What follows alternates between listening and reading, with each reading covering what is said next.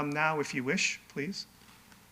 Okay, good evening and welcome to our virtual meeting of Brampton's Planning and Development Committee. This meeting will be held through remote electronic participation in accordance with Municipal Act 2001. City Council has authorized virtual meetings of its committees with members participating remotely to facilitate the continuation of city business during the current pandemic. We will begin the meeting with the City Clerk calling the roll for attendance at today's meeting.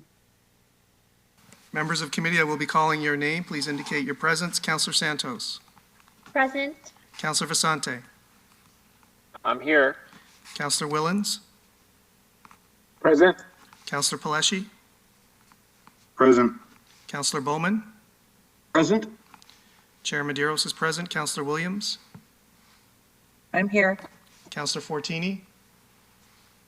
Here. Councillor Singh. Present. And I do not see Councillor Dillon has not joined yet. So, Mr. Chair, you have 9 members present. Thank you very much, Peter. Our next item is approval of the agenda. Does any member wish to add a business item to tonight's meeting? If so, please use the chat function. Okay, I see no. I have a motion moved by Councillor Fortini to approve the agenda, that the agenda for the regular Planning and Development Committee meeting of December 7th be approved. Is there anyone opposed to this motion? There are no objections, so the motion carries. Meetings of the municipal councils are to be open to the public for transparency and accountability, and our meeting will continue to be as well. With a few precautions and limitations, in-person attendance at this meeting is very limited. Members and staff are participating electronically in this meeting. The public can still access and participate in the meeting in a number of ways. Watching this meeting remotely through the city's live stream and playback of the archived video stream. Registering with the city clerk's office as a virtual delegate to participate in the meeting. Registering to attend the meeting in person to observe the meeting, or submitting questions about the agenda, business, and decisions made by council today, emailing the city clerk's office at cityclerksoffice@brampton.ca with your question, which may be read into the public meeting record during the 50-minute public question period before the end of the meeting. Also, continue to follow important service and public health updates through the city's website at brampton.ca, which include updated information on the city's response, as well as links to other important sources of information, including Region Appeal, Public Health, Province of Ontario, and Government of Canada. A final reminder for members of council, before we start to consider today's agenda business, please ensure your video is off and microphone is muted until you are assigned the floor. Then you can turn both on when you speak. This will help ensure only one person is speaking at one time and minimize other background disruptions during the meeting. Declarations of interest under the Conflict of Interest Act. Do any members have a declaration of pecuniary interest under the Municipal Conflict of Interest Act for any matter to be considered on today's agenda? No. Okay, seeing none, the clerk will so note for the meeting minutes. We are now, before we go to consent motion, I do see clerk that Councillor Dillon has joined us. That's correct. Councillor Dillon, can you just test your audio, please? Yes, I'm here. Thank you. Thank you. Great. And I do see Councillor Fortini. Before I go to consent motion, I guess you would like to speak? Oh, no, that was an accident. Thank you. Okay, no problem. So consent motion, do any members wish to add an item or remove an item from the consent motion? Okay, no. So I have a motion moved by Councillor Bowman and seconded by Councillor Santos to approve the consent motion. Is there anyone opposed to this motion? Otherwise, your vote will count in the affirmative.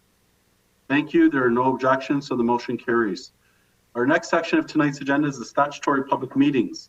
For everyone who are joining us tonight, this is a public meeting of the Planning and Development Committee held in accordance with the requirements of the Planning Act of Ontario. The proposals to be heard at this public meeting are the result of applications made under the Planning Act. These are not proposals of the City of Brampton unless they are specifically identified as city-initiated proposals. Tonight we have one city-initiated proposal, item 5.1, as part of tonight's statutory public meeting. The intent of this public meeting is to receive submissions from the public regarding these proposals. Given we have persons watching this meeting through the city's live stream, we will have staff present each proposal subject to a statutory public meeting unless committee decides otherwise. After receiving any pre-registered delegations, members of the committee may ask questions for clarification, but will not engage in debate on the proposal at this time. Committee consideration of the proposal will occur at a future meeting when planning staff when bring forward the final recommendation report. The city also has it posted to its website supporting information and documentation for these development applications for public review and reference. We will now proceed to consider the 4 items on this evening's statutory public meeting agenda. After consideration of these public meetings, committee will deal with the balance of the agenda items on tonight's agenda. So 5.1, staff report regarding city-initiated supportive housing policy. I will ask the clerk if we have received any submissions or requests to delegate to committee on this application. Mr. Chair, we have 11 delegations after the staff presentation, and we also have correspondence identified under item 11.5. Thank you very much, City Clerk. So this evening we have a staff presentation from Moira Palermo, Policy Planner at the Planning Building Economic Development. Welcome, Moira. Thank you. Good evening, Mr. Chair, members of committee, staff, and members of the public. My name is Moira Palermo, and I'm the planner responsible for managing the city's review of its supportive housing policies and regulations brought forward by Council in September of 2019. The purpose of this public meeting is to provide information to the public and seek feedback on the city-initiated official plan and zoning bylaw amendments. No decision will be made this evening. It is also not meant to discuss any individual application or specific sites. Myself and Craig Bender from WSP will guide you through this evening's presentation. The proposed amendments under this review will apply citywide. Next slide, please. Process to date. Following Council's direction, staff worked with WSP to identify provision and registration requirements needed to be updated. Notice of public meeting was given by way of an ad in the Brampton Guardian on November 12, 2020. It was also available online on the project webpage and emailed to residents who provided their contact information for study updates. We are now at the public meeting stage. Next slide, please. On September 25th, 2019, Council directed staff to review the city's policies and regulations with respect to supportive housing, particularly group homes, to ensure the policies and provisions have regard for provincial legislation and regulatory bodies. Again, the purpose of this evening's public meeting is not to discuss individual application or specific sites. Next slide, please. In late 2019, the city retained the consulting services of WSP to undertake the city supportive housing policy review to address updated provincial legislation and regulations, including building code, comply with the Ontario Human Rights Code, simplify the group home registration process, provide clarity to the city supportive housing definitions, align with current best practices, increase availability of supportive housing options for vulnerable populations in line with regional initiatives. Now I'll hand it over to Greg to speak on the study's process. Thanks, Moira. And again, my name is Greg Bender from WSP, and we were retained late 2019, early 2020 to undertake this particular study. Due to the nature of the study and the interim control bylaw that was passed by council, we were under a pretty strict timeline to prepare a draft report pretty quickly. We undertook some stakeholder consultation along with some public consultation. Then we were hit with COVID-19 and the pandemic, so we pretty much had to stop the work that we did related to consultation, notwithstanding the expiration of the interim control bylaw in August of 2020. As Moira mentioned, we're currently at the statutory public meeting again to get input on the study, both from the committee as well as members of the public, which would then be compiled into a report for council, which is intended to be prepared in late January and February 2021. Next slide, please. So as part of that stakeholder engagement, we met with some group home operators, and there was members from each of the operators mentioned here, both from Christian Horizons, Helping Hands, Mary Center, Rebecca-ville, Carey's Place, Brampton, Caledon Living, and also the Region Appeal. And some of the comments included during the stakeholder engagement process included the following: that definition should be simplified and be broad, that we don't have any specific reference to any residence characteristics or specific legislation and definitions, primarily because the legislation can change and then that requires the municipality to go through a planning process to have that changed. it was suggested that we have a separate definition for correctional forms of supportive housing, that minimum separation distances and limits on supportive housing numbers within defined areas is not supported, and that there no requirement to consult with the ward councillors, notify public, or host an open house where permitted as of right. And I'll talk a little bit about that in the next couple of slides. So as I mentioned, related to community engagement, we had an open house on March 11th at City Hall, and we also had a virtual open house in July of 2020. Given the pandemic, we had to certainly accommodate sort of various mediums, so we did have a virtual open house in July. And the input that we received related to certain concerns around enforcement of current regulations and bylaws, current concerns around safety and building standards related to supportive housing and group homes. There was support for permitting non-correctional forms of housing as of right, and removal of the minimum separation distance. Next slide, please. So I'm just going to talk a little bit about our report and talk about the research that went into it, some of the best practices, and then we're going to get into some of the recommendations.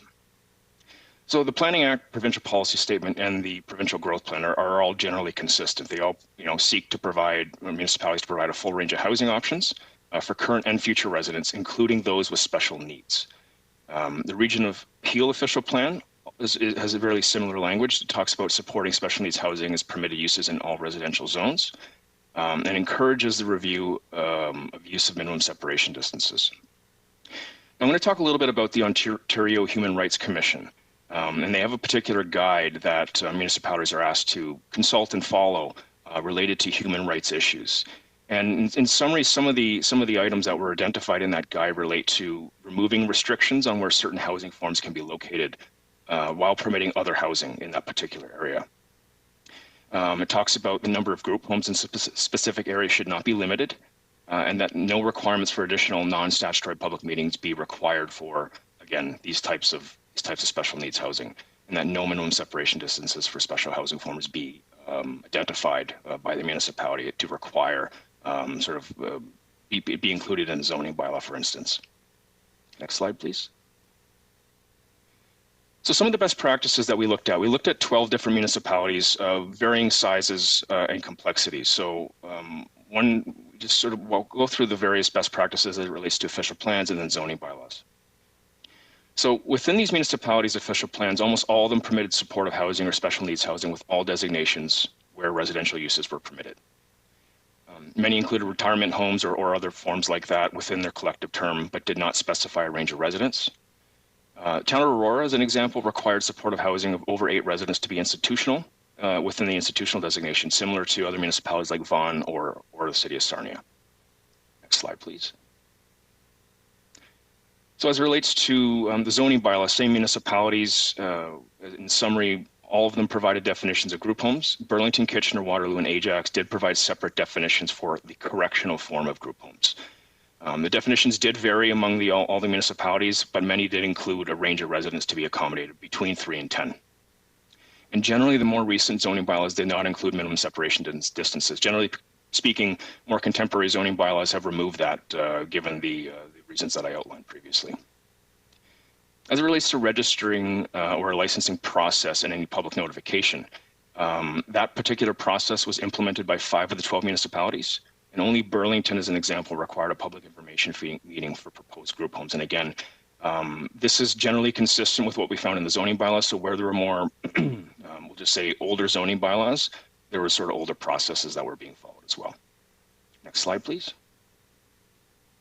And we also looked at, in a bit more detail, the city of Sarnia and the city of London as it relates to more individual case studies. And in the city of Sarnia, in response to a 2009 human rights complaint, the city did remove minimum separation distances. They permitted group homes in all residential zones, and they removed the requirement for group homes to be on an arterial or collector road. Again, the intent was to remove any sort of requirement to treat them differently than a residential use. In the city of London, in the draft official plan, it did review, within that review, it supported the removal of minimum separation distances, and it recommended the group home to include 3 to 10 residents and a supervised residence. So something a little bit larger would be over 10 residents, which would follow the different requirements as well. Next slide, please. So in terms of the recommendations, I think you'll get a bit of a sense of where I'm going with this. So we're recommending two different types of supportive housing definitions. One for the typical residential type supportive housing, and then one for a more correctional form of supportive housing. So the type 1 is a single housekeeping unit in a residential dwelling that is licensed, approved, or funded under a particular statute for the accommodation of 3 to 10 residents exclusive of staff that provides a group living arrangement under responsible supervision. And we want to be clear that supportive housing type 1 shall not have any correctional purpose whatsoever. It's strictly for residential purposes.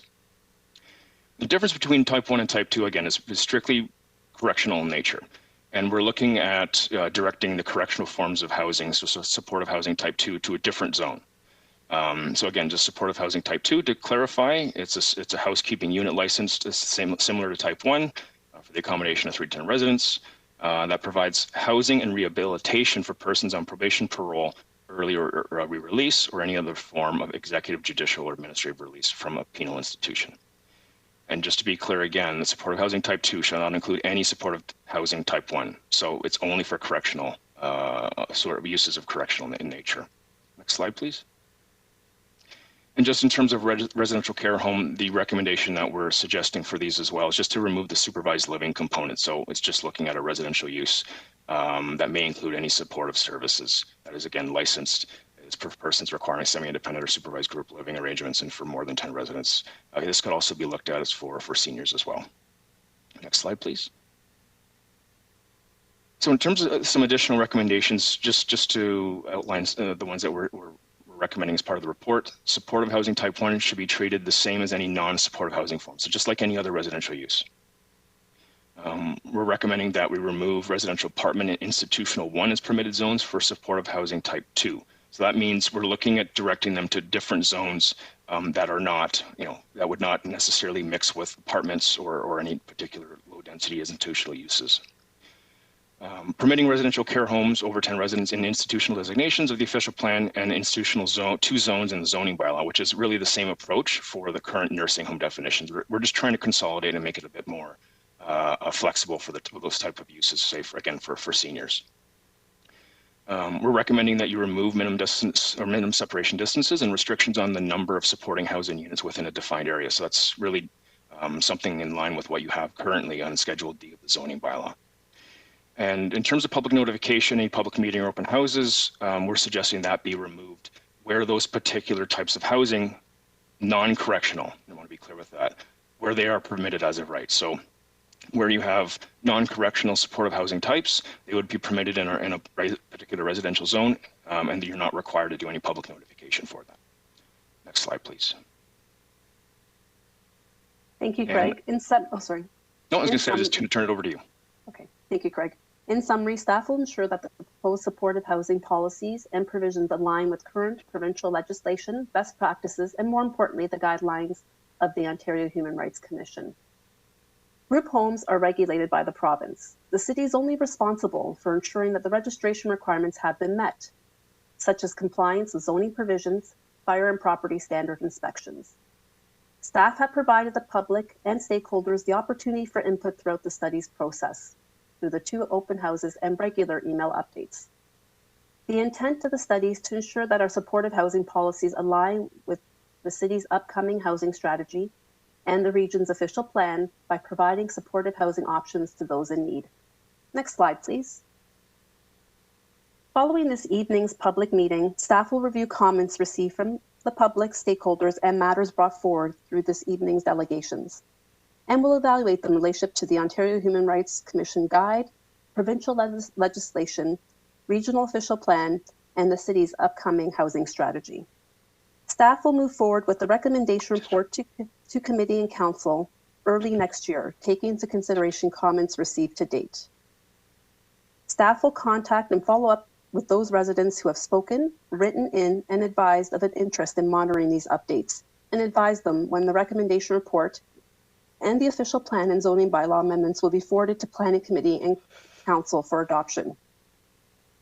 Following Council's decision, there is an opportunity to appeal at the Local Planning Appeal Tribunal. Should an appeal be brought forward, any applications currently under review will continue to be processed, ensuring the applications satisfy current zoning provision and registration requirements. The same would apply to any new group home applications received by the city. The city will continue to intake applications and ensure they comply with current zoning provision and registration requirements. Next slide, please.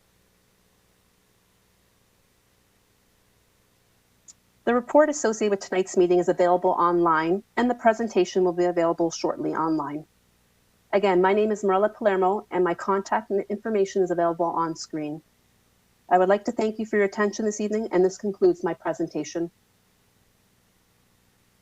Thank you very much. I believe at this time we'll go to delegations, and I'll hand it over to you, City Clerk, to, I guess, run us through all the delegations. Thank you, Mr. Chair. And there's a number of delegations, and the first group of individuals I brought in are Elaine Hurst-Tovisky, Devinder Mangat, and John Cole. So Elaine, you can unmute your microphone, and you have 5 minutes to address the committee.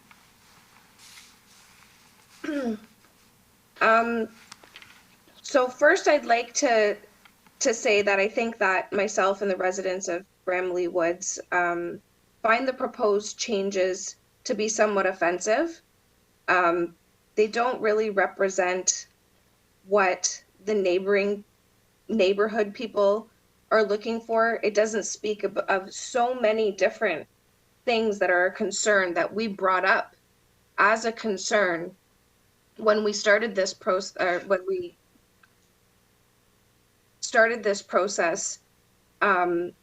things like parking and how many people are going to be allowed in to, you know, the homes,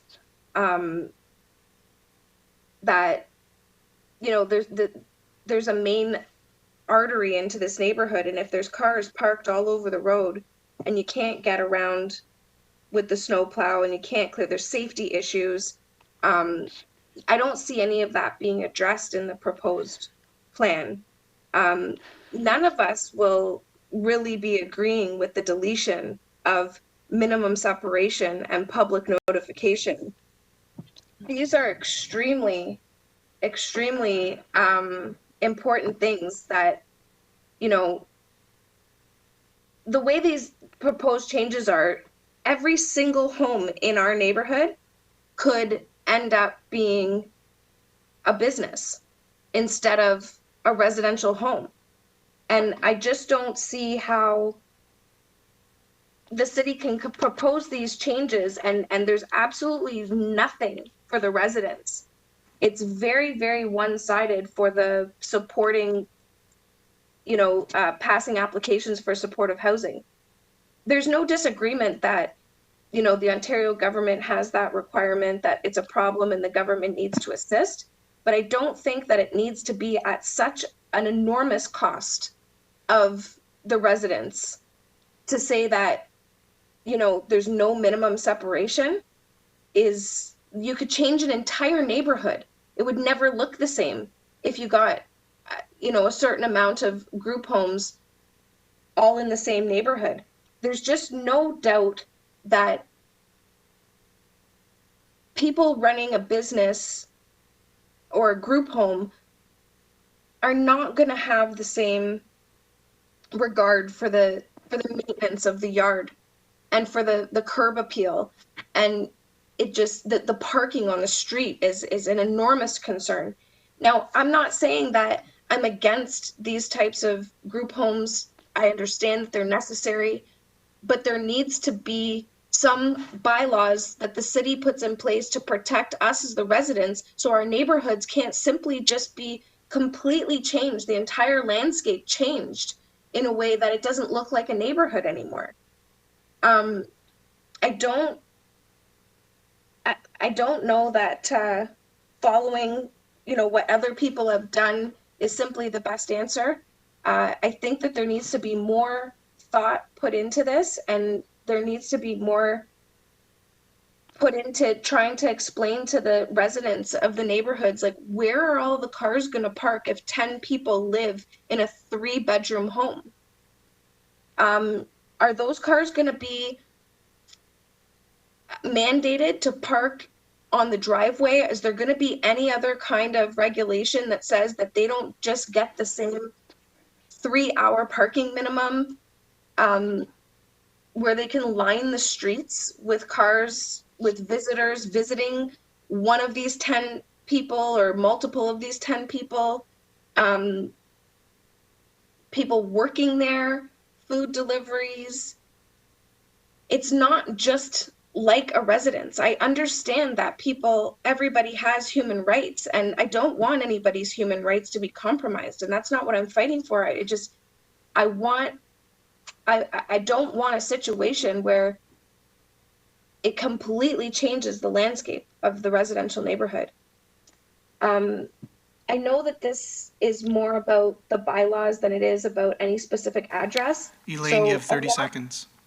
A lot of my questions relate to different things that are maybe more specific to certain applications, and I plan to hand those in written format. So I thank you all for listening to me today, and I hope that City Council will take some of my concerns into consideration. Thank you. The next speaker is Devinder Mangat. Devinder, please go ahead. You have 5 minutes. You can unmute your microphone. Good evening. Good evening. I listened to Elaine, and mostly I agree with her, and she made a lot of good points. And since I only heard about this last week, and I was totally shocked. And my main concern is, one of the concerns, I have two concerns. Like I bought my house 26 years ago in this quiet neighborhood, and seems like doing this no minimum distance, and with that, it's going to be kind of commercial area, which will affect a lot of my living, and the way I thought, like 26 years ago, where I want to live forever, retire forever, and it's going to affect the neighborhood, and which I'm not pleased with. And sure, people need some place to live, like retirees and all that. Sure, it's a government responsibility, but my concern is not on my expense or my neighborhood's expense. And sure, Ontario government has to look for places. Why can't they designate in the developing area, the new development, and do that? I have few more concern accordingly. And they should be looking for a different way for the houses to give it to the retiree. Maybe I be retiree tomorrow, but that when that time comes, I'll cross the bridge then. And it's like I said, I only found out last week. To me, it looks like why hurry up making the changes in COVID time, and where the whole community, the whole Brampton doesn't know about it, and it's just like going through the back door. Changes. There is COVID right now. That's what I got to worry about, not the changes in my lifestyle or community style. And I'm really worried about it. In this quick time, I really could not jot down the few points I have. I didn't have enough time to read the whole thing. I just learned what was on the slides a few minutes earlier. But like I said, I don't have that total information. But to me, I will be pleased if this can be put off for next few months till the COVID clears, and more residents be able to participate in it and put their input. It should be handled that way.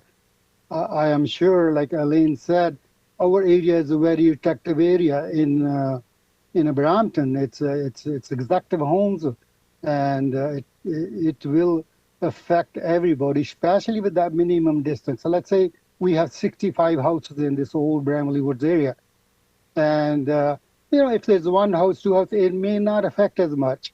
But when you start getting no minimum distance, so there could be 20 houses, and it'd be just like a bazaar. And like I said, 10 people, and there'll be visitors, there'll be more traffic, and it won't look like the peaceful area I assumed 26 years ago. It's not going to be a peaceful area when there's so much traffic, so much. It'll be just like a commercial area. And I'm totally against making it a commercial area. With these changes, these are the things I like to see. It should be in effect on how the changes can be proposed. And I really cannot come up with the right now what to propose this. It's not that easy if you only found out, okay, what effects are going to be. There are sure maybe city made that study, but they made the study for the whole Brampton, just not the executive area. Like there's probably, if I know, about 2 or 3 different areas in the whole Brampton, like. Devinder, you have 30 seconds. Thanks. I thanks for giving me the time to put my mind to it. Thank you very much. So members of committee, the next registered speaker was Ingi and George Bibolo, but they have not joined the session. So we'll go on to the next speaker, which is John Cole. John, you are in the session. You can unmute your microphone to address committee. You have 5 minutes.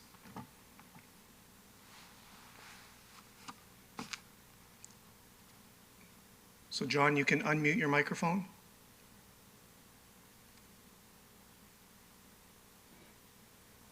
I'll unmute it for you.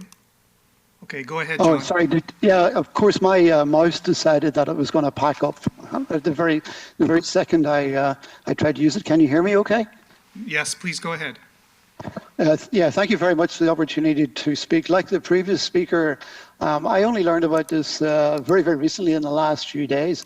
It was quite a surprise that this has been going on with not much information delivered to the actual residents individually in the area. I agree with the previous speaker. Certainly, I'm concerned that this change would fundamentally alter the character of the area from a residential area to a commercial area, especially when there has been no consideration given to putting in some minimum distance standards for any facilities that are put into the area. I have another concern about safety. The area itself, in many of the streets, doesn't have a sidewalk in any of the streets. And the lighting is somewhat dimmer than out on the main thoroughfare, Dixie Road and Howden Boulevard. So I'm concerned about the increase in the amount of traffic that group homes or supportive living would bring into the area. I'm concerned about the safety issues that would be raised because of parking on the street where there is no sidewalk. Right now, there is quite a lot of traffic in the area between Dixie Road and Howden. There's residential traffic.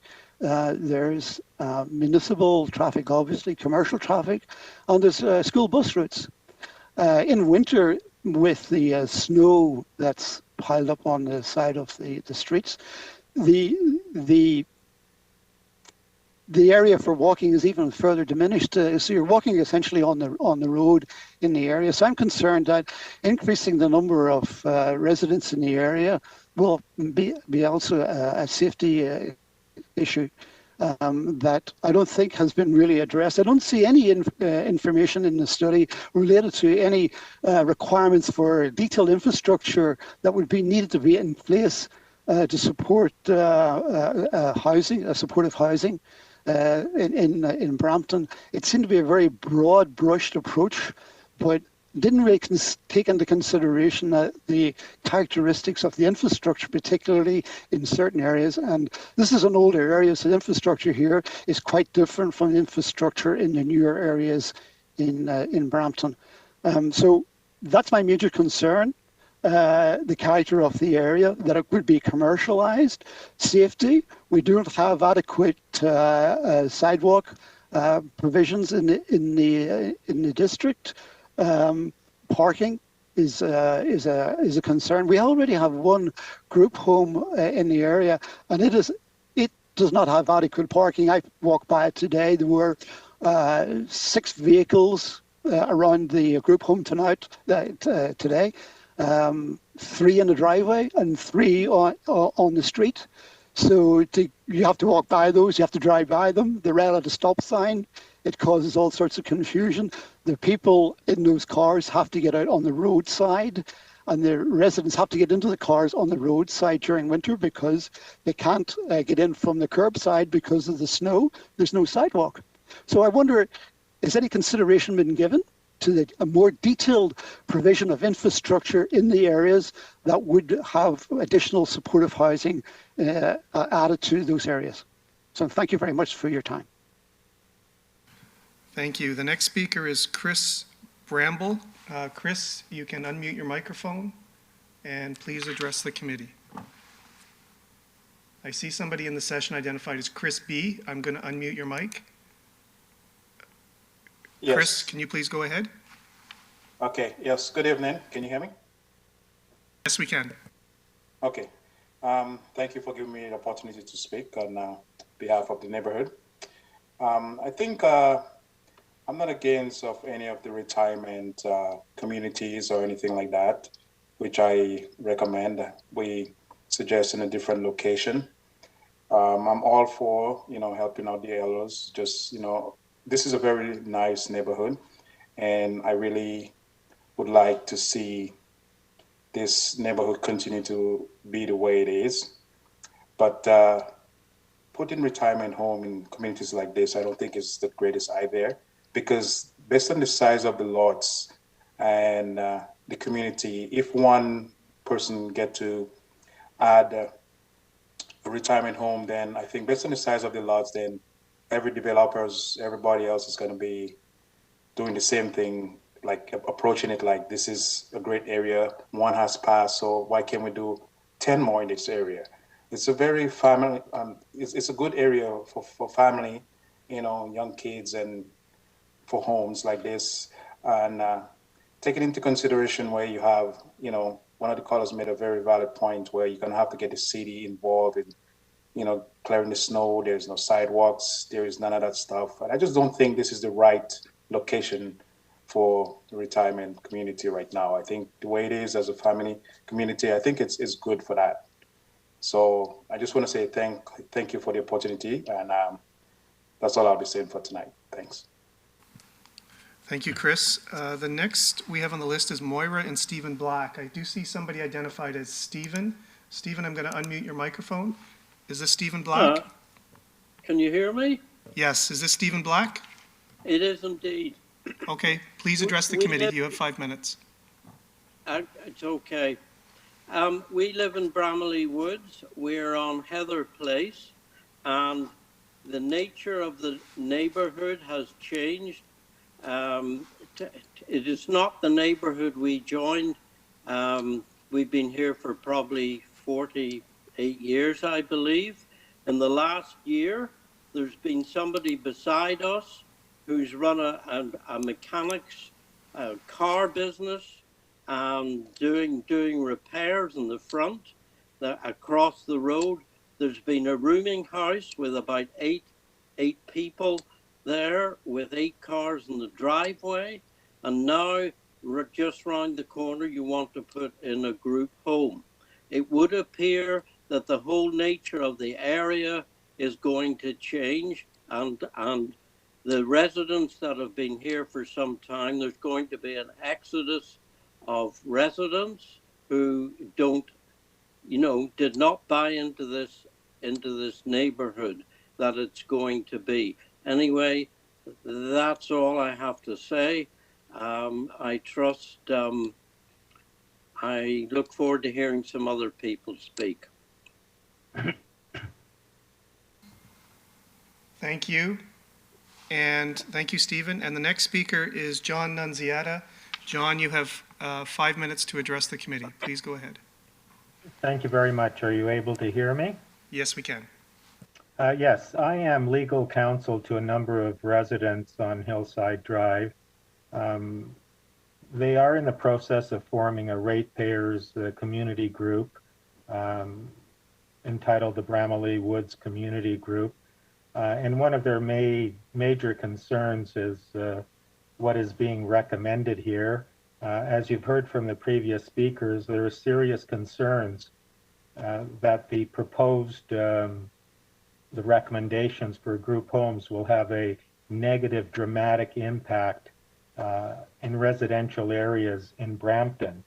I don't live in Brampton, but I live in Toronto, and the headlines about Brampton lately are not very positive. One headline is large household structural factors contribute to Brampton's COVID spike. Another major headline is illegal rental units, a huge problem in Brampton. And then there was a murder in a home there just last week. Now, the first concern that we have is that the city is required to have, under the Planning Act, a statutory public meeting, and not satisfied that this satisfies the requirements of the Planning Act. As other residents have pointed out, most residents are not aware.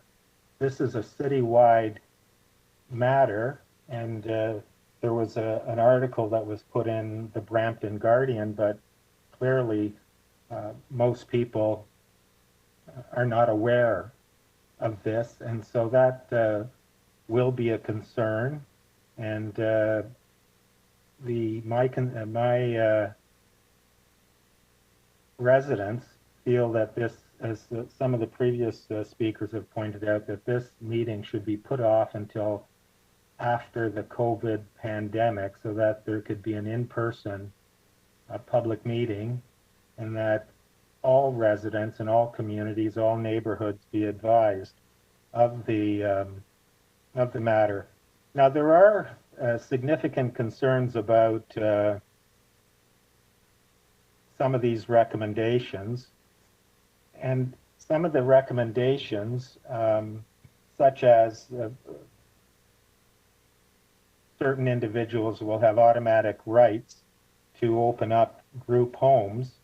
And I would liken this to minor variances or change in uses under the Planning Act. And as councillors know, and as planning staff knows, that if you want to change the use in a neighborhood or in any other area where you're looking for minor variances, you have to go through the Committee of Adjustment.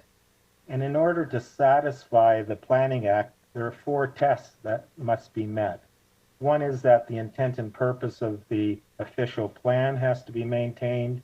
The intent and purpose of the zoning bylaw has to be maintained.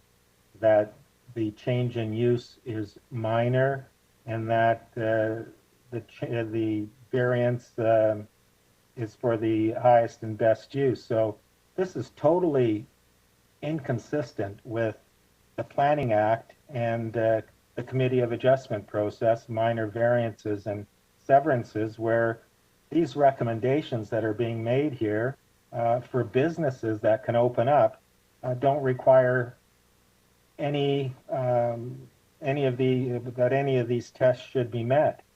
Now, the other concern is that there's a lot of talk about supportive housing, but one thing is clear, that a lot of these group homes, as has been pointed out, are for commercial purposes, so they're for profit.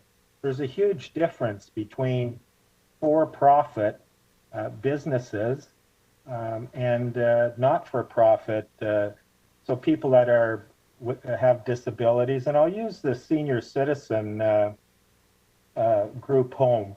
And there is one in the area that has been consistently breaching. John, you have 30 seconds. Oh, I'm sorry. In any event, it's clear that there will be citywide opposition to what's being recommended. And I'm hoping that planning staff will take into consideration these concerns when they report to planning committee or to the planning committee and to council. Thank you, John. Next we had registered was Berta Montero and Christopher Gomez, but they have not joined the session. So we're going to go next to Helen Branov, followed by Don Smith, and then finally Al Nonis. So Helen, I'm just going to unmute your microphone, and you can please address the committee. You have 5 minutes. Thank you. Good evening, Mr. Mayor and the members of council.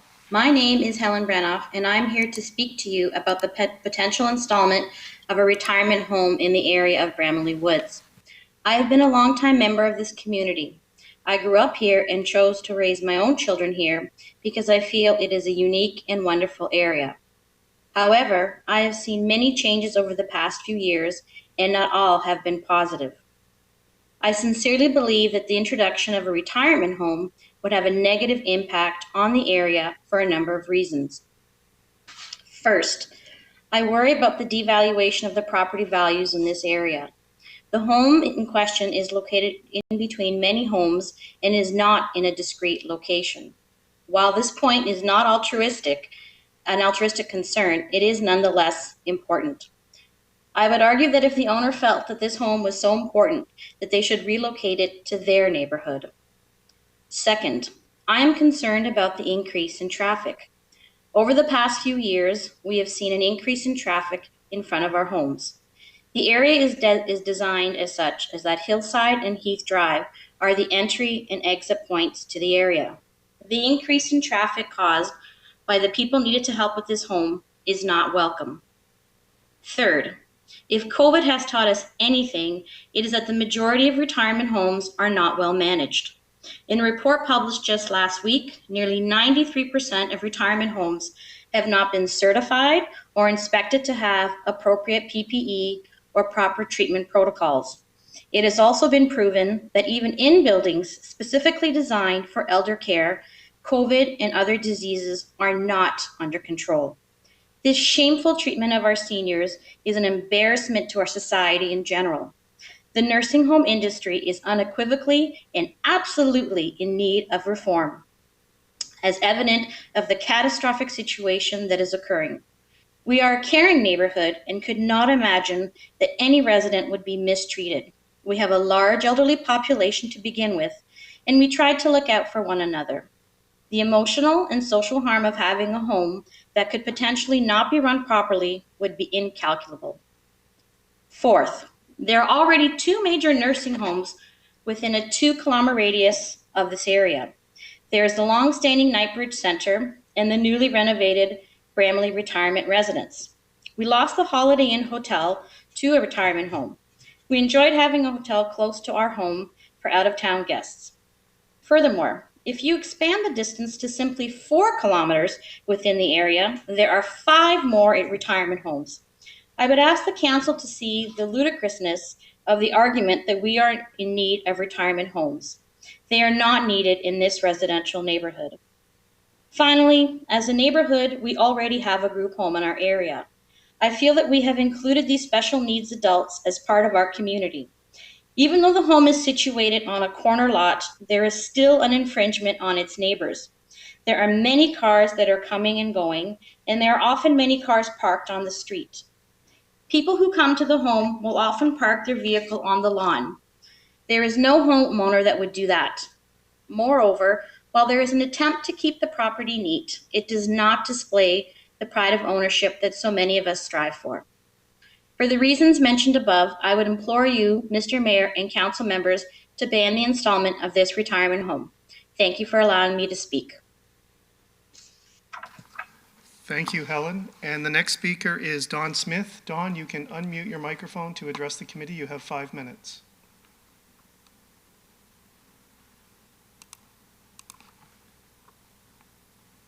So Don, I'll assist you and I'll unmute your mic. So go ahead, Don. Okay, can you hear me now? Yes, we can. Hello? Okay. Thank you for this opportunity. Everyone has to walk on the road in this area because, as was said before, we don't have any sidewalks. I was walking our little dog Peanut, a rescue dog, last Tuesday. That's garbage day, when a truck passed us while plowing and salting the street. We caught up to him 2 minutes later. The driver could not get past vehicles that were parked on both sides of the road in front of a group home.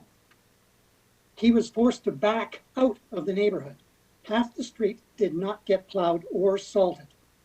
The ice and snow were left, make it very hazardous to walk. Some of it is still there tonight, and that was last week. I did not oppose the group home at number 2 Heath, as was mentioned by other speakers. But a driveway already filled with vehicles and up to 7 more on the road make it very difficult for anybody traversing in that area. The vehicles belong to the caregivers, and they're coming and going all the time. These businesses attract a lot of vehicles, making it impossible for snowplows, salting trucks to properly do their job. These for-profit businesses and rooming houses make an area so unappealing for families. There are plenty of other areas that are better suited to handle the needed parking required by these places. Other streets with sidewalks would better enable clientele to safely exercise and get around. They can't do that in our neighborhood. Therefore, we don't need any more for-profit businesses set up in our residential area. I've been a big brother for a number of years, and mostly in 48 years in Peel. My wife and I do other volunteer work throughout the city as well. But we too are considering leaving this city. We thought we would spend the rest of our lives in this beautiful community. Like many of our friends have already left before us because of what is happening in our neighborhood. Thank you for listening. Thank you, Don. And the final speaker is Al Nonis. Al is present in the chambers this evening. And Al, please come up to the microphone, and you have 5 minutes, excuse me, to address the committee. Is it okay to remove the mask? Thank you. It's obvious that the speakers have brought to attention that this matter with regards to Hillside is of deep concern. What is also obvious is that most of the city of Brampton and its residents are not aware of this dilemma, and these new bylaws will be imposed on them without input. It says that staff have provided public and stakeholders opportunity for input and study process, 2 open houses and email updates. While staff has provided the email updates, the 2 open houses that were held on Hillside were an absolute disaster. The attendees were mostly angry.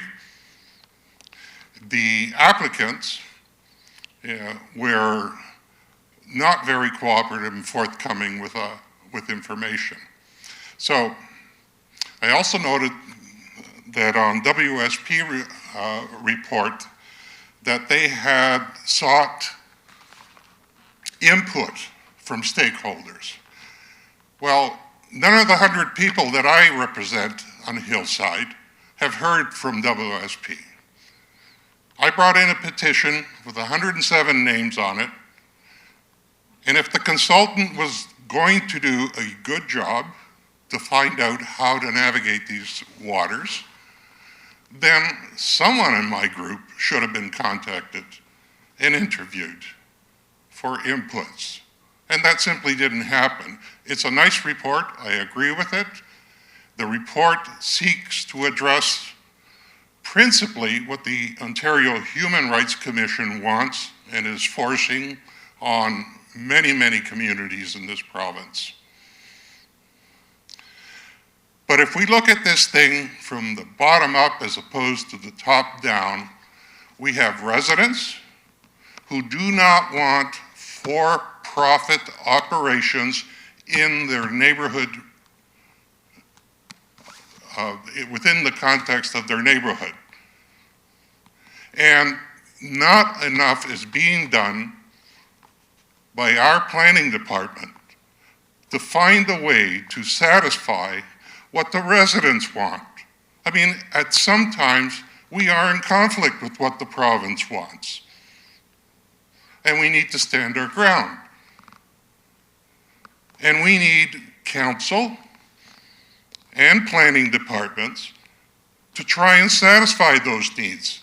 At the end of the day, council works for the people in the community.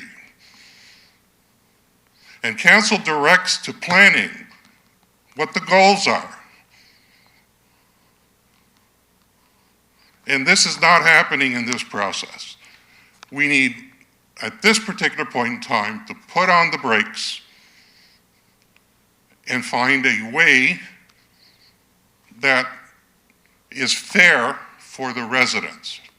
And just as a suggestion, just a simple introduction of the phrase, for-profit businesses are not allowed as group home type 1. If that were introduced, we wouldn't have this problem. Also, these group homes should be satellites, as was required in the past, of other nonprofit operations. Why are we dropping that? This report is completely unsatisfactory. I think we need to go back and start over again. This is not working.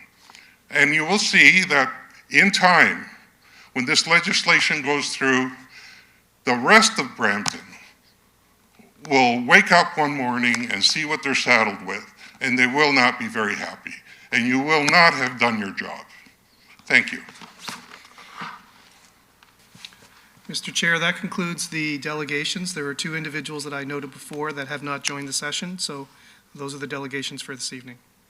Thank you very much, City Clerk. And I do see members of committee on the board. Just as a reminder, if you have any questions or comments, please on the chat box do identify as such. The first one I have is Councillor Fortini. Thank you through the chair, and thank you to all the delegates. And I agree with Norm for the great introductions you did. And I do agree, a lot of the residents didn't even know about this meeting, and I received many calls. So I just wanted to ask, there was the consultant, Craig. Is he still on the line? I wanted to ask him a couple of questions, Mr. Chair. Is Craig still on the line? Yes, I'm still here. Yeah, so Craig, I can't go to any pages because I don't know if they're not numbered, but on one of the pages, you say that it's up to the city's bylaws to implement how many people can live in a group home? I don't have the report in front of me to read that, but I'll take your word for it, yes. It was on one of the pages, but like I said, there's no numbers on it. You went through other municipalities from between 3 and 10. That's a pretty big stretch. So really, it's up to us if we say we want 1 or 5 or 10 people as a bylaw to amend this. Through you, Mr. Chair, to Councillor Fortini, I think there's been a lot of really good input tonight, and we certainly need to go back and take a look at that and provide perhaps some options for the committee to consider. I'm just speculating right now. I need to investigate a little bit more, but if there's perhaps a range of residents that could be or that are identified, say 3 to 10, as you mentioned, I think there's potentially some solutions to include as it relates to additional parking requirements or some of the other issues that were mentioned this evening. I will say that there are existing bylaws in the city that do regulate parking, as an example. So the intent is that not to duplicate any of that, but certainly we can help emphasize that, and if there's changes to that needed, then we can certainly look at that.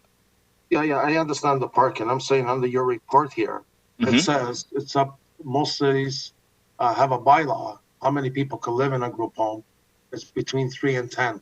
So my question is it up to us as a city to say, I want 9 people or 8 people or 10 people in the bylaw before we approve? I see. That's what I'm trying to say. So it's up Sorry to us. about that. I get it now. Sorry. Yeah, so, and the reason why the range has been provided is generally relates to the building code. So any more than 10, it changes the requirements of the house. But yes, the city has the ability to limit the number of residents that could be in a group home or supportive housing. Yes. My second question is to you. So all this that's coming here tonight, I know we cannot go to LPAT towards a group home, but we can go to LPAT. If any amendments, OPPA changes are made, the residents could actually send this all to LPAT, and it could delay another year and a half. Do the residents or the group home, sorry, they will not be able to register while it's at LPAT? Am I correct? I would. Through the chair, it's Richard. Could I speak? Through the chair, it's Richard. Yeah, go ahead, Richard. Thank you, Mr. Chair. I know that we have legal counsel on the line, just to be able to answer that specific question. Yep, in terms of how those. Yeah. Okay. Thank you.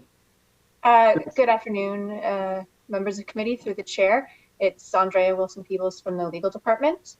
I don't want.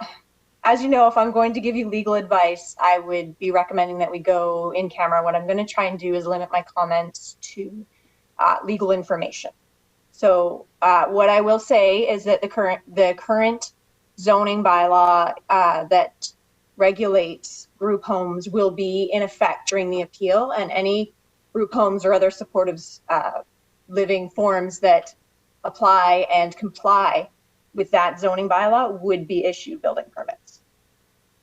So if someone applies today, we may work without going through all this tonight, like through a public meeting and all, someone could come there tomorrow and actually apply and get a permit? If it complies with, yes, if it complies with the current zoning bylaw requirements, yes. Okay. So, a lot of people try to register, and I know when we call our planning, they can only be reached by email. On the phone, it does say they have no access to phones, and they were trying to register, but that is fine. My other question is bylaw on the line?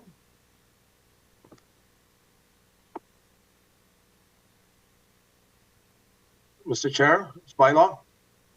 Through you, Mr. Chair, I'm not sure if I don't see Paul Morrison or John Avbar on the call. Okay, so I'll ask planning, I guess, since they did the report, or Craig from the consultant. So, I know Councillor Bowman has talked so many times about the illegal basement. And we have a big issue with our bylaws that cannot come forward and, and maintain, because there's about 30 to 40,000 illegal basements. We're having a hard time to keep them under control. So I'd like to see a commitment also from bylaw. How are we going to control these lodging homes and group homes? And look, in the past 2 weeks, we had 2 fires on this Saturday. So, Councillor Pertini, I appreciate your comments, but again, this is a public meeting, and staff will capture these comments. So I think I'd like to ask staff. Bob Bierke here. I can provide a general response to that, and probably the most important thing about the group homes is actually the licensing registration regime, which is managed by the province. So there are independent inspections that aren't done by city staff. Of course, we have to make sure that the fire provisions are maintained, building provisions.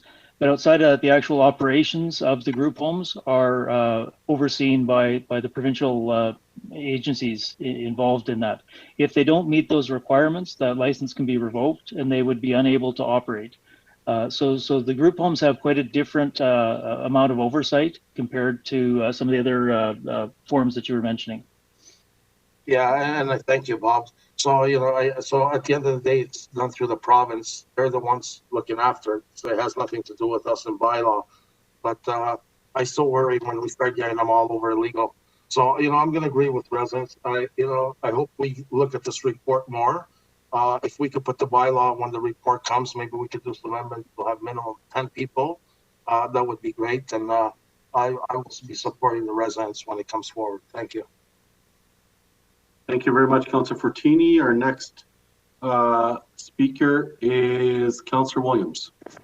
Hi, thank you. Through the chair, just have a few questions. It does say in the report about supportive housing type 2, and I guess I'm asking for both supportive housing 1 and 2. At what point will we be putting limitations on the number of applications if we're seeing many applications coming in? So I guess I can start off with that. I mean, these will need to be licensed by the province. The supportive housing type 2, the proposed type 2, which is really focused on regulation of these halfway houses, or really housing for people on early release or other forms of release from correctional facilities. Could be day parole, those sorts of things where they need to have some oversight in the community. So those, are funded and looked after through the province or federal agencies. So there's a natural limit to that because they're fairly specific types of uses. In general, when you're talking with the group home type 1s, the intent of the sort of supportive living model is that it is out in the community, integrated with the neighborhoods, and they function typically with the same kinds of impacts as a single detached house. So you can have a single detached house with many people. All of the same kind of regulations would apply. By law enforcement, all of those would apply. And in addition, the province and the provincial regulations would also be there. There's also, in terms of getting that license, they would need to have whether it's support dollars or whatever elements towards making the operations work. There are a limited number of those that can be provided. So there are some limits in the system towards it. The proposal, as WSP has sketched out here, is essentially to make that more equitably distributed throughout the city. So it would allow for those group homes to locate, where they feel they're best located, similar to any other permitted use. Okay, so it is really the amount of licenses that the province decides to hand out is the regulatory body, not the municipality. Is that what you're saying? Just to kind of sum that up. They do have to be licensed. I'm not aware if there's a hard cap or those sorts of things, but absolutely the province would be the one who's administering the number of licenses and the ones that they would approve, because they also have to manage the oversight of the day-to-day operations. Right. Okay. And so when you have the supportive housing, is the supportive housing considered a commercial enterprise? Well, they would be businesses. They can be nonprofits. They can be a range of operational models. So there are staff people there, and similar to how homes can be rented out as well. That those in effect wind up being having business elements to them. From a land use perspective, we're really interested in the impacts to the neighborhood and the type of uses. And from the direction from the province, these are to be treated equitably with effectively single detached houses, so that the right for people to kind of live in communities is what's being protected by that model, so that people with different abilities can continue to have lives out in the community similar to anyone else. And that's really the direction that the provincial human rights has taken in how we manage these things, and that's the direction they've given to municipalities. So I guess it's like the age in place policy and all of those pieces that the province is looking at, because I believe age in place is one of the major components that they're trying to encourage municipalities to consider when their residents are looking for supportive housing as they get older. Okay, so the whole process that we have now with this report, when you come back and after taking all of these questions into consideration during this whole process, if we didn't have the ICBL in this review, would the distance requirements still be in place? So through the chair to the councillors, the existing regulations, which do include the separation distances, are in force now, and would continue to be in force if there wasn't a review and we weren't looking at amendments to bring those more in compliance with the provincial direction, then those would be in force. Okay, I see. So any application that is open right now, they are still able to proceed under the bylaw that is in place right now. So this policy has not been implemented yet. Well, that's right. This is just at this point it's a public meeting that we're looking to get input. So these are we've got the consultant's report based on the various work that they've done as they presented. At this point, we're looking to get input into it, and then we'll consider that along with other written submissions and other elements that have been provided through the clerks and then through planning department through the project. We'll then bring forward the recommendation report to council for consideration.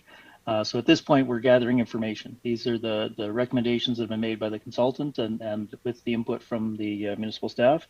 Once we get that full suite of input, then we will go back and craft what we feel is the most appropriate bylaw for consideration by council. And of course, the direction that council provides to us as well through that process will shape the ultimate report and the results that are presented.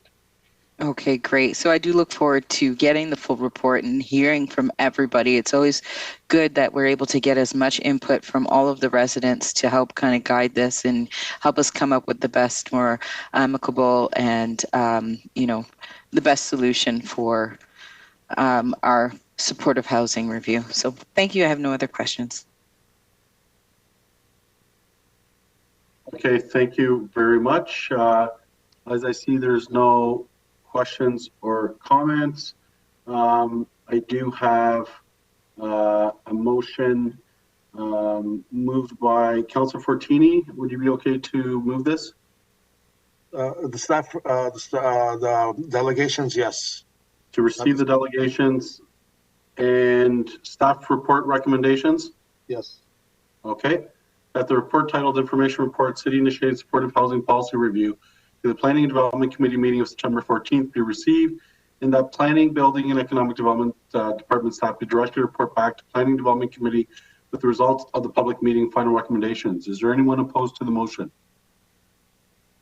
No, so there's no objections, so the motion carries. Statutory public meeting for this item is now adjourned. We now move on to item 5.2, which is the application to amend the official plan and zoning bylaw. Great Gulf Homes, Scottish Heather Developments Incorporated, Brampton G&H Holdings Incorporated. I will now hand this over to Rob Nick Fortune, and my apologies, Rob, I should know your last name better by now. If you can just let us know how I should pronounce it, and my apologies, and I'll hand it over to you for 5 minutes. Thank you.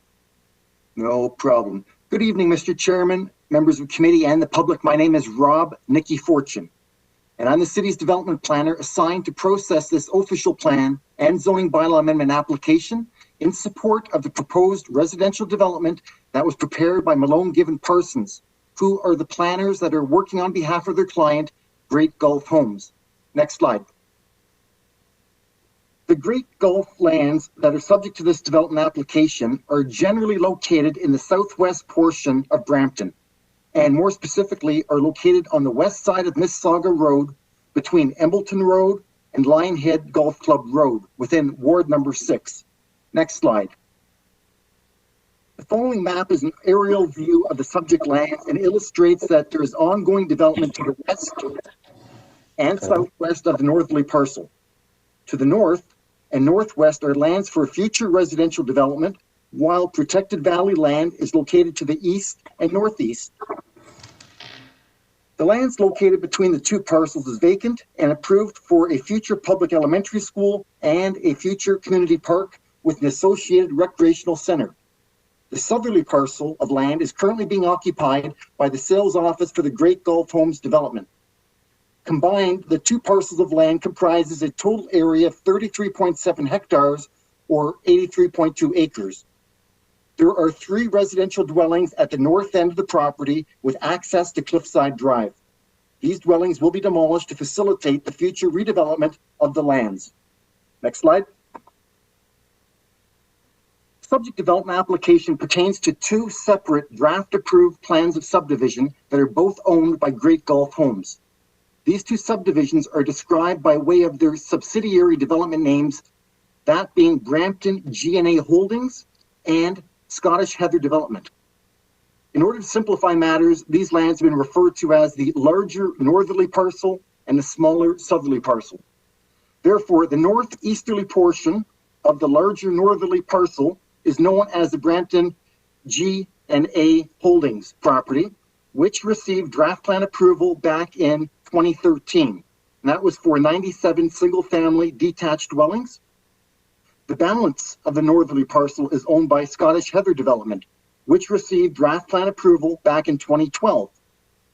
This originally was a large subdivision with 7 different phases, and approval was for 1,376 dwelling units. The remaining 3 phases of this subdivision is currently approved for 351 single-family detached dwellings, as shown by way of the red limit of development. The smaller southerly property, located at the northwest corner of Mississauga Road and Lionhead Golf Club Road, also forms part of the Scottish Heather Development lands and is currently approved for service commercial purposes. Next slide. The applicant has filed the subject development application to allow for changes to the permitted housing types and to the lot sizes. More specifically, the applicant is proposing to develop the larger northerly parcel of land for 669 dwelling units, which is comprised of single detached, semi-detached, and townhouse dwellings on lots that are similar in size as to that which has been approved in the area.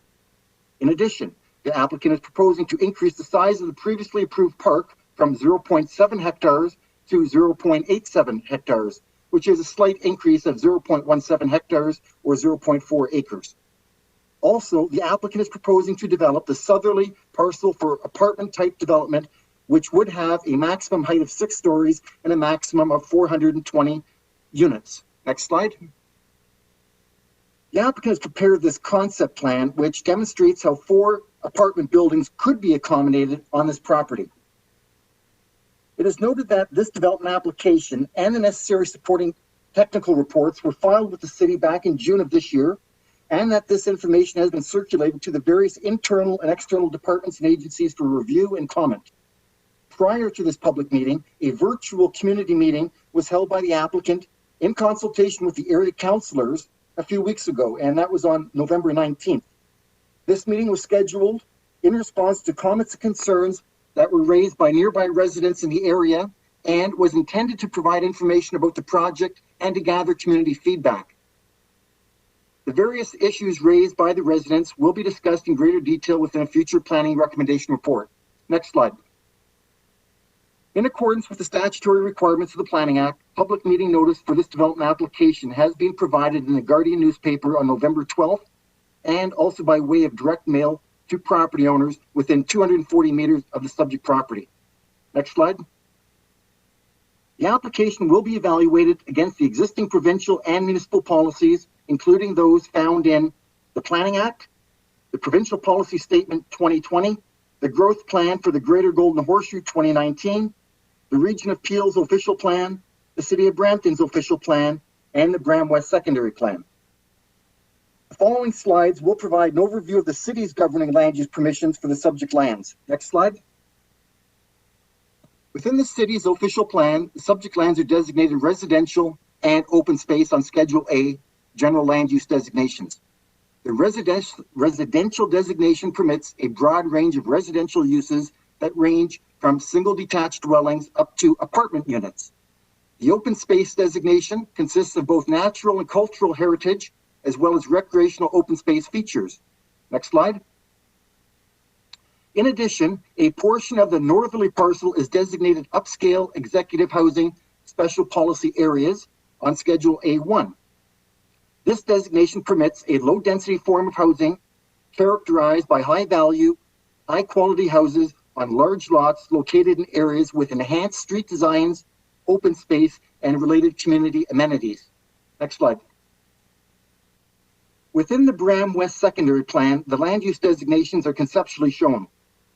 In this regard, the northerly parcel of land identifies that the lands are designated for both executive residential and for low-medium density residential purposes, and also shows a conceptual neighborhood park in the central portion of the site. The southerly parcel is designated service commercial. Next slide. This is an extract of the approved Riverview Heights Community Block Plan drawing. This drawing illustrates the approved road network and the specific locations of the community park, the local parks, the school blocks, and the approved valley land limits. Next slide. An amendment to the official plan and the area secondary plan are required to remove the executive residential requirements in order to allow for low/medium density residential development. Also, an amendment is required to change the service commercial permissions on the southerly parcel to allow medium-high density residential or apartment development. Next slide. Subject property has been zoned with site-specific zone categories to implement the existing official plan and area secondary plan policies. An amendment to the zoning bylaw is required to permit the new housing types and zoning standards being proposed. Next slide. Through the processing of this application, the following issues have been addressed and will require follow-up in the future planning recommendation report. First, the proposed conversion of the service commercial site to medium-high residential development or apartment-type housing will need to be assessed with regard to land use compatibility, access, and traffic. Second, staff will need to assess the proposed changes to the housing types and the implications on the additional housing yield on the schools, the parks, services, and road network in the area.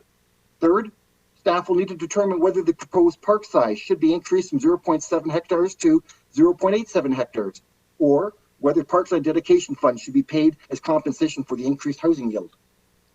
Any additional development issues that are raised through the ongoing processing of this application will be addressed within the future planning recommendation report for this development application. Next slide. So the purpose of this public meeting is to provide you, the public, with an opportunity to comment on this proposal, and any comments received this evening will then be used in the preparation of a future recommendation report that will be forwarded back to the Planning and Development Committee. All members of the public that provide their contact information for this application will be advised when the future recommendation report will be presented. I am still in the process of collecting comments for this development application from the internal and external departments and agencies. Next slide. Both the public meeting slides shown here tonight and the planning information report for this development application can be found online on the city's website. The final recommendation report will be posted online 1 week prior to the planning committee meeting. Should you have any questions or require greater clarification on this project, you can contact either myself, Rob Nicky Fortune, or the applicant's planning consultant, Mr. David Milano of Malone Given Parsons Planning Consultant. Mr. Chairman, that concludes my presentation. Thank you, Mr. Nicky Fortune. And I will send this now to our city clerk, who I believe there are some delegations. Yes, Mr. Chair. First, we have the applicant presentation from Malone Given Parsons and Great Gulf Homes. So David Milano will be leading that presentation. We'll just bring it on the screen momentarily. And followed by the applicant presentation, we have 3 delegations from Prashanth Panda and Karmbir Singh, Sridhara and Shilpa Shah, and Gloria Shawn, and they will speak after the applicant presentation. So David, you can address the committee. You can unmute your mic, and you have 5 minutes. Great, thank you very much. Good evening, Chair, members of the committee, and members of the public. My name is David Milano. I'm from Malone Given Parsons, who is the planner on behalf of the applicant. I'm joined here today as well by Joan McIntyre from my office as well. As you just heard Rob's presentation, which covers most of the development, this presentation will just sort of focus on a few key points to illustrate some of the details, and I'll try not to repeat or double up on too many points. So next slide, please.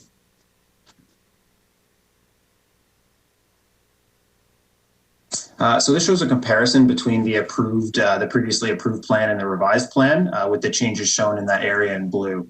No changes are proposed to the school site or the community park. The revised plan does include redesignating parts of the lands to low-medium density, which is the same density as the lands to the west of Rivermont Road. And the plan will also add townhouses and semi-detached units, as well as single detached units with lot frontages similar to the existing community. Many of these units are still large lots with wide frontages and depths compared to the area that's already built. As Rob may have mentioned, this includes an additional 221 grade-related units above the previously approved plan. Some of the other changes include adding parkland to the Brampton G&A lands, which is done by extending the park slightly north, and changing the commercial block at Mississauga Road and Lionhead Golf Club to medium high-density residential. There are no changes to the proposed road network, with the exception of providing a road in front of the terrace on the green lands, just on the eastern portion of the graphic here. Next slide, please. So this shows the unit mix of the existing community and the revised plan. And the revised plan will, while it will increase the total number of units, it still provides a higher percentage of single detached lots than the existing communities, most of which are 38-foot lot frontages. Again, see, these are some of the largest lots in the community, and 42% of the units in the revised plan are single detached homes with 38-foot lot frontages, compared to 19% of the units in the existing community. So there's still a much higher proportion of large lots in this part of the community. And I touched on the density in the previous slide, but the changes would bring the density of the revised plan to just under 29 units per hectare, which again is the same as the density as the lands on the west side of Rivermont Road. I'll also just note that the park in the upper left-hand side of this graphic is scheduled for construction in 2021 and should be completed by late summer, early fall. Next slide, please.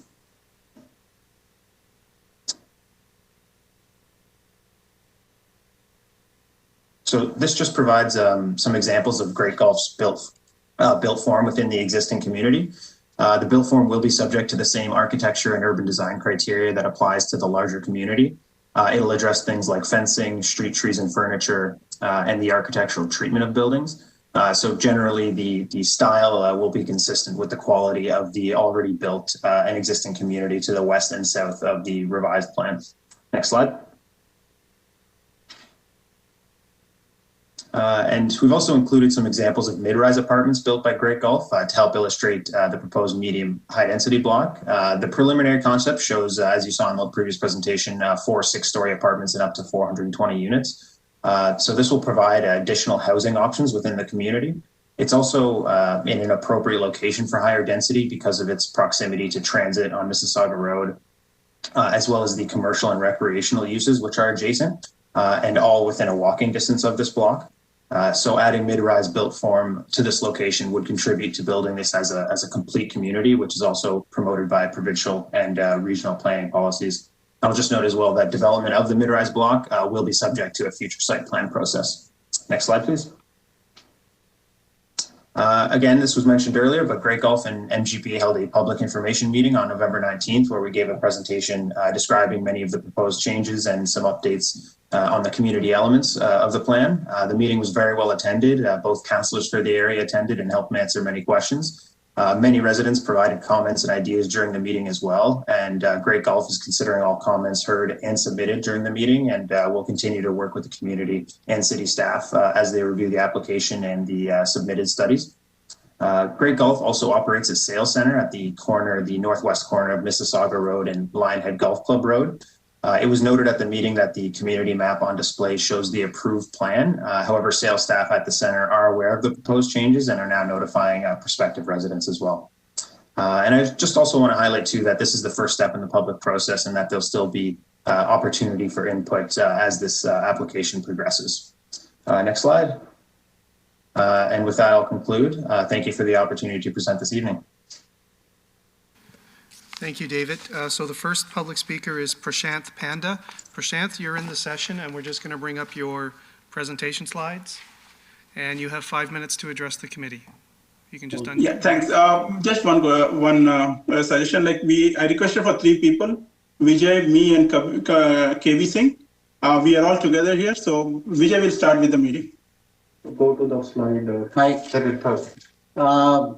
Good evening, everybody, and the members of the council, and also all the people of the Brampton City. Can you please go on to slide number 3, please? Okay. So the main objection here, we have the current home buyers of the community, over 200 plus family living here, we are feeling there's a nature of deceiving and overcharge by the builder if this amendment is not stopped. You see, in the Great Gulf, originally site plans, when we bought the homes, all the buyers got before November 2020 the original amendments, and there was no mention of the request by the city to change this plan at the city level, or any zoning changes coming by Great Gulf.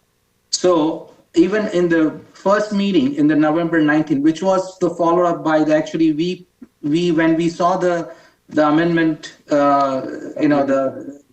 we went behind the builder to find out what's happening, and then they arranged, after we met the few politicians in the city, and they helped us to arrange the meeting.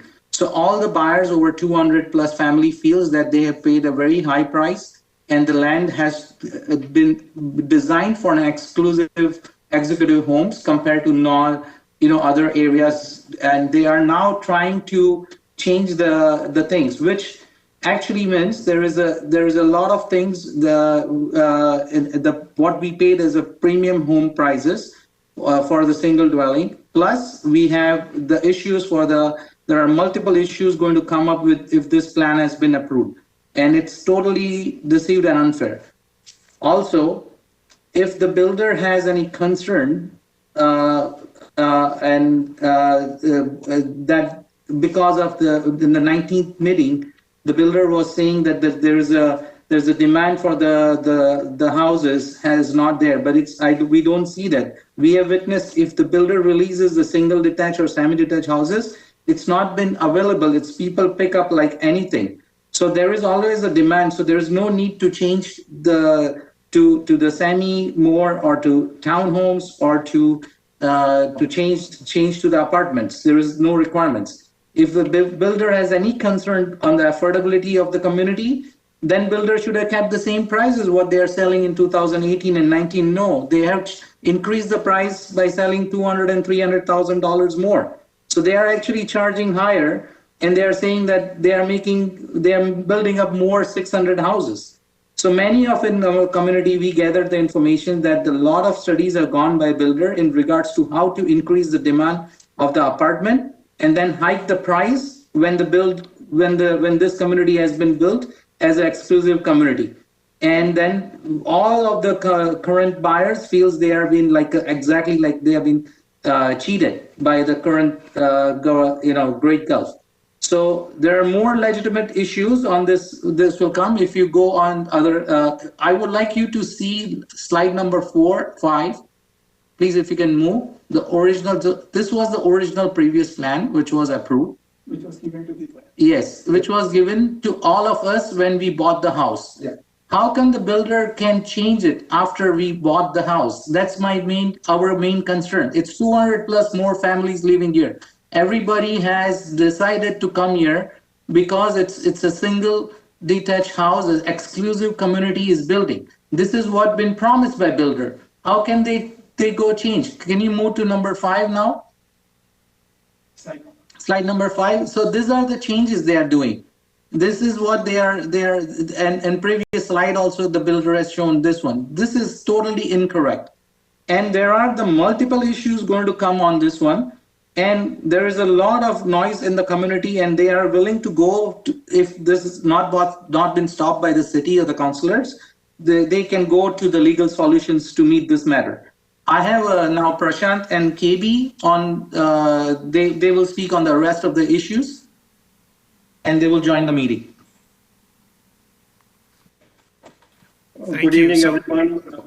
Sorry, so that was Karmbir. I just need to clarify who just spoke. Yes. Okay. Yep. So you're speaking separately from Prashanth. Yes, Prashant will be speaking lately after this. Could you please move it to the slide 7?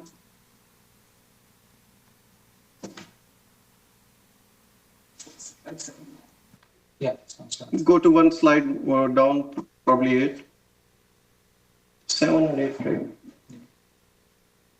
Okay, so good evening, everyone. Thank you for meeting with us today to discuss about this important matter, which will be affecting all the residents of this Brampton West neighborhood and this Great Gulf community. When purchasing our houses in this in this community, the residents were informed that this community will be of executive homes, and we paid premium to buy homes here with our hard-earned money. Okay, so now what the builder is doing, as of now, builder's amendment request is to bring these 448 single detached homes to change it to 383 detached, 136 semi-detached homes, 150 townhomes, and 420 apartments, which will increase the total number of units from 448 to 1089. So the increase in numbers of the residences will be 641. So if we break up the value of, in today's market, builder sales volume amount will increase significantly. Sales volume amount will be over 400 millions, which is the builder wants to cash on. It is the sheer greed of the builder, which is forcing us to fight against this zoning amendment. The infrastructure was never planned to have an additional 2,000 or 2,500 people in this community. My fellow neighbors and other residents of this community will talk more about the ill effect of this zoning amendment. We want to bring to your attention that the builder had never informed the buyers in the past, and even to the current buyers to whom they are selling these new homes, about building these new units and the intention of zoning amendment, which is not fair at all. This is not an ethical way of doing business. We are anticipating that this builder is not going to stop here. The builder will request another amendment to change these 6-story buildings, which are 4 blocks, okay, to mid-rise buildings, as has been seen happening in the past. We want the builder to stick to the original plan, or else the residents will not hesitate to pursue the legal route if needed. And the second thing, when they're saying that, okay, we have erected the signs and we are informing the people, but in our last meeting when it was scheduled November 19th, till that time, they were not informing the new buyers or those buyers who are planning to move to this community that this zoning amendment is already pending with the city. Okay, and coming to the next point, which David Milano has mentioned on 19 November, they had told us that the traffic study has already been done. Okay, and today he mentioned that traffic study is still due. Okay, so we want the builder to stick to the original plan, please, and so that we can enjoy this community where we spend our hard-earned money to live in here with our family. Thank you for allowing me to speak to this important matter.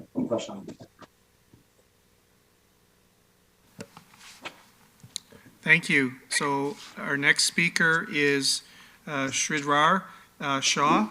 You can unmute your microphone. This is Prashant. I'm sorry. Well, through you, Mr. Chair, who just spoke before you, Prashant? KB, Kiran Karanbir, and before that was Vijay. Okay. So do you wish to address the committee as well? Yeah. Okay, please proceed. You have 5 minutes. Thanks. Good evening, Chair and the council members.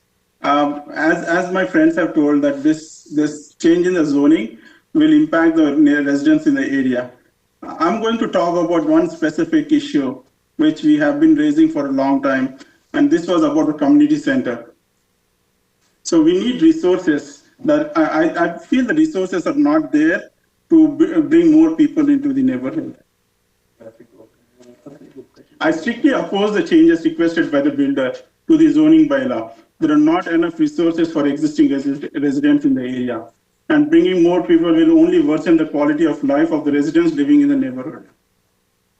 I moved from Mississauga, and when we bought the house, we chose this place over many other because it was away from busy area and no hustle and bustle. There were a lot of green spaces and reasonable number of houses at the time, which made me feel we will have a quality life. All new home buyers of this community feel that they have been paid high prices based on the land divided for single executive homes and to live close to nature. That means we have paid extra premium for our houses. And by bringing these new apartments, we will be losing the value of the houses, and there will be more people. We will not be able to enjoy the nature the same way. So now I wanted to talk to you about community center, which is planned next to this rezoning. And we have been asking city to expedite the construction of the community center from 2018 onwards. We have created a petition with 175 people signing that petition in 2018, addressing Mr. Paleshi, and the mayor at that time. We started a new petition recently for the two issues we are fighting for. One is stopping the rezoning and the expedite of community center. And 450 people as of now have signed that petition. And still I don't see any activity being done by the city against expediting the community center. Brampton citizens pay one of the highest property tax in GTA, but still there is lack of basic amenities, such as the community center in Brampton West, which has over 1,000 houses, 75,000 people living here. And there is no community center. Only 2 community centers in the area, which are 10 to 15 kilometers from Bram West, from the map 40D. In those community centers, before the pandemic, when we used to go there for any programs, they were full during the peak hours. So we could not register our kids in those community centers. The major problem is to go, during the peak hours. The Steeles is crowded. It's a lot of traffic there. We can't go to the community center when we want. And even the same thing with the Cassie Campbell, the Bovade, the Sandalwood, and the Mississauga Road is always busy. So the Mississauga Road, which is going north from Financial Drive, there are only 2 lanes, and we cannot extend those 2 lanes. Bringing more people into the neighborhood, how we will manage the traffic? It's a conservation area. There are a lot of there is a Credit River going by very close to that area. How do you manage to increase the roads?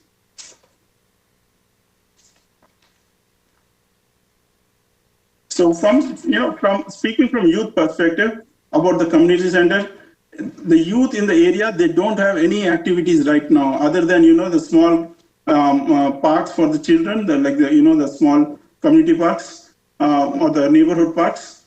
They don't have any activity. This is a question for the planners. Why didn't they plan even a single court in the area, like a cricket place, or the baseball or the basketball courts? Nothing is planned in this area, and we are bringing more people into the area. How we will adjust those things today?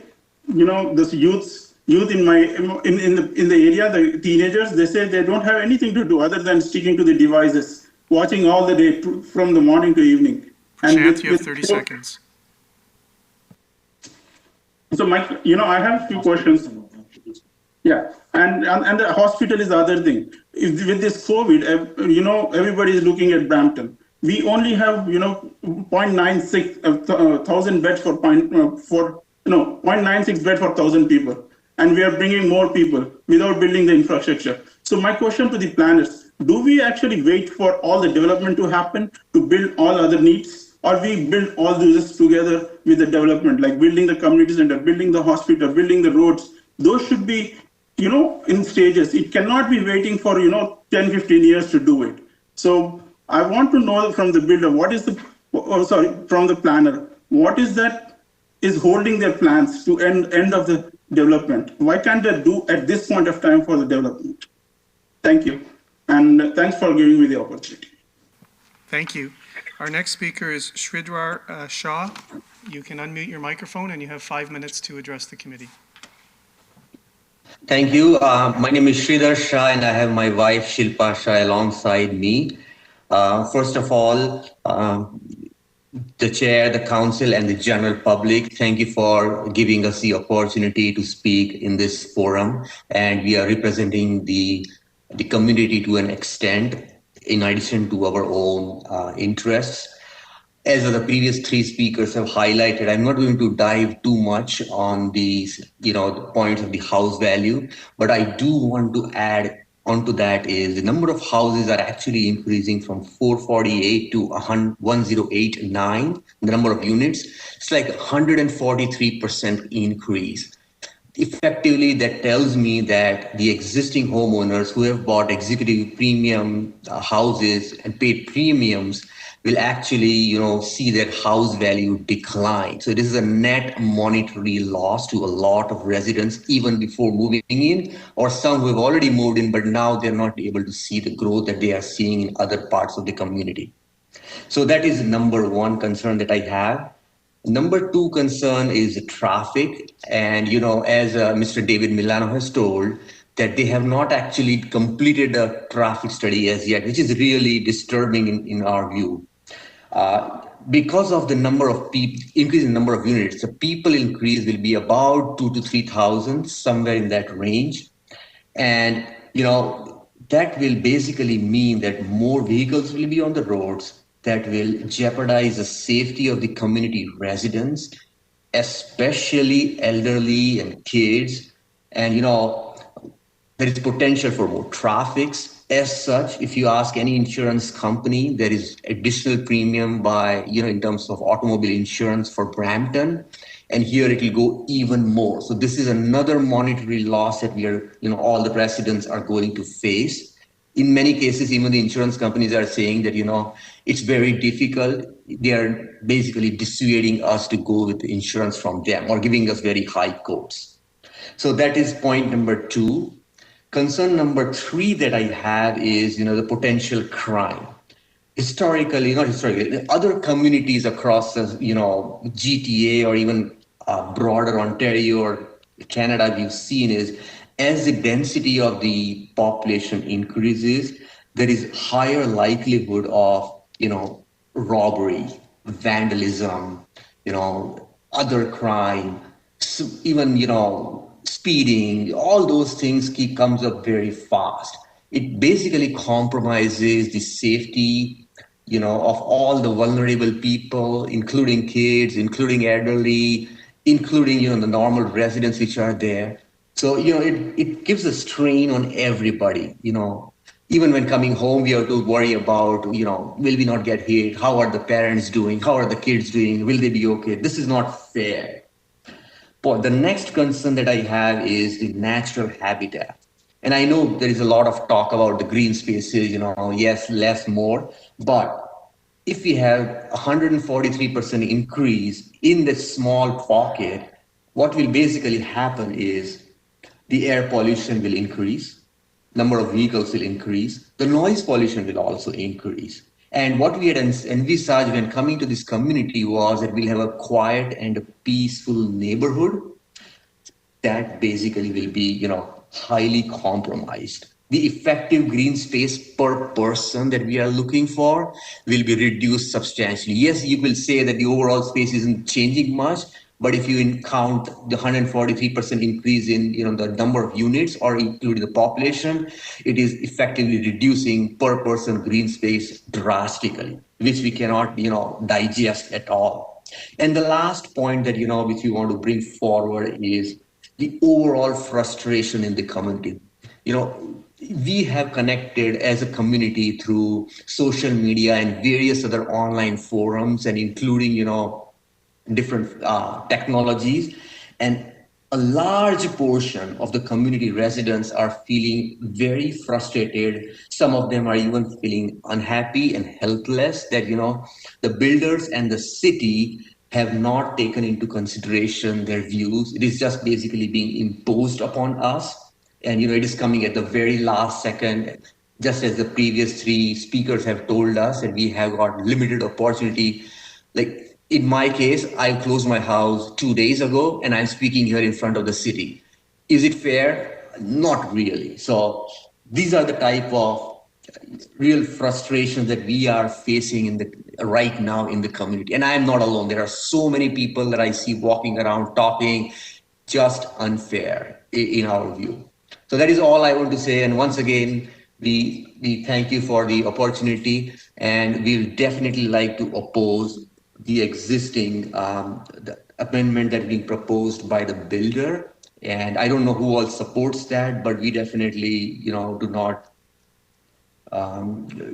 support this, and we definitely request that the city council and everybody will reconsider this proposal to put this on stop or hold at this point in time. Thank you again. Thank you. The next speaker is Gloria Shah. Gloria, you can address the committee. You have 5 minutes.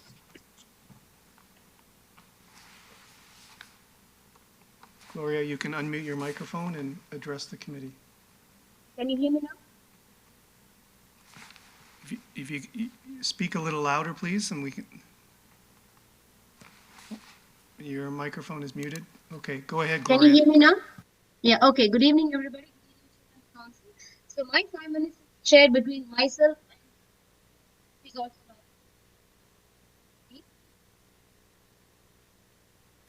So Gloria, you're not coming through now. There's something with your microphone, so it was fine at the beginning.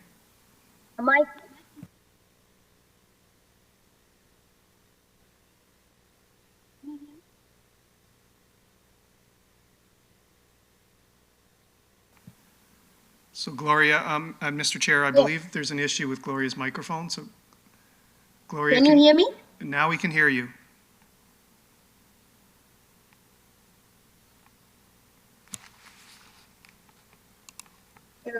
Jeevan will be sharing 5 minutes.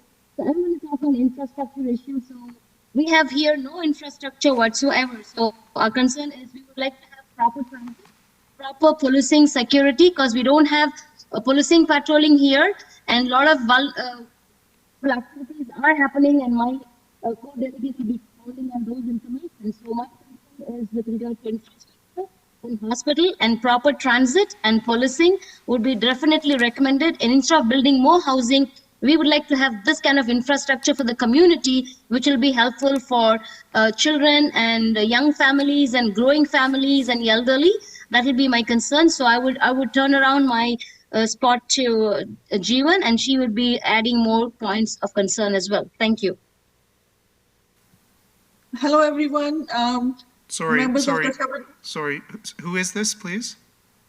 My name is Jeevan Sandhu. I also wrote to Rob, but I think I was a bit late to be on the delegation team. I didn't get the response, but I am in the team with Karambir and Gloria. I'm sharing Gloria's time right now. So my concern here is, like we have, we are investing in this beautiful neighborhood here, and we are paying like premium prices for our properties. Now I have been a resident of Mississauga, especially the Heartland area. I have seen that that area develop. I have also lived in Milton, and I chose to come back to Brampton as proximity to Heartland and to Milton as well. I love the nature. I love the nature walks and stuff. Beautiful green space here. But what I'm seeing is, before the cities developed, I have seen actually Milton also come up from 40,000 residents to what it is today. The hospital is in place. The police services are in place. The community center, especially the leisure center on Main Street, was in place. My children grew up in Mississauga Heartland and in Milton with lots of activities for the youth and for the healthy youth of this community and society, for them to be the contributing members of this valuable community. We need to look after the infrastructure which has to be in place.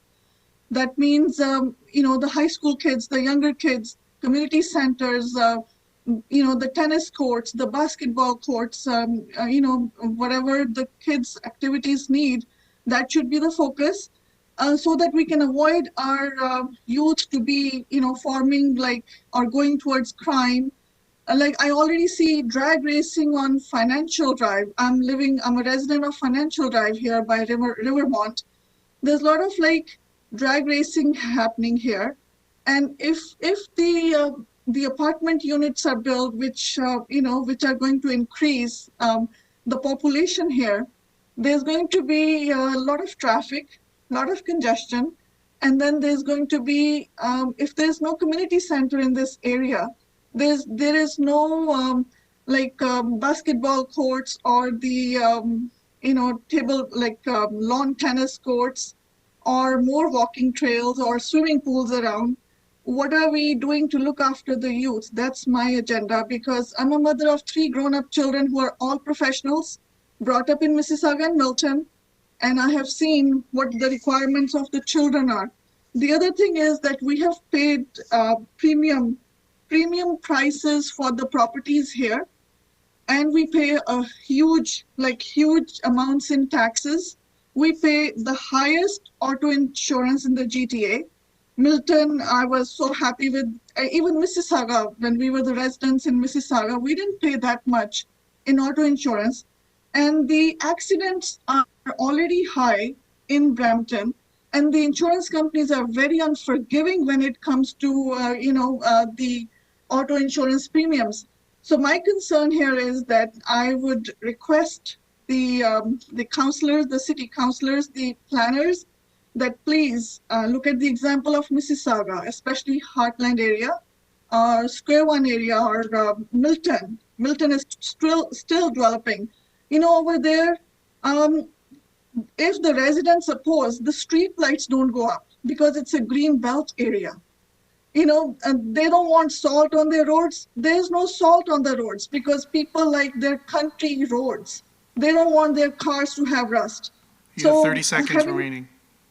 Okay, so these are the things, and more population is going to increase in the crime rate. Already I have seen robberies here, which I have not seen. My doors used to be unlocked in Milton and in Mississauga.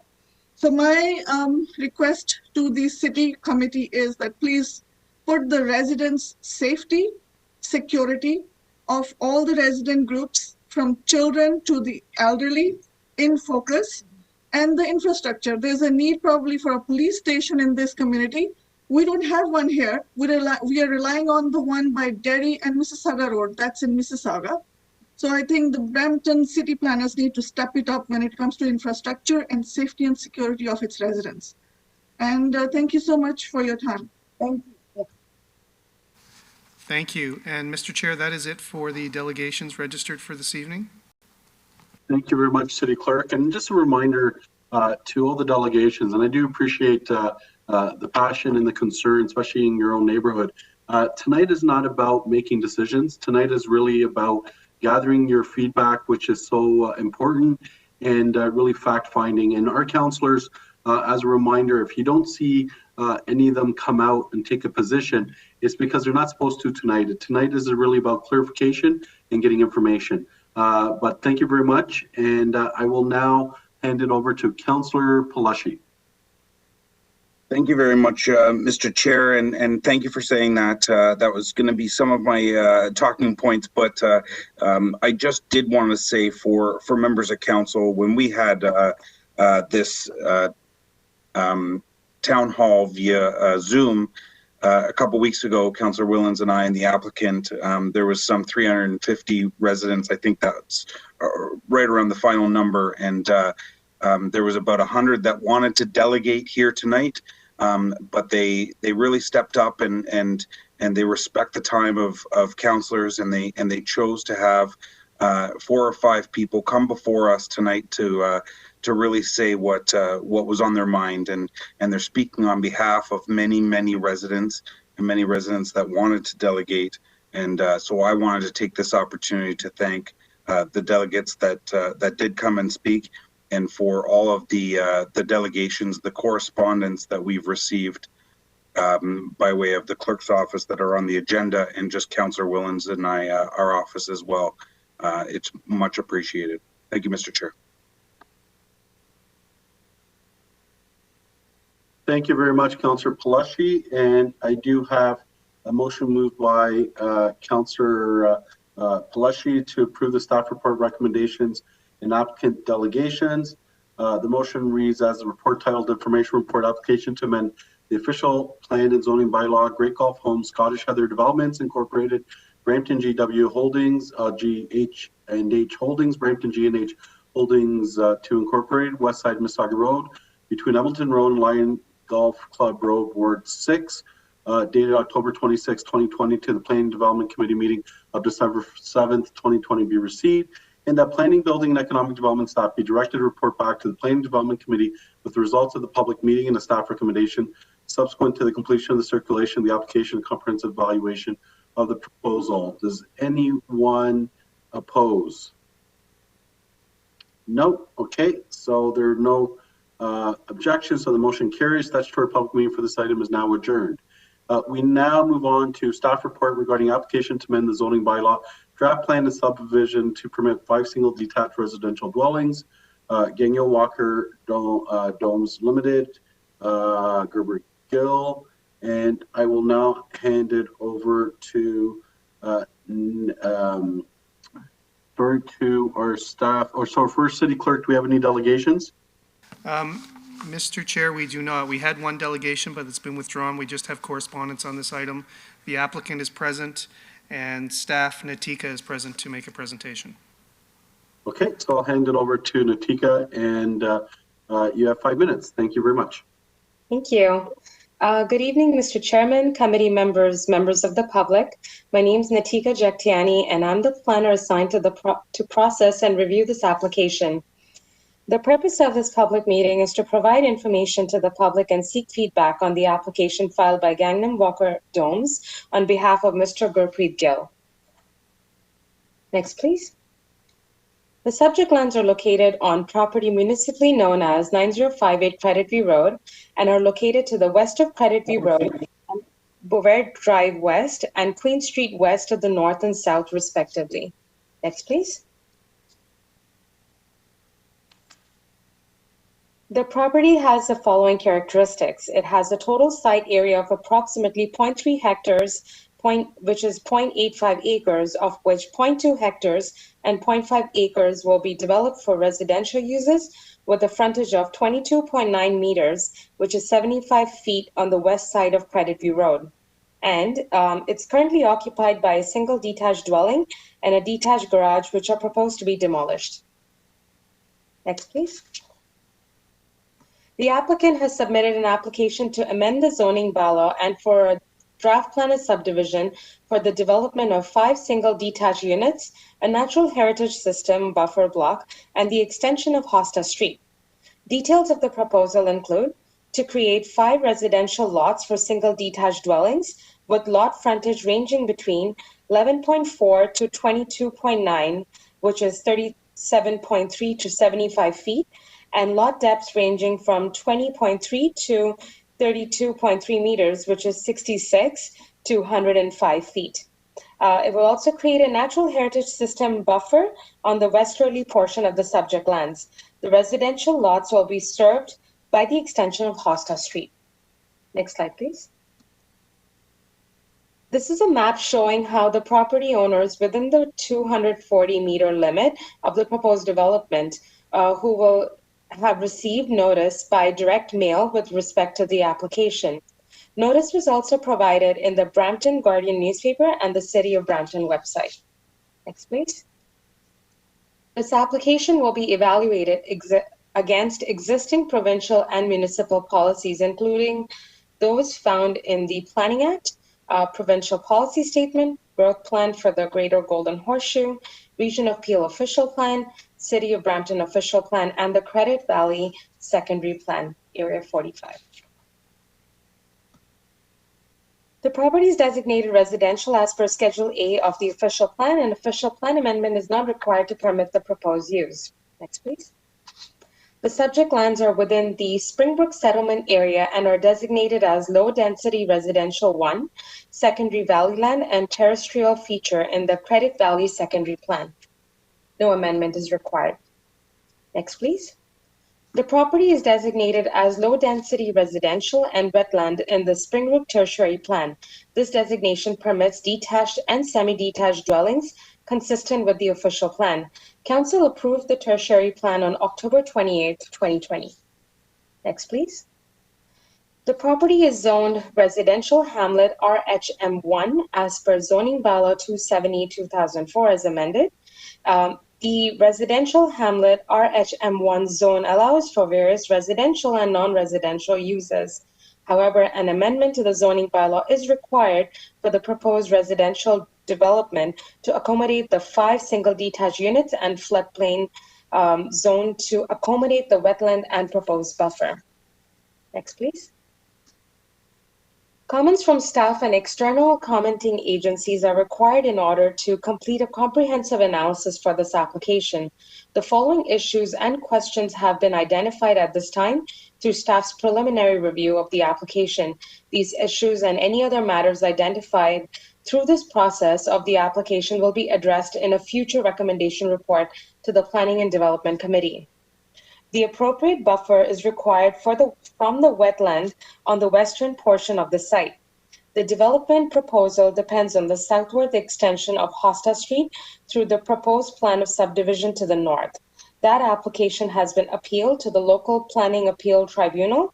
An LPAT hearing is tentatively scheduled for February. Approval of this application is dependent on the extension being made. Next, please. This slide shows where staff are in the review of this application. The applicant for a zoning bylaw and for a draft plan of subdivision was submitted on July 28, 2020. The application was deemed complete in accordance with the requirements of the Planning Act, and a formal notice of complete application was issued to the applicant on June 28, 2020. The application has been circulated to city departments as well as other agencies for technical comments. The notice of the public meeting was given to property owners in the vicinity of the property as well as published in the paper and on the city's website. We're now at the public meeting stage where committee members and staff are here to listen to any feedback from residents. After tonight's meeting, staff comments received from city departments, agencies, members of the public that submitted correspondence as well as matters raised tonight at tonight's meeting through the public delegation will be reviewed and evaluated. If you wish to provide written comments after the public meeting, please feel free to reach out to me. My contact details are on the next slide. The proposal will be further assessed against the provincial policy statement, the Greater Golden Horseshoe Growth Plan, the region official plan, and the city's official plan and secondary plan. Once the analysis and evaluation is complete, staff will return to the Planning and Development Committee with the recommendation report. This report will address all matters raised by members of the public, external agencies, and other city departments. Anyone that provide their contact information with respect to this application will be advised when the recommendation report will be considered by the committee. Once a decision is made on the application by City Council, there's an opportunity to appeal the decision to the local planning appeal tribunal. Next slide, please. The report associated with tonight's reading is available online, and the presentation will be available online shortly as well. Again, my name is Datika Jaktiani, and my contact information is posted on the screen. Also on screen is the contact information for Mr. Mark Dinardis of Gangnam Walker Domes, who represents the property owner. Thank you. This concludes my presentation. Okay, so as I see, there's no public delegations. There's also no questions or comments. So I will move, I believe, a motion I have here from Councillor Vicente to approve the staff report, recommendations, and applicant delegation, that the report titled Information Report Application to amend the zoning bylaw, and for a draft plan of subdivision Gangnam Walker Domes Limited, Gurpreet Gill, 9058 Credit View Road, Ward 5, dated November 6th, to the Planning and Development Committee meeting of December 7th, 2020 be received, and the Planning, Building, and Economic Development staff be directed to report back to the Planning and Development Committee with the results of the public meeting and the staff recommendations subsequent to the completion and circulation of the application in a comprehensive evaluation of the proposal. Is there anyone opposed to this motion? Otherwise, your vote will count in the affirmative. Mr. Okay, Chair, just no to clarify, sorry, Yeah. Mr. Chair, there's correspondence 11.3 that should be received as well with this. Okay, and the additional correspondence as noted by our city clerk, thank you. So is there anyone opposed?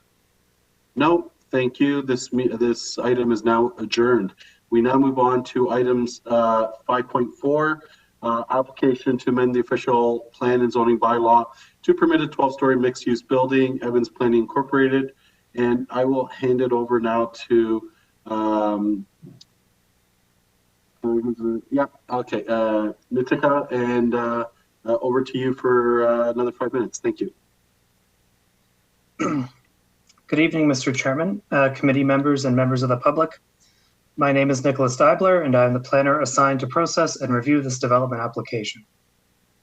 The purpose of this public meeting is to provide information to the public and seek feedback on the application filed by Evans Planning, Inc. on behalf of 261-3497 Ontario, Inc. The subject site is located on properties municipally known as 1107 and 1119 Queen Street West in Ward 4.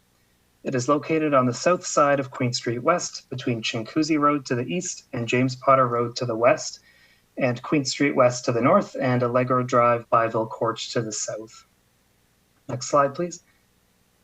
There is currently a single detached dwelling and a detached garage proposed to be demolished on each individual property.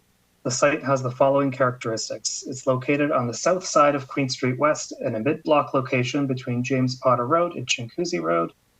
To the north, on the other side of Queen Street West, is parkland and open space. The site also fronts Allegro Drive and Byville Court on the south side. South of this is a recently built, low-density residential neighborhood with a mix of single-family and semi-detached homes. To the east are older single-family homes on larger lots, a proposed place of worship, and large commercial developments at the intersection of Queen Street West and Chinguacousy Road. To the west is another single-family home on a large lot, open space, and James Potter Road. The total site area is approximately 0.5 hectares or 1.2 acres. The applicant has submitted an application for an official plan amendment and zoning bylaw amendment to permit a 12-story mixed-use building.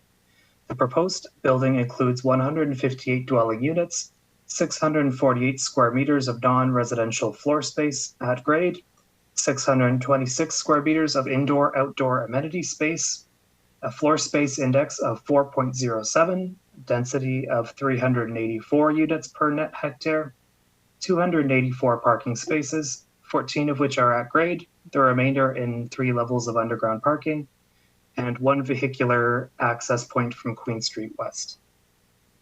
Next slide, please. The applicant is required to prepare a tertiary plan as part of their development application. The tertiary plan area includes the 2 subject properties, as well as those as 3 to the east and 1 to the west for a total of 6. There is an active development application on the easternmost 2 properties to develop a place of worship. The main focus of this plan is to address the access arrangements to Queen Street West, internal road connections between the sites, built form and scale considerations, and connectivity to the residential neighborhood to the south. This is the most recent conceptual plan prepared by the applicants and was shared with the participant landowners at a meeting held on November 25th. The applicants will be working with staff and the participant landowners to revise this plan and develop an acceptable draft tertiary plan to be endorsed at a future date. Next slide, please.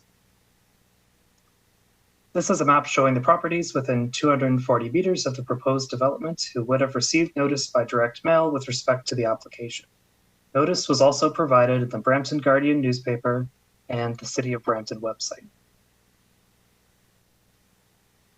This application will be evaluated against existing provincial and municipal policies, including those found in the Planning Act, the provincial policy statement, the growth plan for the Greater Golden Horseshoe, the Region of Peel official plan, the City of Brampton official plan, and the Credit Valley secondary plan. Next slide, please. The property is designated residential as per Schedule A of the official plan. An official plan amendment is not required to permit the proposed use. The property is designated Low Density 2 residential in the Credit Valley secondary plan. The Low Density 2 residential designation permits single detached, semi-detached, and townhouse structures. An amendment to the secondary plan is required to permit the apartment dwelling and retail use. Next slide, please. The property is zoned agricultural as per zoning bylaw 270-2004 as amended. The agricultural zone does not permit residential or commercial development. A zoning bylaw amendment is required to facilitate the proposed mixed-use development. Comments from staff and external commenting agencies are required in order to complete a comprehensive analysis for this application. The following issues and questions have been identified at this time through staff's preliminary review of the application. These issues and any other matters identified through the processing of the application will be addressed in a future recommendation report to the Planning and Development Committee, including appropriateness of the built form and density, especially building height, integration and connectivity with the surrounding low-density residential neighborhood to the south, vehicular access to Queen Street West, and potential for access consolidation with surrounding properties, and preparation of a draft tertiary plan. Next slide. This slide shows where staff are in the review of the application. The application for an official plan amendment and zoning bylaw amendment was submitted on May 14th, 2020, with additional material submitted on June 29th. The application was deemed complete in accordance with the requirements of the Planning Act, and the formal notice of complete application was issued to the applicant on July 21st, 2020. The application has been circulated to city departments as well as other agencies for technical comments, and the notice of the public meeting was given to property owners in the vicinity of the property as well as published in the paper and on the city's website.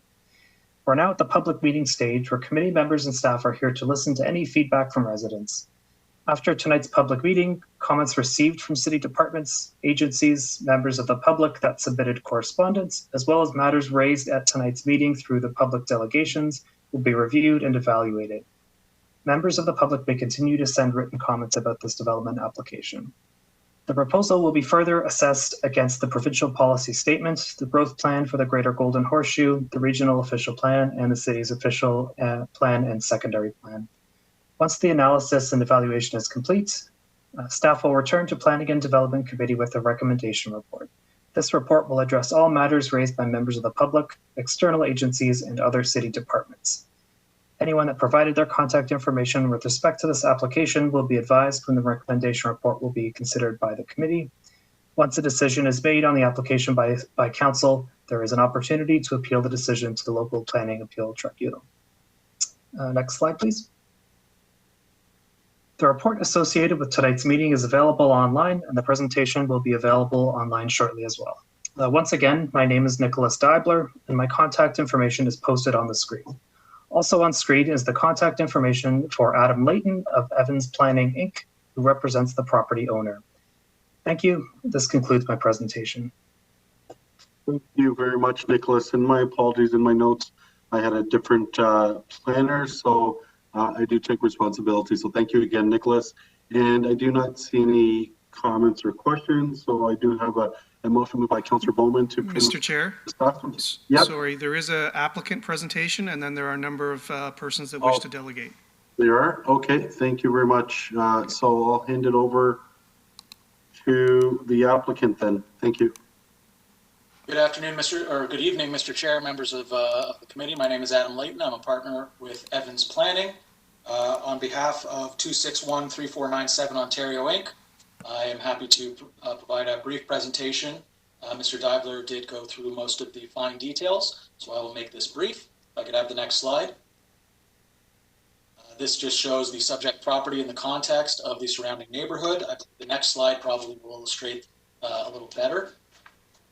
This shows the surrounding uses in a 5-minute walk. They do include a school, and with a further school just on the periphery of that 5-minute walk, numerous transit stops, transit routes, commercial uses, and open spaces, as well as lower density housing, which is shown in yellow.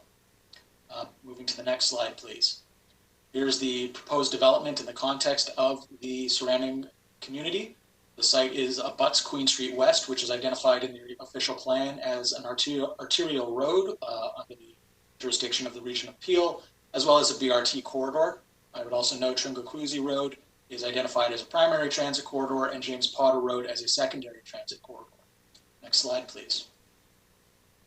Some project statistics, which I will not bore the committee with, but some of the key points being it's a 12-story mixed-use building with retail or other non-residential uses at grade, a mix of units with 158 total, 284 parking spaces, of which Under the current bylaw standards, 286 are required, and that is without accounting for any reductions which might naturally occur through the ongoing city process to investigate alternative parking rates for mixed-use developments.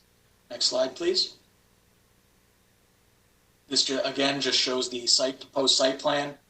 We are proposing a single access off of Queen Street West, approximately a varying road widening conveyance to accommodate the region's ultimate right-of-way width, which I believe is about 52.5 meters in width.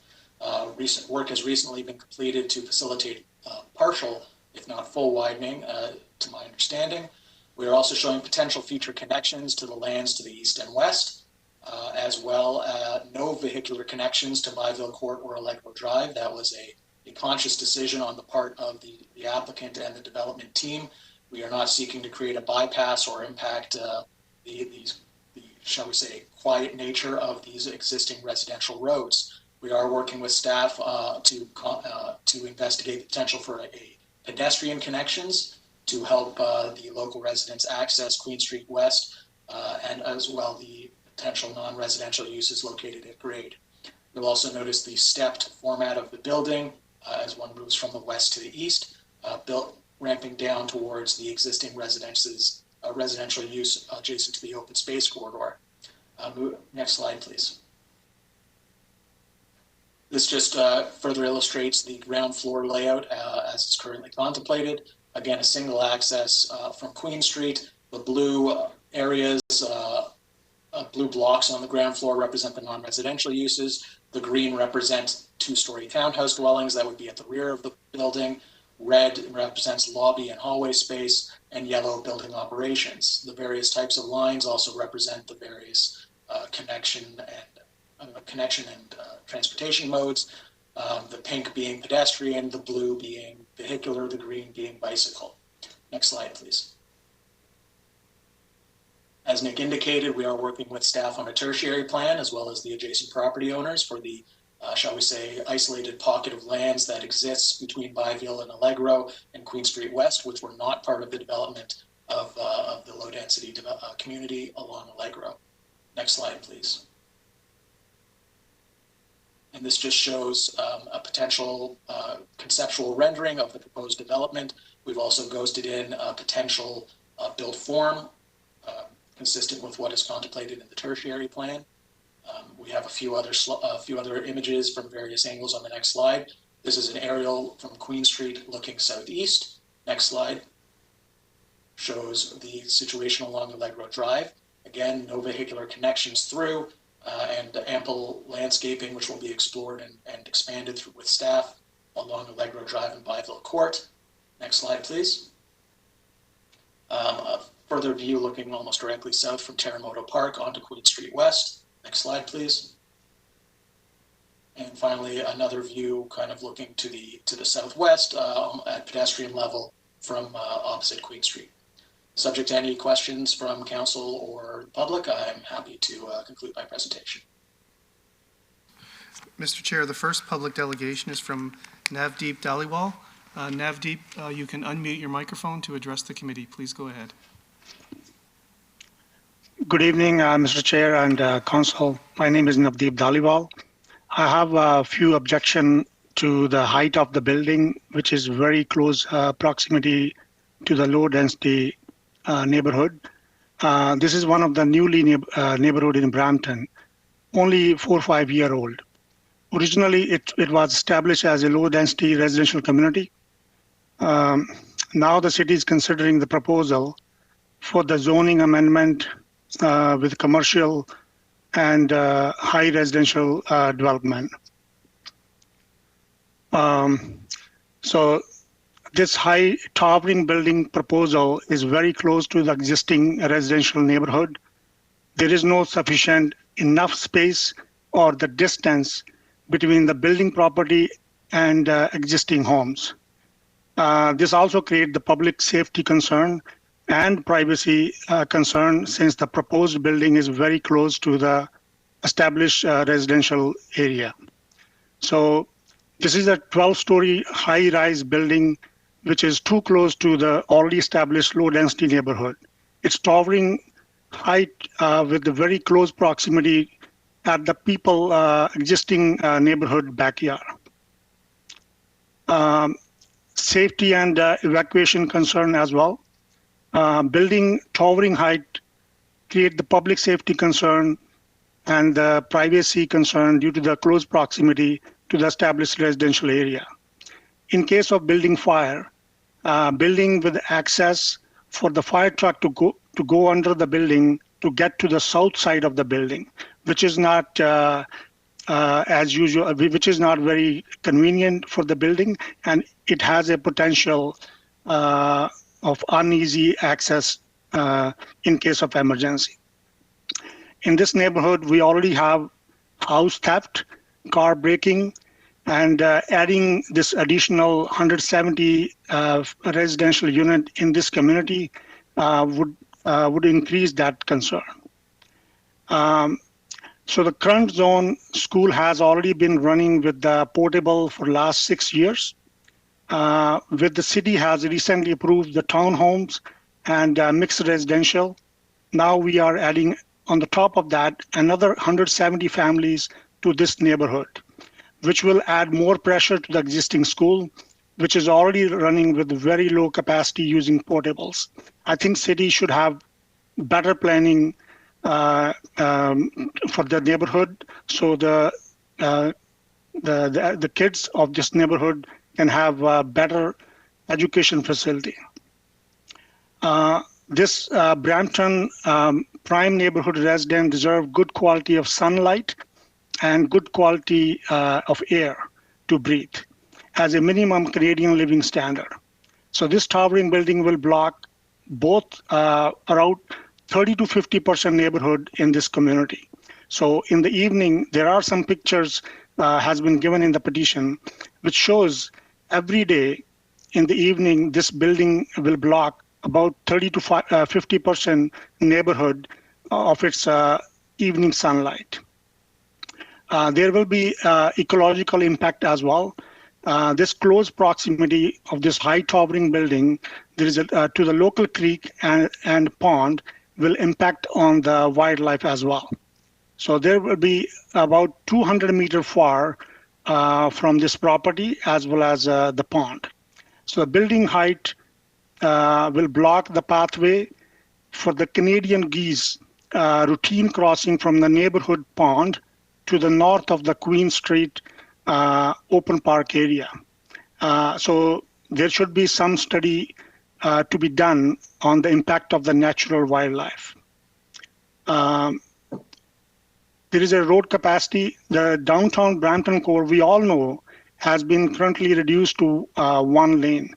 Adding this high occupancy building will add more pressure, more traffic on the Queen Street. And it will increase the problem of the downtown Brampton.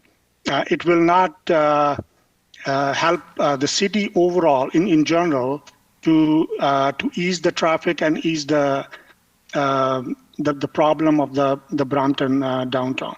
Navdeep, you have 30 seconds. So these are the concerns. I think I strongly oppose this height of the building. It's not going to add any value.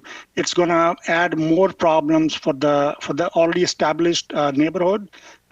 We all came in this neighborhood with the assumption that this is a beautiful, very green neighborhood. But now we are adding all the commercial buildings and high occupancy residential building. It's not going to help. It's going to add up more problem to this community. I think that's all I have. Thank you for the time. Thank you. The next delegate was Mayur Modi, but Mayur was in the session earlier but is not present in the meeting now. So I'll go on to the next delegation, which is Paresh and Geeta Yadav. You can unmute your microphone and you have 5 minutes to address the committee, please.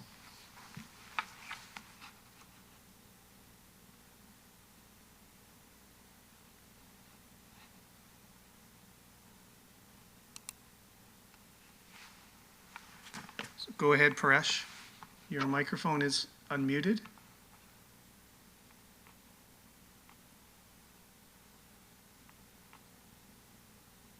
We're We're not hearing anything at the moment.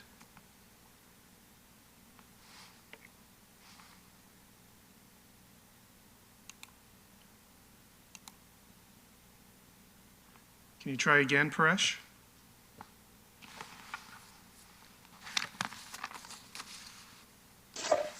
Is this Prashant, for Prashant? Hi, Paresh. We can hear you now. No, it's Paresh. Please go ahead. Hi, hello, this is Paresh. Yes, go ahead, Paresh. We can hear you now. Okay, sorry, I just let everybody know, I think my headphone went on mute after 2 hours of just, listening. So anyway, thank you everyone for giving me an opportunity to present my concerns here. I'm going to spare everyone and not repeat some of my concerns that Navdeep has already shared.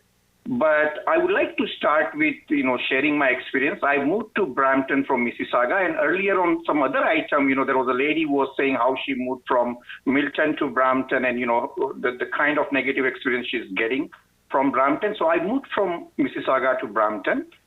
And, interestingly, in my community, there was a proposal for a high-rise building. City of Mississauga passed it, and unfortunately, that set a precedence, and there were a few other high-rises that were built.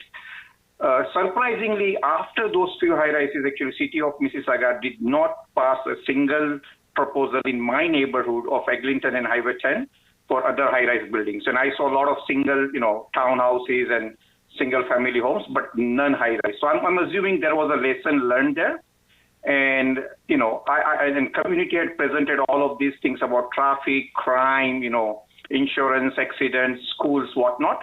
So I believe there was already a lesson learned there by City of Mississauga, and we as City of Brampton, we should probably, look at the experience, whatever lessons learned there and not repeat and not make our community as a guinea pig. So with that background, I would like to add few other, things that, so basically we are going from 2-story to 12-story. I believe, that's like a 6 times change in height of the, of the tallest building in the community. And honestly, we as human beings, no matter how much planning and thinking we do, I think, we could not easily extrapolate and fathom all the impact, environmental, noise, whatnot, that the community can have, health effects on the people who live in the neighborhood who might not get sunlight, etc., etc. Other concern is basically, recreation area. In Mississauga, from my home, there were 4 community centers and library within 10 minutes of driving distance. Right now from where we live in this community, there is really nothing. There is a small library that just came up, on Mississauga Road. And then probably the nearest, another center with, swimming pool and whatnot is about 15 minutes drive from where we live. So our city should be focusing on adding additional, facilities for the residents who pay one of the highest property taxes rather than, trying to build more houses there. Maybe city should buy this land and, make a community center there. That's probably might be the best use, knowing that we don't have enough, such facilities in the area. In terms of schools, now they've already mentioned, we have so many portables. What are we going to do with 183 families? I'm going to assume even if you have 1.5 kids per house, that's almost 250 more children who need school. So I believe we are highly, under capacity in schools, and why are we adding more, load on our schools? There is a fire station on the east of Chingusi Road. And I know from very fact of observation that at times there is so much traffic during rush hours on Queen Street that I have seen fire stations, fire engines waiting almost a minute to 2 minutes, maybe 3, just to get through that intersection. By adding 250 more cars, we are basically going to increase a lot of traffic. So not just fire engines. I'm assuming the same challenges might be faced by other emergency vehicles, whatnot in the area. Again, density, right? Accidents. Brampton, we pay the highest insurance, because of many, many reasons. One of that is, number of accidents and density, which basically, as we know, is from density. So I believe, I moved from Mississauga to Brampton. Honestly, initially, there's a lot of bad impression about Brampton in the community. So I was hesitant, but once I moved, I was very happy that I moved to Brampton. But over the last few years, there was another townhouse, high density townhouse development in my community. I believe city of Brampton is setting up bad precedences because we are going to, go and talk to our friends and family, say, you know what, Brampton is not the where you want to raise a family, where you don't want to raise your kids, because honestly, there is not much in terms of schools, recreational facilities, whatnot. And I believe, if City of Brampton passes this proposal for a 12-story, high density in our community, I think we are just sending the wrong kind of message to rest of the people who might be thinking of coming to Brampton. Paresh, you have 30 seconds. Thank you, Peter. So I sincerely urge that, all the council members and chair and, the planners and all, look at all the concerns, my concerns and everybody else's concern, and stop this development from happening. Thank you so much. Thank you, Paresh. The next speaker is Claire Sampath. Claire, you can unmute your microphone to address the committee.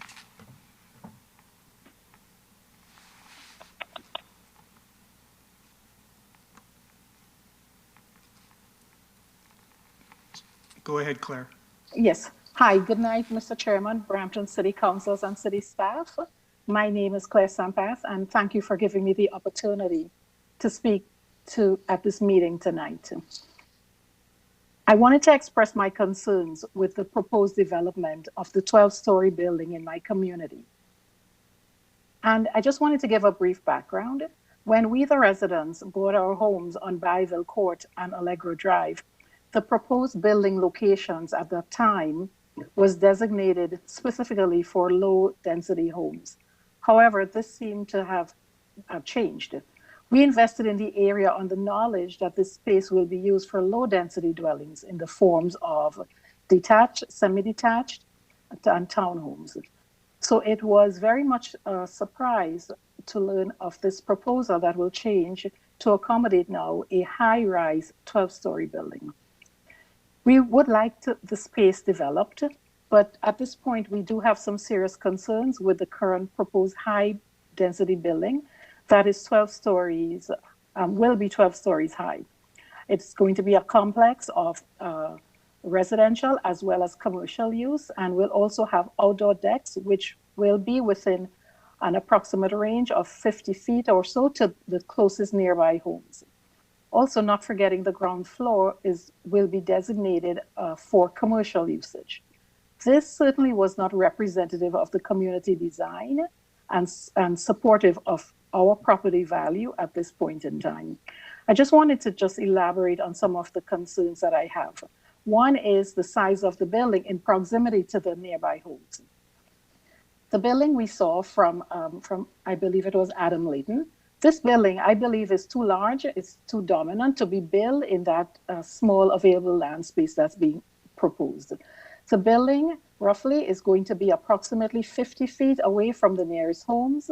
And additionally, the proximity of the entrance and the exit road to the building that is going to be the main throughway for in and out of the building is going to be approximately 30 feet away from the homes on Byville and on Allegro. And I believe that 30 feet and 50 feet is too small of a distance when we consider the fact that this is a 12-story building and the fact that the surrounding areas is primarily 2-story residential homes. The land space is too small for such a high-density project design. The buildings of this size, height, and amount of floors seems to be better suited to a larger space for it to be constructed. I estimate that roughly the head count that will be accommodated in this building will probably be in the vicinity of 400 to 500 people living in this building. I also have a concern with the privacy issue.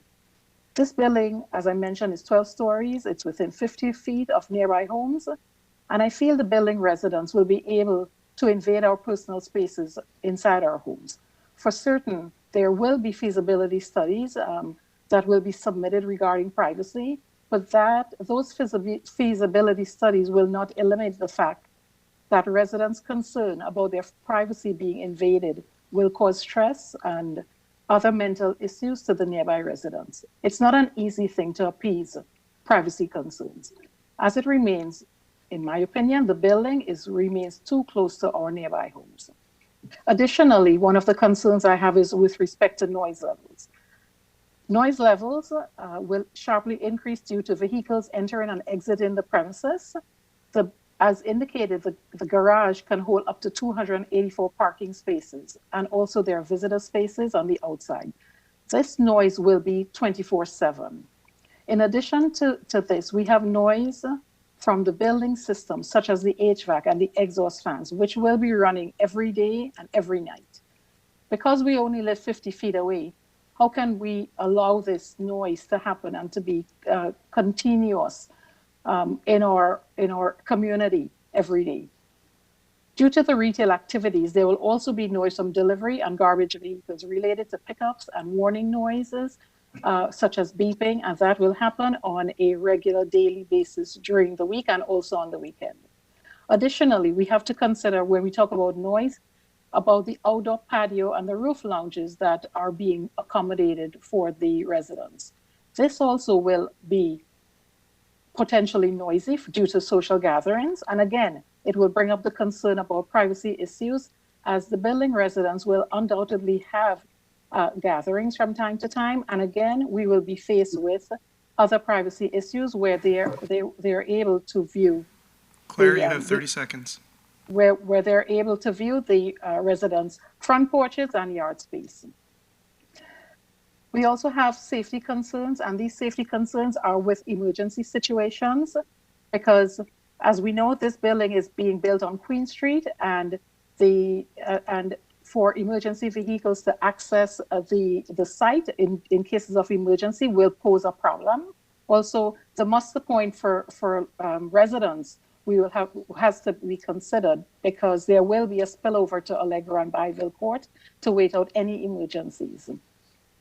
Additionally, I know I have a short time. There is issues with parking, because there will be parking issues because there is a pedestrian walkway that will between Allegro and the building, which eventually will turn into parking nightmare.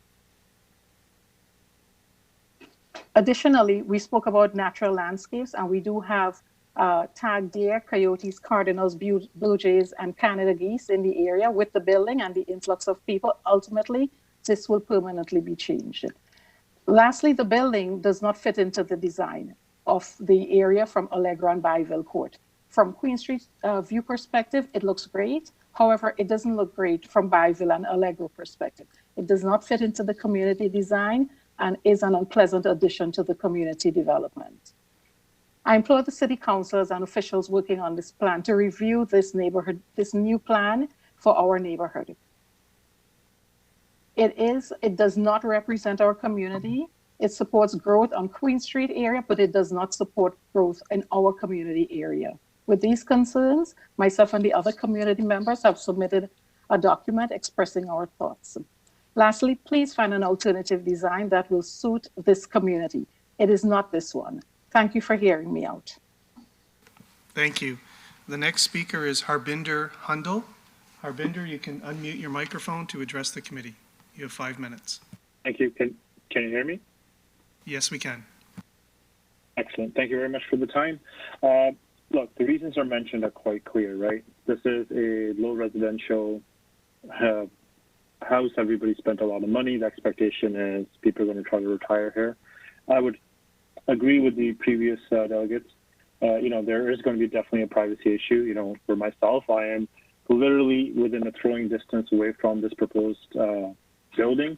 And if you look at it carefully, this is not just a 12th floor, and I want to be very, very careful here. This is a bit of a bait and switch deal that's going on. I feel like that by buying this house, because this is all supposed to be low density. The residents on Queen were low density. The development that's currently happening on Allegro, which we fought for very aggressively as a neighborhood, was extremely high density, surpassing Brampton's own zoning laws, yet it was still allowed to be developed after further pushback from the residents, and the council's opinion was they've never seen a pushback of that nature. So it feels like, as the residents of Brampton, not in just this development, but all the other proposals, why does it feel like we have to fight our councillors and our planning committee who continuously can give into corporate greed? This design, for so many reasons, privacy, building height, noise, safety issues, schooling, you can name it, and everybody knows it. And let's be honest, everybody knows it. At the end of the day, that those buildings do not belong here. I just want to make a second on the presentation done by Adam.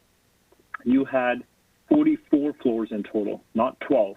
This is just a start to the whole deal here. You've got 2 12s, 1 9, 1 7, 1 4. That's 44 floors.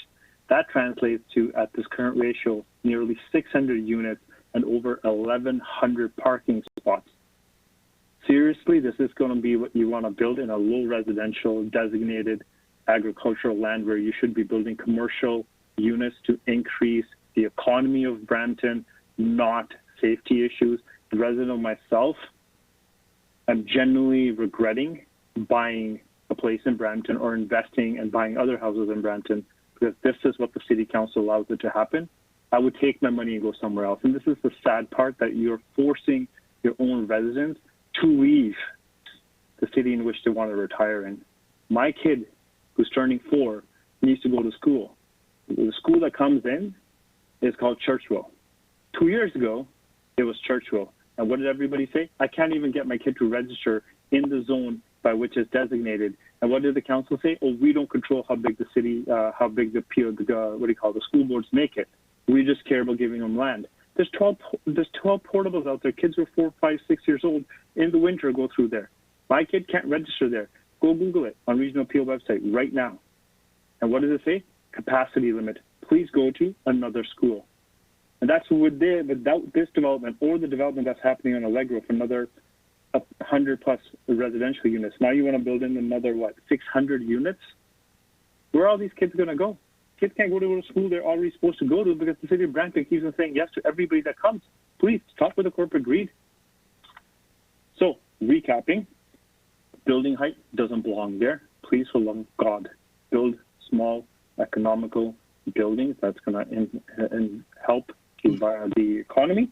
Don't build these buildings. There's 44 floors here. Come on, guys. This belongs, that design should be occupying the entire Terra Mota area. That's how much space it generally needs. Not this little 5-old houses and now you're going to build out 1,000 plus units here. Come on, let's get real, right? Please, for all the reasons everybody else has mentioned, wind, absolutely. Sunlight, it's already limited as it is. Wildlife, you're impacting so much more. It's not about the value of my house. Obviously it is, but it's not the reason. You're literally allowing corporate greed to do this. It's like Brampton is everybody's playground. Just put a proposal in, you know you're going to get it. Shoot for the stars. Shoot for these 44 floors, and we'll settle with 30 and we'll call it a victory. That's not how it works. So you're councillors, and I'm looking at both our councillors, the regional councillor, the chair, as well as the city councillor, Mr. Bowman. I expect you to be absolutely infuriated that this is even making a submission here. This is your ward. You're turning this into one of the worst examples of development abuse by allowing this to happen.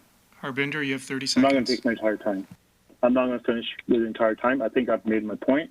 This is disgusting and absolutely disheartening that this is actually something that City of Brampton would even entertain. Thank you. Mr. Chair, there are no more delegations for this item. Thank you. So members of the committee, I don't see anyone on the board. So as one of the area councillors, I do have just a couple of questions of staff, and it's more clarification because I do appreciate how angry some of the residents are. To staff, and I know this might seem sort of basic, but does council have any power to stop any applications coming forward to a public hearing? Hello, Mr. Chair. Alan Parsons here, Director of Development Services. Mr. Chair, you're correct. Staff at the city does not have the ability to stop any landowner from making a development application for their subject property. We do need to allow all development applications that landowners do want to submit to come through so that they can go through the due process. So this application, as well as the other public meetings that are being heard tonight, they all are at the beginning of the process. We are really at this early point in the process, wanting to hear from the public as we have. Staff will be considering all of these comments received tonight, as well as further comments that we will also be receiving within the next days, weeks, months for these applications, and we'll be responding to all of those, and we'll be continuing to review all the technical submissions that we have from the applicants as well, and coming back at a later point in time with recommendation reports to the committee, and we'll be responding really to all of the landowners, residents that have spoken tonight that will continue to comment on the applications and let them know when it is that those recommendation reports are coming forward. So again, Mr. Chair, through to all of the residents that are listening in tonight, it is incumbent upon the city to receive any application for development that a landowner does want to submit. And thank you very much, Alan. And just some very quickly follow up. Residents have touched upon important issues such as traffic, have touched upon shadowing. So I know there's a lot of different studies which are going to be as part of the application that have to be satisfied as a staff review. But the one thing that's interesting is always regarding privacy. Is that something a part of an application? Is that part of an application criteria? And what would it be captured, and what type of study is determined into looking at privacy? Because I do understand it's a major concern, especially for anyone all of a sudden who's enjoyed some form of privacy to then get quite a large building in front. Can you speak to sort of what study is required, or does the application process speak to this? Yes, Mr. Chairman, Alan Parsons again here. So with the studies that we do require that applicants submit to us for our technical reviews, included within that is a design brief. And so really with the design brief study, we have received from the applicant a detailed understanding of the considerations that they've had for the design of the building, the massing of the building, the height, location on which it's proposed to be sitting on the property relative to the other adjacent properties as well. And so they've run through really those architectural matters and spoken to principles that they believe should be considered and incorporated into the development of the site. So planning staff have experts on hand as well, really by way of our urban design staff and division. And so we'll be speaking with our urban design staff about what the applicant has put forward within that urban design brief, and we'll be identifying really whether we believe that the principles that they've identified are appropriate and just for the site, or if it is that we see that the principles really should be different than what's proposed. So we'll be commenting on all of that. The element of privacy, I think, is intertwined with the issues that we're looking at architecturally and with respect to the massing and siting of the buildings.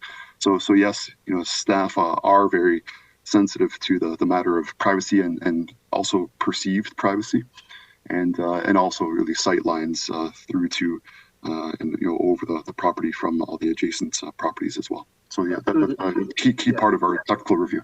Through the chair, Thank you. Commissioner Forward here. Yes. Thanks, Mr. Chair. So a couple of other factors too that I think we need to also talk about is the fact that Brampton is going to be by 2051 well over 1 million population, and so that means that we have to look at new ways of how we basically house folks and how developments happen. And so intensification and density are critical factors to that. Brampton, as you know, and the province is investing in extending LRT into Brampton. So that's a critical factor that is actually changing fundamentally how even the existing shopping malls are repurposing the way that they look. So there we've got Shoppers World, we've got a number of other developments that are looking at repurposing their sites towards more density, more intensification along those transit corridors. On Queen Street, for example, we have, we're working with the province towards BRT, bus rapid transit, which also, again, is designed to put more people along those corridors and to basically move people from the cars towards different alternative modes of transportation. But it also means that we're looking at how we build the community. And those, like For example, the Shoppers World and the Queen Street Precinct Plan, for example, are things that are new to Brampton and will change the way that Brampton is going to grow. And we have to look towards intensity and density as well, and how we plan for those things. But we have to be mindful, as Alan just said, in terms of how it integrates within existing communities, and that's something that our staff does really well. And I just wanted to add that. And thank you, Commissioner, because my next and last question was one of the challenges that municipalities face is legislation that the province introduced regarding affordable homes. And one of the major features is allowing for intensification along transit corridors. I guess, one of the questions I would have, would this area be sort of reviewed within that lens or as part of that legislation, or would that not apply to this specific area? So, Mr. Chair, I'll let Alan speak to the specific details of that proposal. Yeah, through you, Mr. Chair.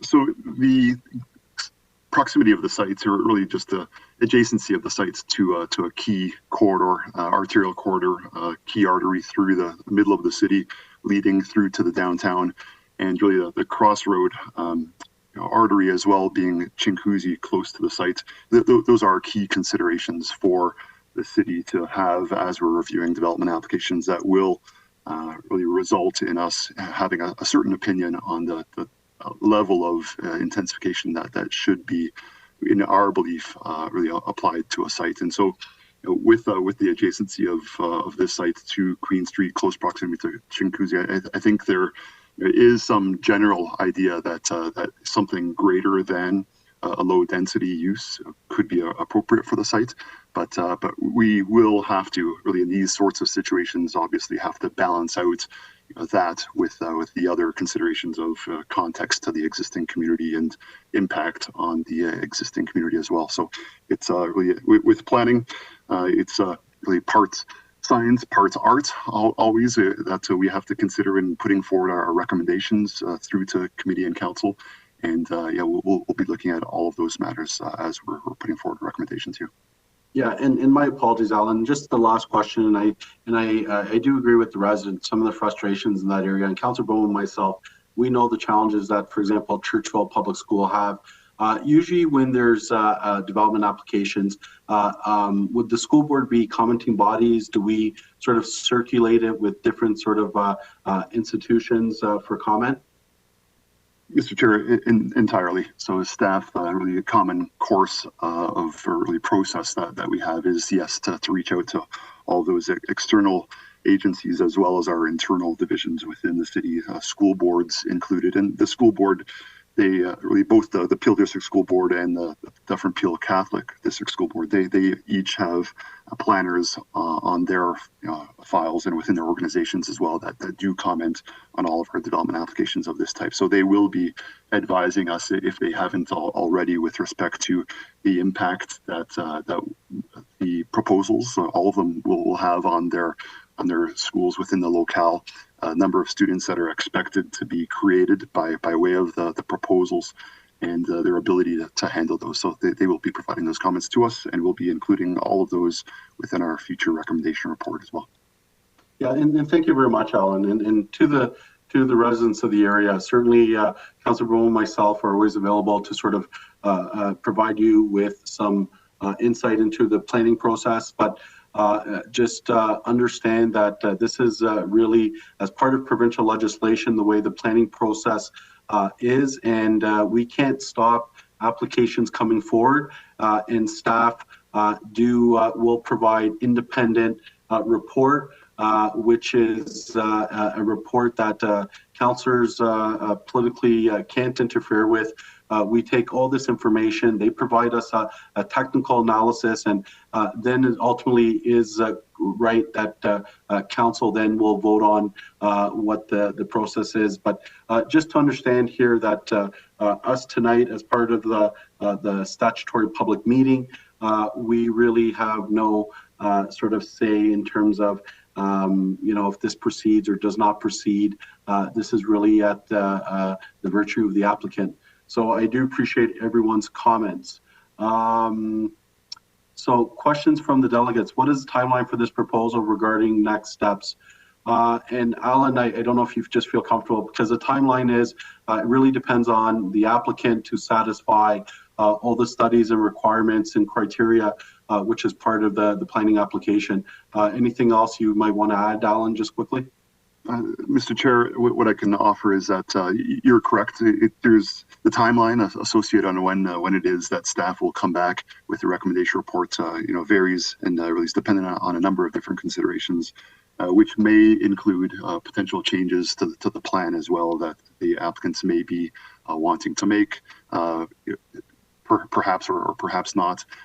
So these are all matters that have to really factor in alongside our review of the technical documents that we currently have, is potential changes to those documents as well. So I can't advise at this point in time when it is that that staff will be coming back with the recommendation report. What I can advise, though, is that those residents that we have heard from in advance of a recommendation report coming back to committee for consideration, we will be advising all of those residents with really ample time in order to allow them to understand what the recommendations from staff will be, and to organize, if they so desire, to delegate at that future meeting as well. Thank you very much, Alan. As I see no further questions or comments, I do have a motion moved by Councillor Bowman to approve the staff report recommendations and applicant delegations and sort of the public delegations as well. The motion reads as the follow, that the report titled Information Report Application to Amend the Official Plan and Zoning Bylaw 2613497 Ontario Inc. Evans Planning Incorporated 1107 and 1119 Queen Street West, Ward 4, dated November 4, 2020, to the Planning Development Committee meeting of December 7th, that Planning, Building, and Economic Development staff be directed to report back to the Public Development Committee with the results of the public meeting and the staff recommendations subsequent to the completion and circulation of application and comprehensive evaluation of the proposal. Is there anyone opposed to this motion? Otherwise, your vote will count in the affirmative. No? Okay, so we move on to reports, and I think I would just suggest to our city clerk, would a 10-minute break be okay with you, city clerk, or would you require more time? Through you, Mr. Chair, 10 minutes would be fine. It's up to committee. So it's 10:02, so let's say 10:12 we'll reconvene with staff reports. Thank you.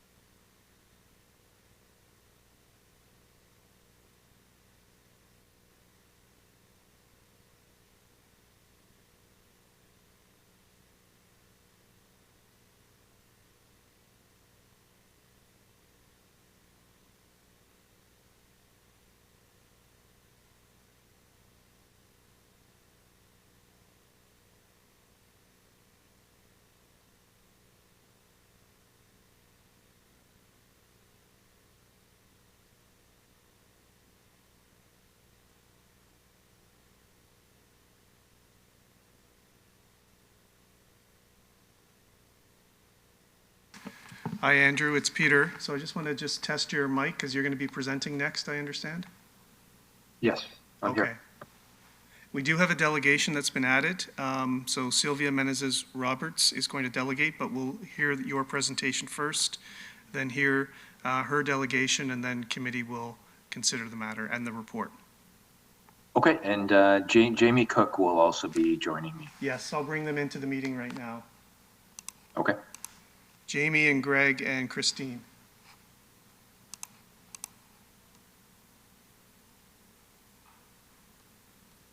Peter, it's Councillor Dillon. Are we on 7.1 now? I believe we will be going to 7.1. We've done 6.1, 6.2, 6.3, 6.4. There's added delegations 6.5 and 6.6. But 6.5 deals with item 7.1, which is the Brampton Plan Growth Forecast presentation, and then the report 7.2. Okay, sorry, what was 6.5 though? It was a delegation? 6.5 is a delegation from Sylvia Menezes Roberts. It was just added today, and this is in regards to item 7.2, which is the Brampton Plan. And then there's delegation 6.6, again added today from Sylvia, regarding item 7.4 on today's agenda, which is the city-initiated zoning bylaw amendment to modernize parking standards citywide. Okay, thank you. Okay.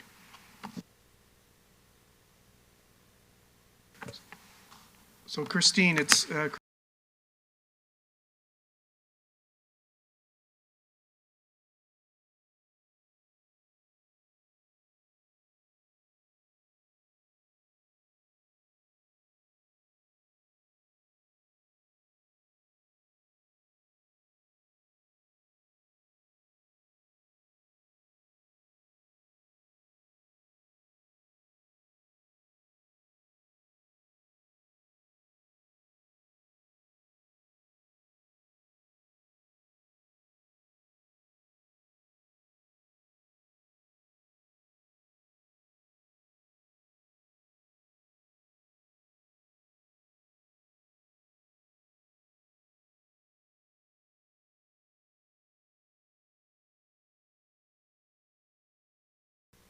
Thank you very much, City Clerk, and we'll reconvene. It is now 10:12, and I believe we have a delegation, and I'll hand it over to you, Peter. through you, Mr. Chair. So the next item is the delegation 6.1 to 6.4 have been addressed as part of the various statutory public meeting items. We do have added delegation 6.5 from Sylvia Menezes Roberts, and this is in regard to item 7.2, which is the Brampton Plan overview, and that relates to item 7.1, which is the Brampton Plan Growth Forecast, which Andrew McNeil from the Official Plan and Growth Management team is here to present to committee. So we'll proceed with that one first.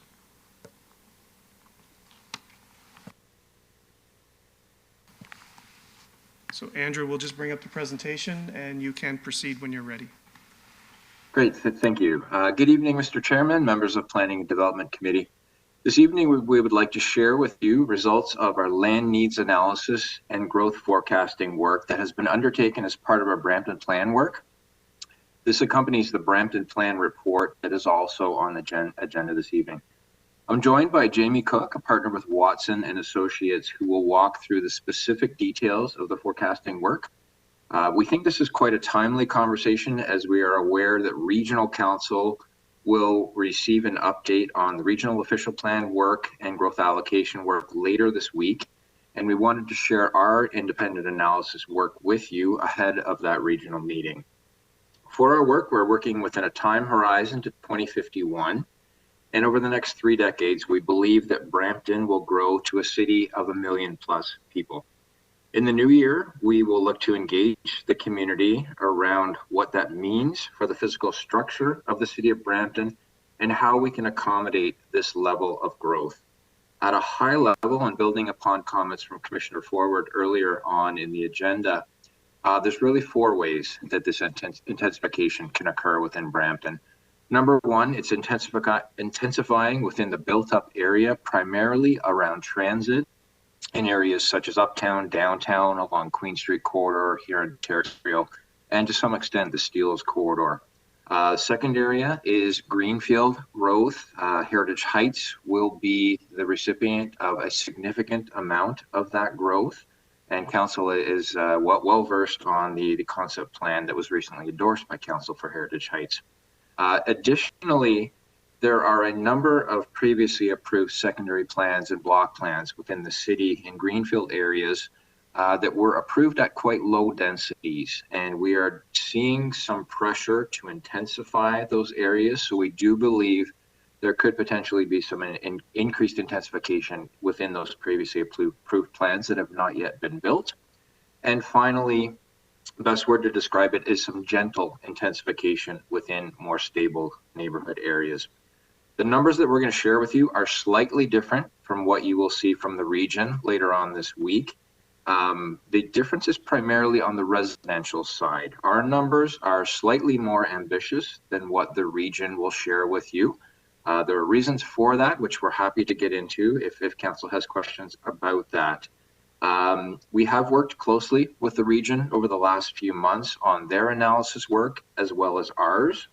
And while there is a gap, we have been assured that the allocation that we will ultimately receive from the region is not a hard cap. So that is assuring to know that should we exceed our allocation, we can work with the region to ensure that there are the pipes in the ground to accommodate growth. With that introduction, I will now turn it over to Jamie, who will walk through the details of the analysis.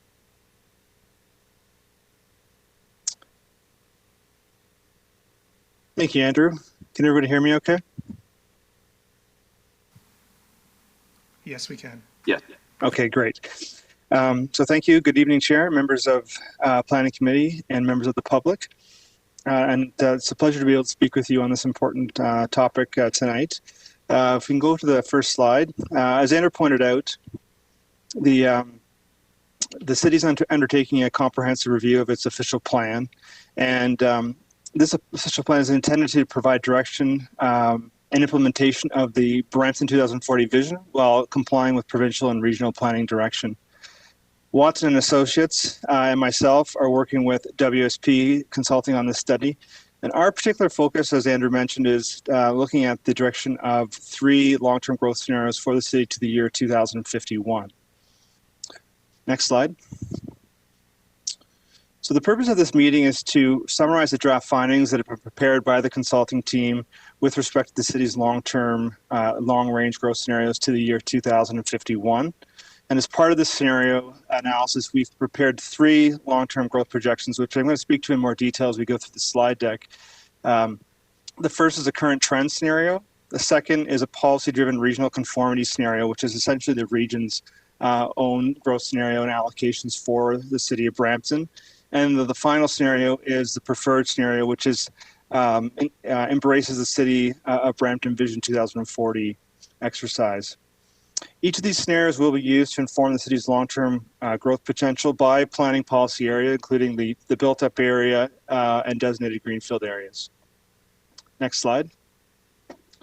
So before we get into some of the details, I want to just provide a little bit of a background on the approach as well as the overall regional and macroeconomic trends. So when we first look at what are the issues and trends that drive population and employment growth, it's important to note that we've developed our own in-house model, which we use to look at the various factors that drive long-term population and growth within a city like Brampton. There's 2 primary drivers. Those are economics and demographics. We first look at the regional outlook of the economy within the broader market area and regional economy, in this case being largely the Greater Golden Horseshoe, as well as the primary commuter shed. From there, we look at the various drivers of population and employment growth by sector and drivers of housing by type. That, again, is largely driven by an analysis of economic and labor force growth trends within the broader commuter shed. From that analysis, that then provides a primary driver and indication of overall net migration potential within the community.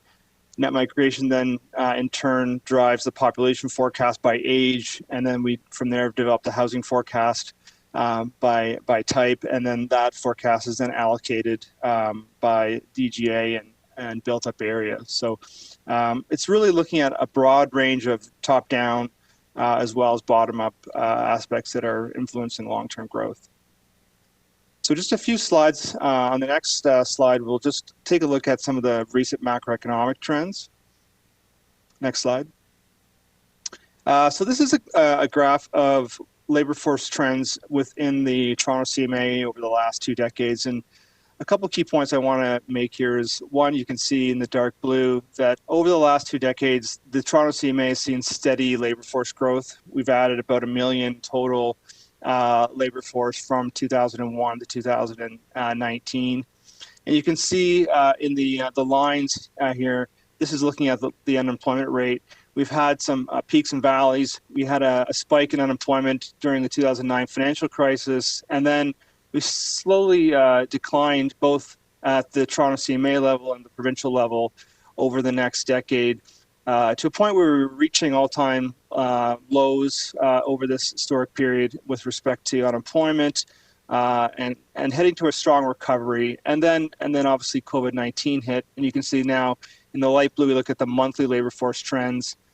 Since January of 2020, we saw a large retraction in labor force activity within the Toronto CMA, but we've been gradually rebounding since June 2020, and at the same time, the unemployment rate has also been coming down quite steadily. So it's showing that we are in a steady state of recovery, and we expect that recovery will continue into 2021 and beyond.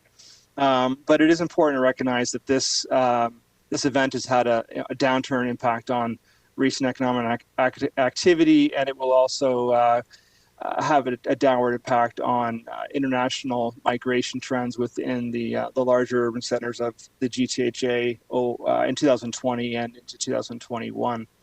There's also a number of trends that this pandemic is having on acceleration of disruption in economic activity and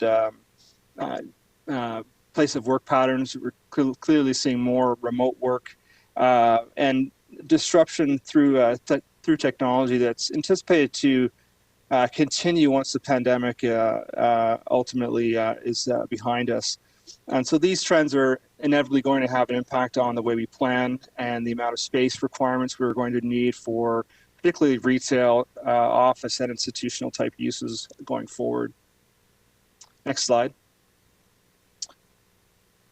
So just wanted to provide a brief outline of how the region's been growing economically over the last decade or so. With respect to employment, you can see that transportation and warehousing has seen a significant amount of growth over the last decade, increasing by almost 33,000 jobs. And I'll speak to this later, the region is a key player within the Greater Toronto Area with respect to the goods movement sector, given its regional infrastructure, international airport, proximity to a number of 400 series highways, 2 intermodal facilities, etc. But we've also seen a fair amount of growth in a number of service sectors as well. A couple that I wanted to note are some of the knowledge-based industries related to sectors like healthcare, professional and scientific services, education, finance, insurance have all seen steady growth over the last decade. And we continue to expect that the economy will continue to shift from traditional goods-producing sectors like manufacturing to a more service sector-oriented economy. And again, that will have implications on how we plan for growth going forward. Next slide. So I wanted to provide a little bit more of a broader regional context before we get into the City of Brampton's growth forecast. So before we talk about Brampton, I think it's important to recognize that obviously it's everyone understands that the city is located within a large growing city region, being the Greater Golden Horseshoe. This region is experiencing significant growth, and the outlook for growth is very positive over the long term. it's important to recognize that this overall city region will grow to it's forecast to grow to a population of about 15 million people and 7 million jobs by 2051. So when we look at that in the context of annual growth, it's the equivalent of adding about 153,000 people and 70,000 jobs to the Greater Golden Horseshoe on an annual basis. And so as we grow, the global profile of the Greater Toronto Area and Greater Golden Horseshoe continues to elevate on a global scale, and we continue to be attractive to residents and new immigration because of that rising global presence. When we look at the overall commuter shed within Brampton, you can see the areas highlighted here. These are the major areas within the Brampton employment market. These are some of the largest employment markets, this is the largest employment market within Canada. Over the 2016 to 2051 period, the employment base within this market is expected to grow, excluding Brampton, from about 2.3 million to about just under 3 million people. Jobs. So when we look at the overall potential within the commuter shed and then the overall opportunities for local employment opportunities, these are really the key economic growth drivers that are driving both employment, but also net migration and housing demand within the city of Brampton over the long term. Next slide. So when we look at historical trends in Brampton, these conditions that I mentioned have been in place for quite some time. Over the last 15 to 20 years, we've seen significant growth within the city of Brampton. During that historical period, you can see in orange that from 2001 to 2016, the city's population growth increased at an annual rate of 4% a year. So when we compare that to the GTHA average, this is the fastest growing larger city region within Canada, or at least within Ontario, and we've been growing at a rate in Brampton at 3 times that rate historically. Next slide.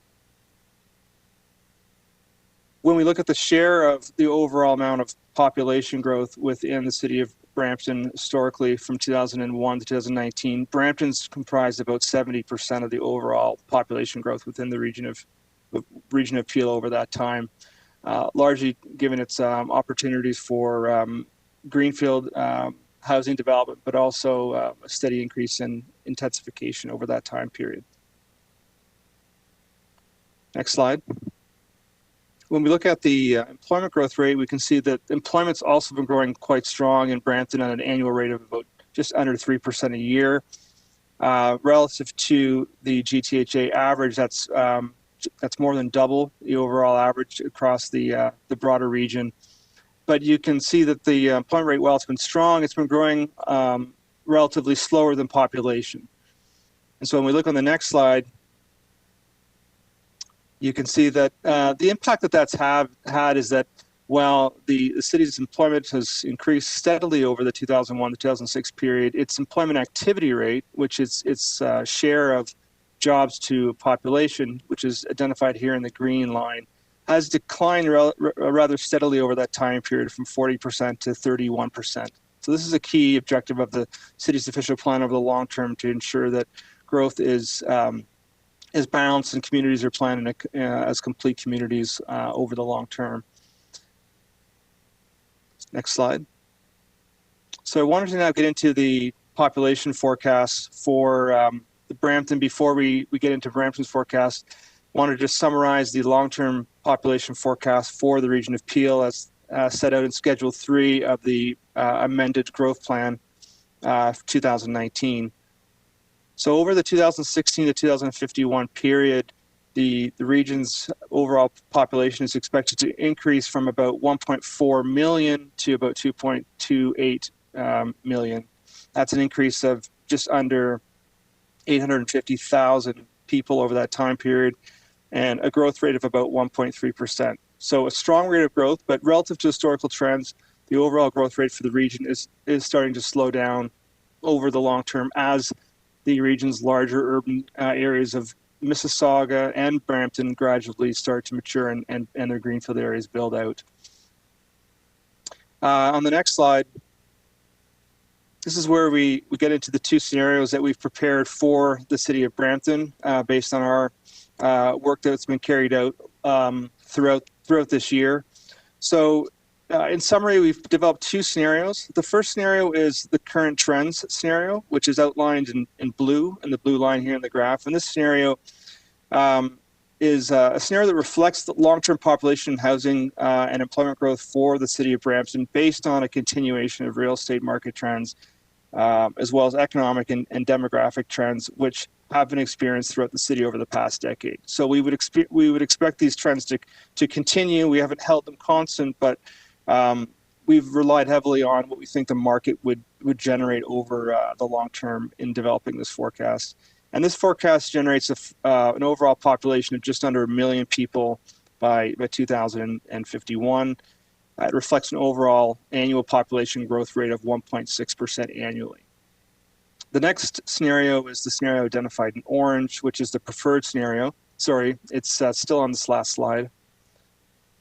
Under this scenario, we've looked at an overall growth scenario for the city of Brampton that reflects a more desired outlook in terms of future growth rates, built form, and the location of residential and non-residential development.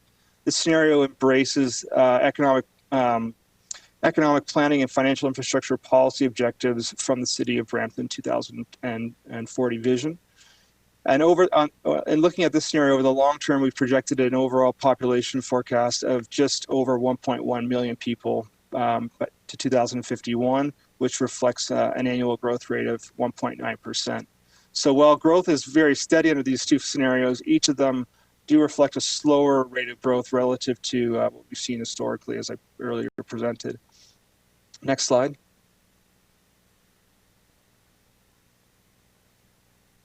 In terms of the overall share of the region's total population growth, it's important to recognize that each of these scenarios does reflect a diminishing share of population from the historical share of 70%. Under the preferred scenario, that share would drop to 58% from 16 to 51.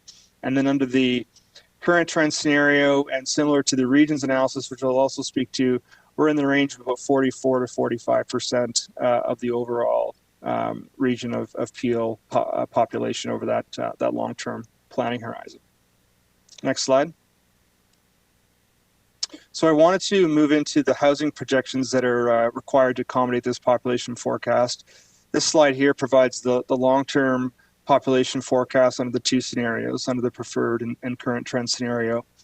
Under the preferred scenario, the overall amount of housing is expected to increase from about 168,000 households to just under 325,000 households. That's an increase of about 157,000 new housing or new households over that long-term period.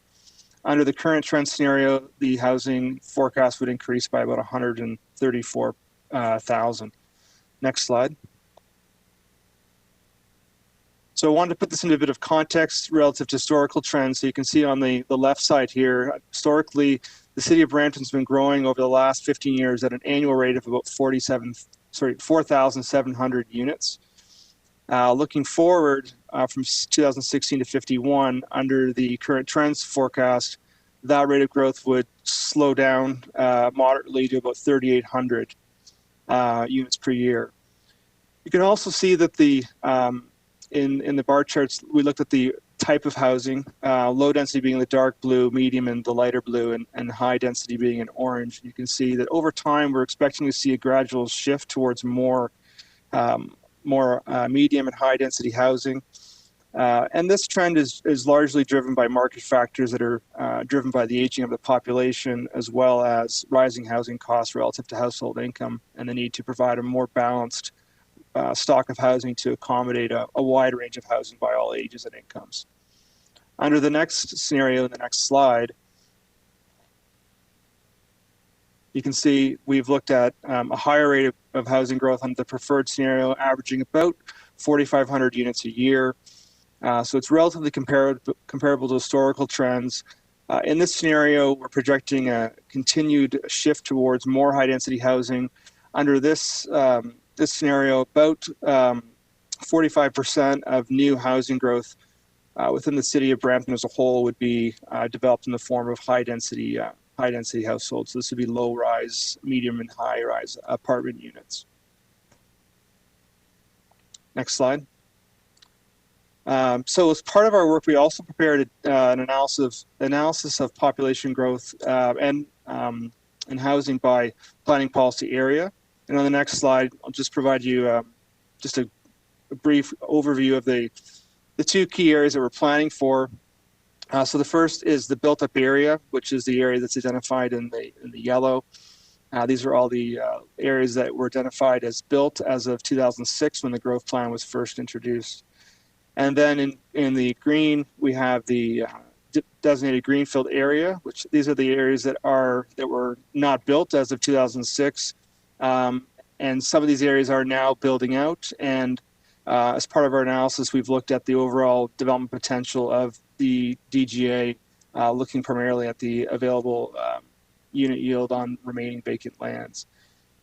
So as part of this analysis, we've also broken down the growth between two key categories. The first being community areas, which is largely where largely associated with living areas, and then the other being employment areas, which is largely clusters of industrial and related economic activity. And I'll speak to that in a bit as we go further through the presentation. On the next slide, as part of our analysis, we took an assessment of the overall build-out capacity within the designated greenfield area in Brampton, looking at, as Andrew mentioned, existing densities that are planned within secondary plan areas within the DGA, looking at areas that are largely vacant or unplanned at this time. Also looking at trends for potential increases in densities within existing planned areas. And based on that analysis, we determined that the city can accommodate the current trends forecast within the available amount of designated greenfield lands in the DGA. Overall, there's capacity for about just over 400,000 people within the DGA. In order to accommodate the preferred scenario, we would need to see higher densities being established within some of the larger remaining vacant secondary plan areas within the DGA. Primarily, Heritage Heights being one of the key drivers of higher growth in the DGA under the preferred scenario. Next slide. So when we look at the overall growth of housing between the two scenarios, preferred versus current trends, we're generally seeing a similar amount of grade-related housing in both scenarios, but where we see the main difference is more opportunities for high-density housing under the preferred scenario. We've identified an increase of about 8,000 additional high-density units in the preferred scenario in the DGA area alone. And then on the next slide, when we look at the overall growth potential for housing in the built-up area, again, the range of grade-related housing is expected to be rather similar between the two scenarios, but we have identified a higher rate of high-density households within the preferred scenario. Relative to the current trend scenario, there's about 15,000 additional high-density households that have been identified within the built-up area under the preferred scenario. When we look at the intensification share overall under the current trends forecast, we anticipated that about 38% of the overall housing would be accommodated within the built-up area under the current trends. Under preferred, that share would increase to about 43%. And then just to provide a bit of context, between 2006 and 2019, the city averaged about 22% intensification. So both scenarios do reflect a steady increase in the amount of intensification overall relative to current trends. Moving on the next slide, I wanted to provide some key findings on the employment forecast. Before we get into the details on this next slide, I wanted to just start to provide a little bit of details on the overall office market within the the broader region. This slide shows the overall share of major office development within the GTHA over the last 20 years or so, broken down between the 905 area, downtown Toronto, and the City of Toronto, excluding the downtown area. So when we're talking about major office, we're referring to standalone office space within, office space within standalone buildings greater than 20,000 square feet. And you can see here in the slide that over the last 20 years, there's been a significant shift of office development from the 905 area in dark blue to the City of Toronto, which is identified in orange. And so as a result, we've generally seen a weakness in the overall major office market within the 905 area in the last decade. And so that weakness has been seen in Brampton, but also more broadly throughout the 905 area. Historically, Brampton has seen relatively modest major office development in the last decade. The overall average has been about 7,000 square meters or about 75,000 square feet of major office space on average over that period annually.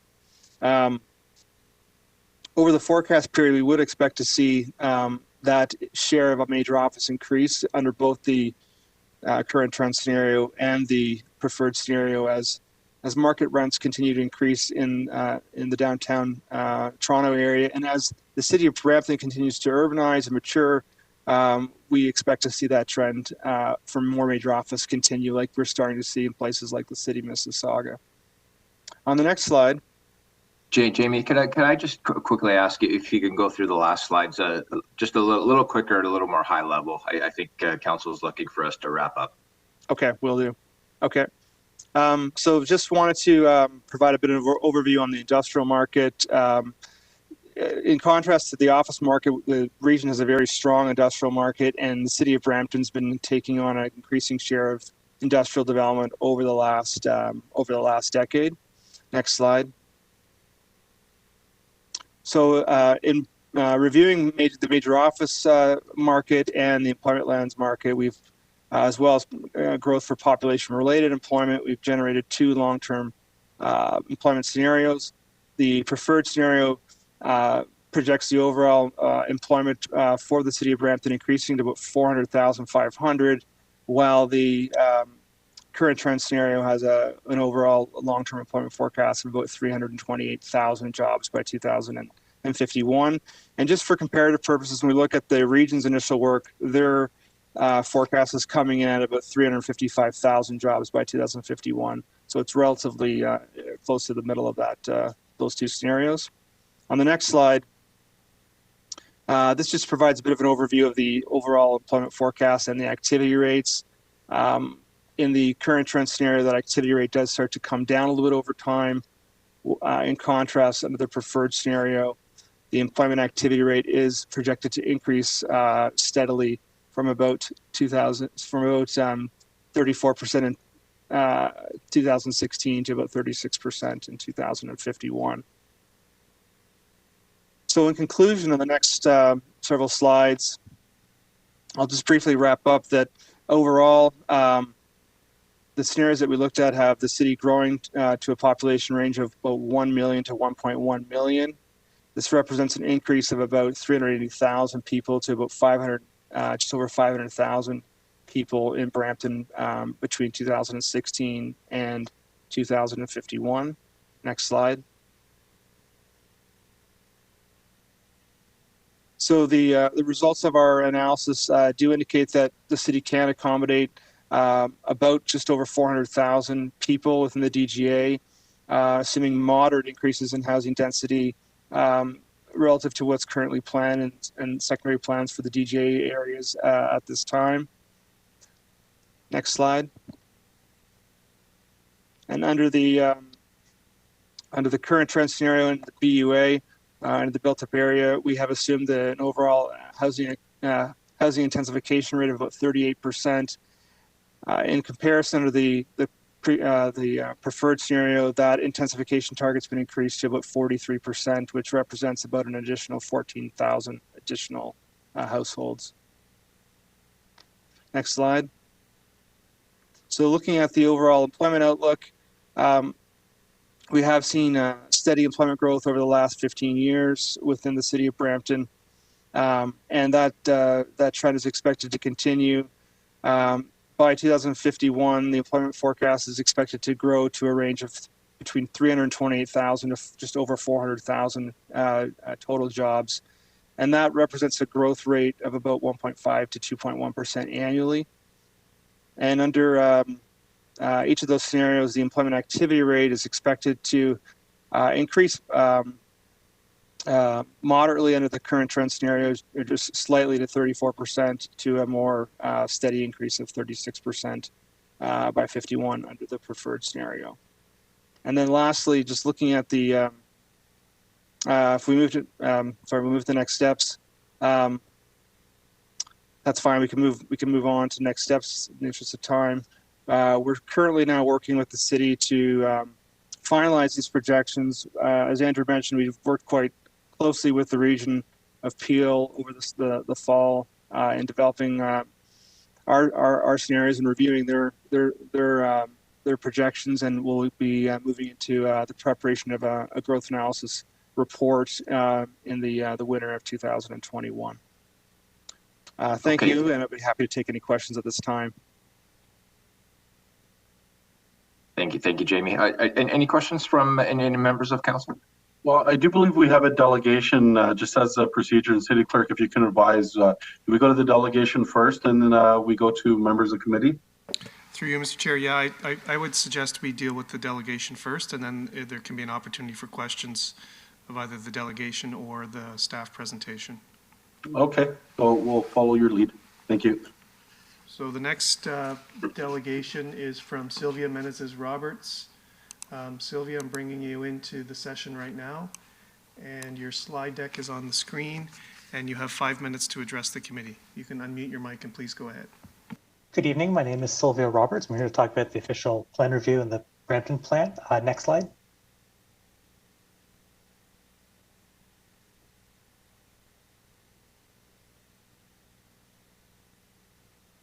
All right, so the first point of concern so overall, I like the Brampton plan. First point of concern is the population forecast. They say we've got a low and a medium projection for population, but Brampton's population is overwhelmingly driven by immigration. In fact, it's more than 100% of population growth in Brampton. Without it, the population would be falling. The federal government has effectively indicated it's going to ramp up immigration further. So it would be a good idea to have a 2% scenario planned. Next slide.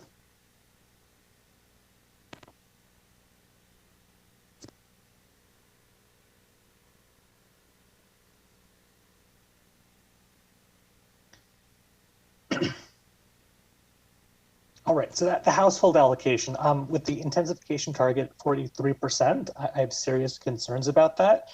And the reason for that is while increasing intensification in the designated greenfield area makes sense on a site-by-site basis as good planning, on an overall level, the city is still looking at continued sprawl.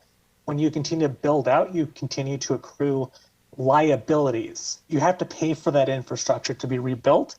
If you do it internally in the already built up area, the amount of infrastructure needed for the population is significantly less. Large parts of suburban Brampton have populations as low as less than 30 per hectare, which is significant.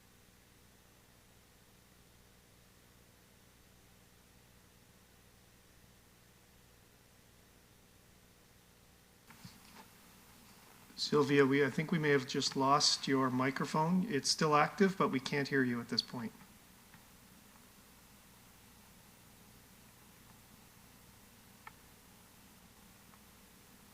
Sylvia?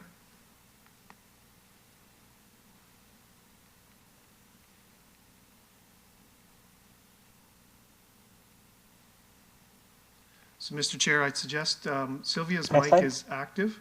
Are you there, Sylvia? Sorry. I'm back.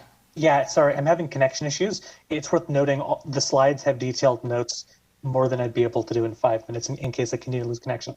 So the concern with the distribution of designated greenfield area to built up area is the city cannot actually afford to service all of the new infrastructure required for the designated greenfield areas without significant property tax increases. Next slide.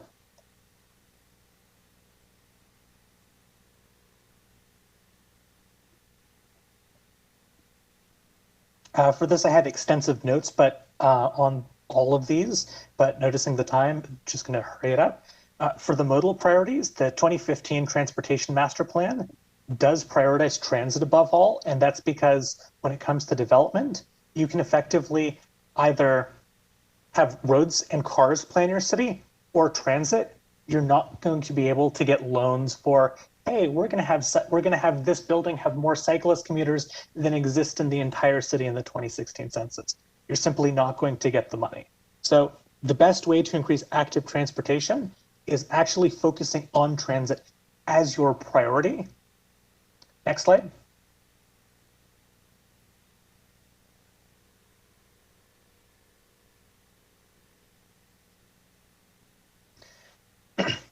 For housing, this is where the city has serious issues. It's not so much that the planners doing the reports did a bad job, it's that many of these reports were flawed from the outset. The senior housing and student housing both had limited scope. The senior housing completely neglected seniors who live with family, which if you've given the serious number of deaths in long-term care, can you really blame people for not wanting to warehouse their elders there? And for student housing, the component didn't actually include building more housing. Next slide.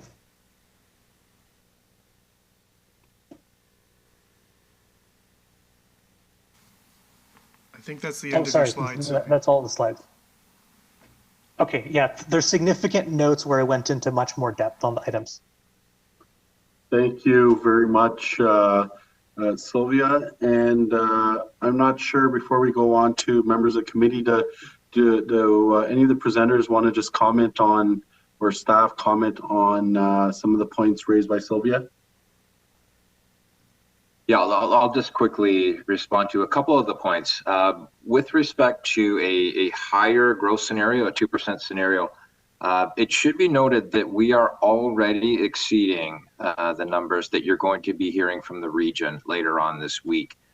So we just want to be careful about being too overly ambitious. We think what we've come forward with are fairly conservative estimates about growth that can unfold in Brampton over the next 3 decades. But as per past history, Brampton has traditionally exceeded allocations. So there is always that opportunity, but we are crystal balling out 30 years. And I don't disagree at all with Sylvia around the points about priority. I believe priority will be focusing on intensification in built up areas around transit. And then particularly in Greenfield, as you're well aware with Heritage Heights, we're looking at a different model for Greenfield development moving forward. So I don't disagree at all with a lot of the comments that we've heard from Sylvia. Great, thank you very much. So I do have 2 members of committee, and I will first go to Councillor Palashi. Thank you, Mr. Chair. So I'll start because where Sylvia kind of left off, and what I would appreciate is I'd like a response, a written response to all of Sylvia's questions. There are some really good questions, really good points there. And so I'm going to need a little bit more detail into the responses that we had just received. Andrew, you okay with that? Happy to do so. Absolutely. Excellent. Also, so I'm a little bit, I'm disappointed a little bit because of how this is before us here today, and we're going into Thursday discussing the regional. The draft region appeal population employment numbers. I would have much appreciated more. I know this is the beginning of the process, I get it, but I would have liked to have kind of been able to at least have this in front of us, and then maybe have some further dialogue before we went into regional council on Thursday. which again, regional council, it's the beginning of that process as well. But that being said, there seems to be a lot of preferred, speaking to some of the numbers, and I like employment numbers preferred, but the growth numbers preferred by whom is my first question. So why don't I start responding, and then Jamie, if you want to add any to my comments. What preferred means is taking steps towards implementing the 2040 vision. So current trends is business as usual if Brampton was just to unfold as per the market conditions. Preferred means we start intervening and really usher in a different way to grow, much in line with what you're hearing around Uptown, Downtown, Queen Street, Heritage Heights.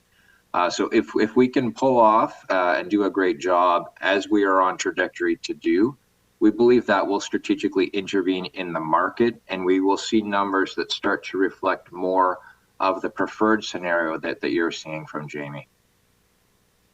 So anything that you Sorry, yeah, go ahead, Jamie, if you have anything to add.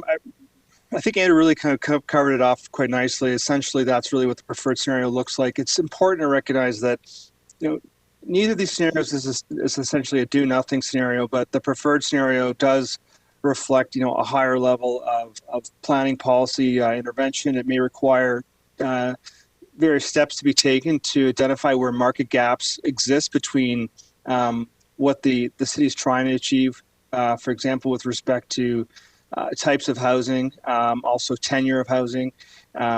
It also may look at types of employment with respect to office. And so there could be various approaches, planning policy tools, financial incentives, for example, that are explored to ultimately achieve a more desired outcome in that regard. So I think, just to build on Andrew's comments, those would be some of the things that would be looked at under the preferred scenario.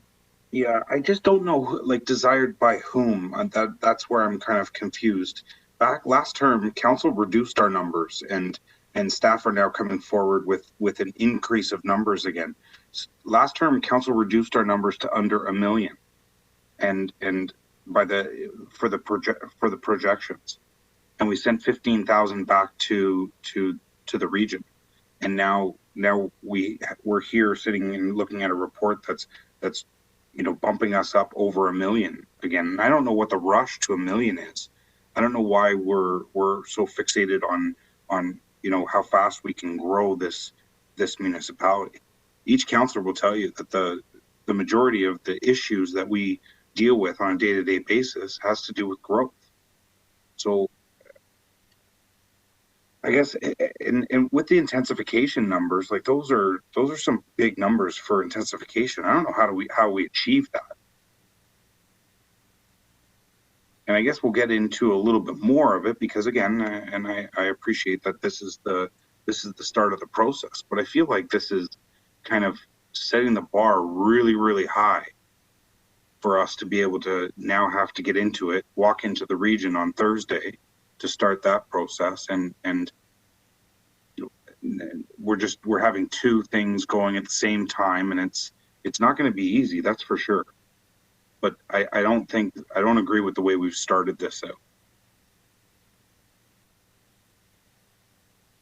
The employment numbers, and so I'm a little bit surprised. As much as I would love to increase employment and continue to increase employment, with COVID now, how are we supposed to, how do we think that this is going to be rebound back to some of the office numbers that we think that we're going to get?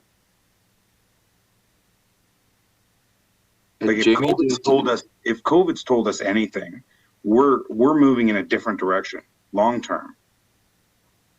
I don't think we're going to go back.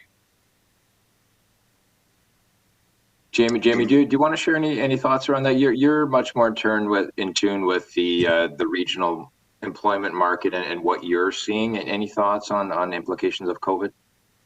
Yeah, I mean, it's a great comment. I spoke to it briefly at the earlier one of the earlier slides in my presentation. And so clearly, we're in the midst of COVID right now. We're still in a sea of fog in terms of what the near term and medium term impacts of this are going to be.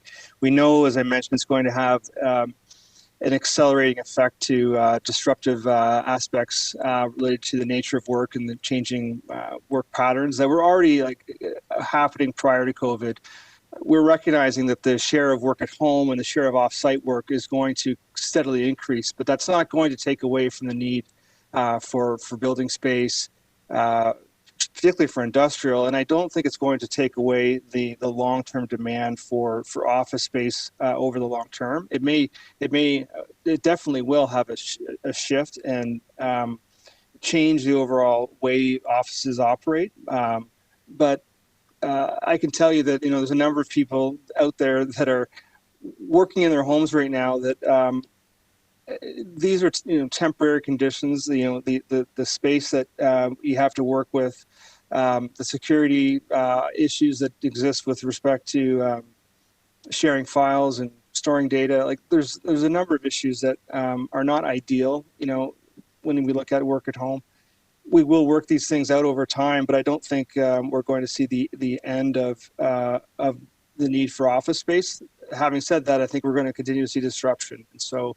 I noted that we will continue to see disruption in office. We will continue to see disruption in retail as a result of e-commerce. That's again being further disrupted. But I don't think it's the end of demand for space, for non-residential space over the next 3 decades. Yeah, I don't agree 100%. If you listen to some of the analysis that are out there, COVID was kind of the springboard into changing the way everybody's thinking, and office space of the future may not be what we're talking about here today with jobs per office space. You have different generations that are coming up that look and do things a lot differently than the past generations. And I think I'm maybe the last generation of the hands-on pen to paper sometimes, and then the next generations that are coming up are more inclined of home offices and technology. So it's. Yeah, and I do agree with your points, Mr. Councillor. I think that what I would want to leave on this conversation is that the main impact of overall long-term land needs on the non-residential side has been and will continue to be in the industrial market. It's not going to be so from a land needs perspective. The office component's not going to have a major impact on the amount of land we consume. So even if those disruptions are more aggressive than what I projected, it may have a more aggressive implication on office space, but it won't have it won't necessarily have a downward impact on the economic output of the region or the city with respect to office jobs that are being created. It's just a matter of where those jobs are being accommodated and what space. But it's really important to look at how is COVID going to impact space needs for the industrial sector over time, and I don't really see COVID having a major impact on that aspect of the non-residential environment, because if anything, you're going to see greater disruption in the retail sector away from bricks and mortar retail to more e-commerce and more need for fulfillment. And so it's important to look at the broader impact of what this means when it comes to how we plan. So I just want to leave you with that. So yeah, no, and I really appreciate that. And let me it's my last comment, and it falls in exactly with what you said. And I use Steele's Avenue as an example only because Beauvaird's not ready for it yet. But Steele's, you have other levels of government that controls the zoning on Steele's because it's a regional road. You have Steele's that is currently zoned on the south side, commercial retail, and it is prime for a rezoning into some type of prestige industrial office with mixed use. So you have this great opportunity, Kennedy, all the way to the 410 that's prime and ready for all of this, but yet you have another level of government that controls that zoning.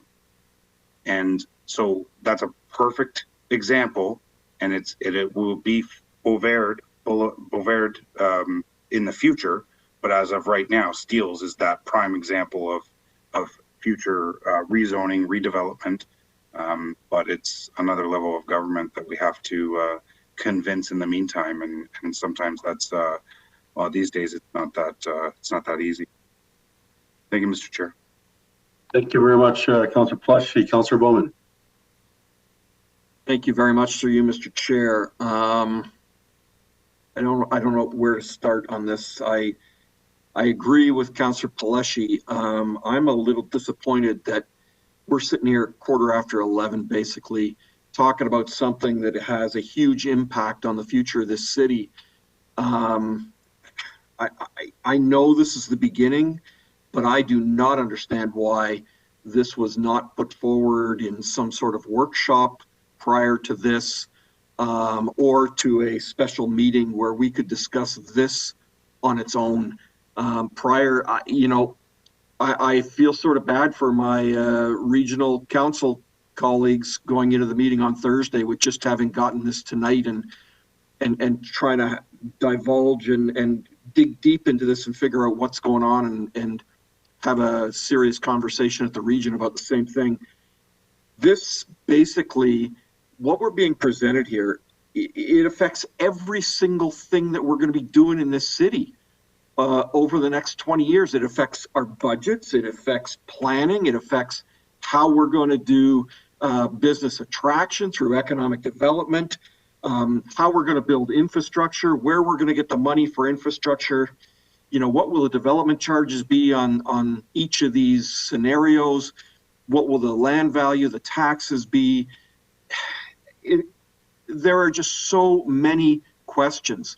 And like I said, I'm not real pleased that we're doing this at this time of night at a planning meeting.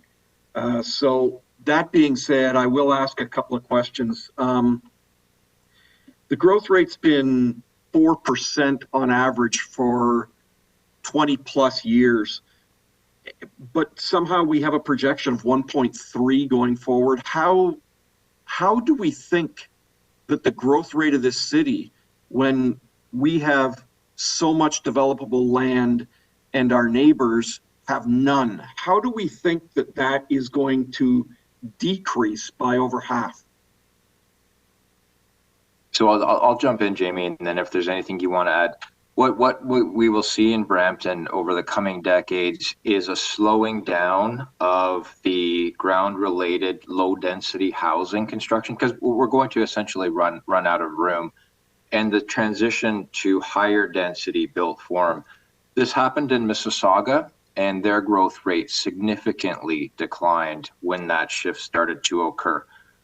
What you will also hear from the region later on this week is that Caledon will be the recipient of significant growth over the next 3 decades, because they will essentially begin to sprawl.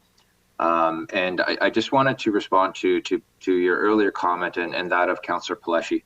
I assure you, we've been working very diligently to try and get you this information. We've been working very closely with regional staff over the last few months on all of these numbers.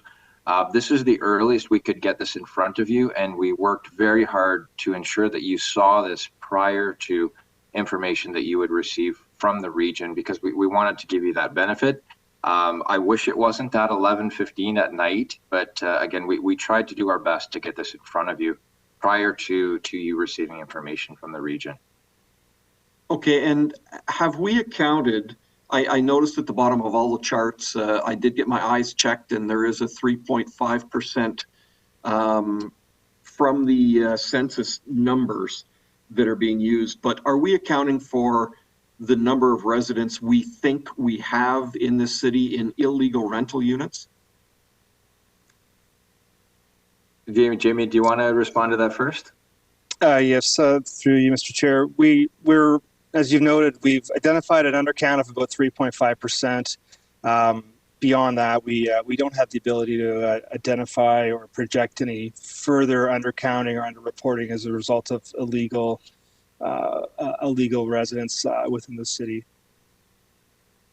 Okay, so the numbers could be substantially off already, as Sylvia had indicated. It is possible. Yeah, because if we're estimating we've got 30,000 illegal units, and we're estimating that we've got possibly 70,000 additional people living in those units that are unaccounted for, we're pushing the boundaries of well over 700,000 people right now today. So I just wanted to make that clear. How long has this been going on in terms of trying to create the numbers for the BUA growth? So the analysis began in June. Okay, so did you include, or is Shoppers World already included in those numbers? Because it could account for half of that number that you've got planned for between now and 2051. Yeah, so we did take a look at Shoppers World, the projected plans for Queen Street, et cetera. The ultimate build out of Shoppers World, Heritage Heights, Queen Street, et cetera, that is not fully included in these numbers. So what Jamie has done is look at the aspirational build out plans for these areas, and from there looked at what realistically could be absorbed to 2051 and could be realized to 2051. So the ultimate build out capacity of those areas is significantly higher than the numbers that have been shared with you. There's no question about that, and that's why I'm wondering about that number of 1.1 million at 2050, I think it was, or 2051. Yes, I think we're on a projection rate that's going to be way past that already. We could very well be, and that's what we wanted to share with you is the number that the region is going to allocate. We believe is low based on just current trends that we are seeing in Brampton. Yeah, and when we add to that, and this is why I brought up the point, and I was still am a little perturbed that we're doing this late at night instead of having a meeting about this where we could balance this out. If we get the Riverwalk project, which we've got funding for now, that unlocks a tremendous amount of property in our downtown as well, which would be high density development.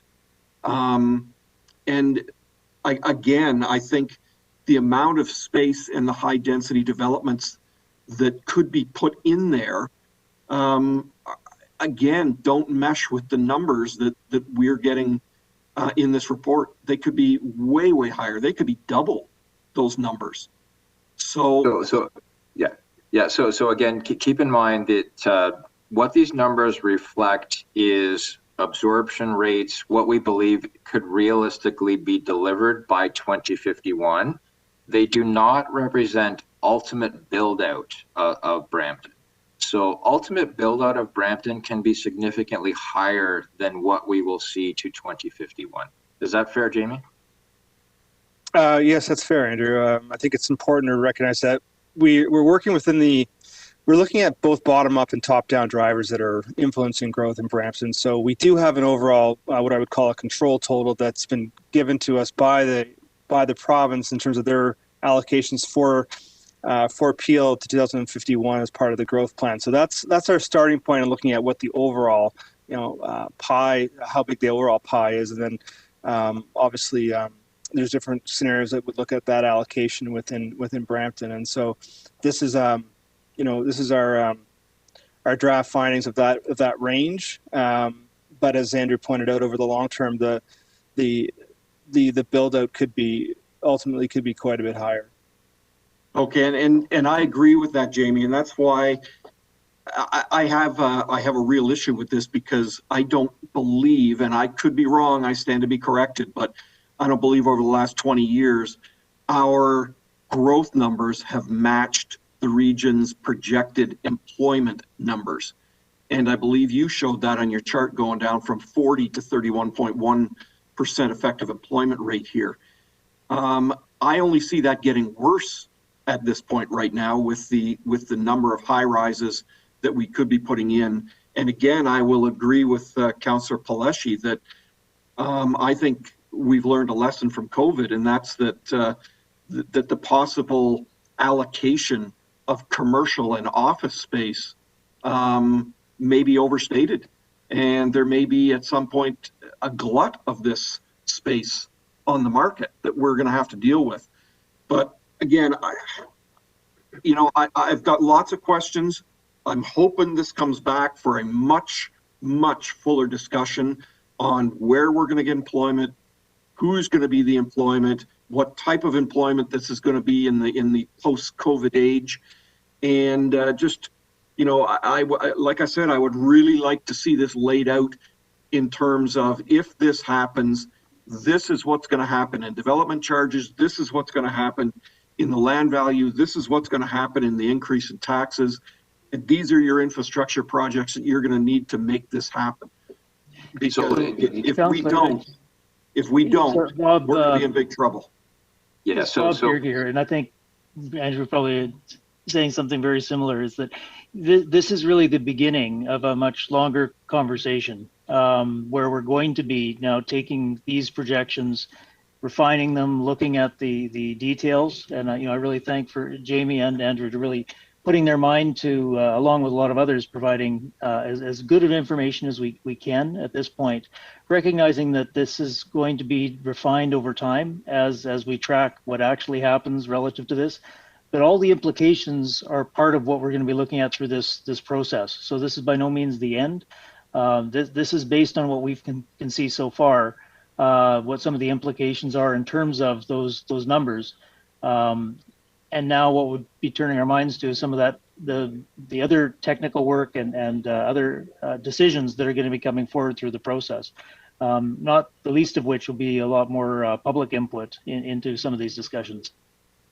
Okay, I agree with that, Bob, but I just want to make sure that we're taking into account that when we're looking at projections that have been given to us from the province for employment numbers and from the region for employment numbers, that those have almost never been met. And that's my big concern. I think we're all exactly on the same page there, Councillor. And I think one of the things this emphasizes is, I think, as Andrew and Jamie have indicated, this is a fairly conservative view to even that higher scenario.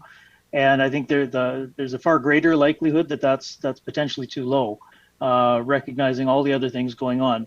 What we want to do, and this is one of the reasons we're establishing the growth management team within Andrew's group, is to take a lot more rigor to this over the next through the OP process, but also into the future.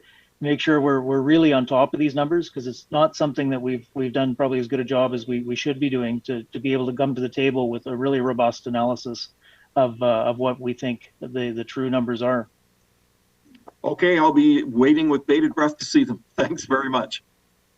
Okay, thank you very much, Councillor Bowman. And our next speaker is Councillor Vicente. No, Councillor Paleshi's on there.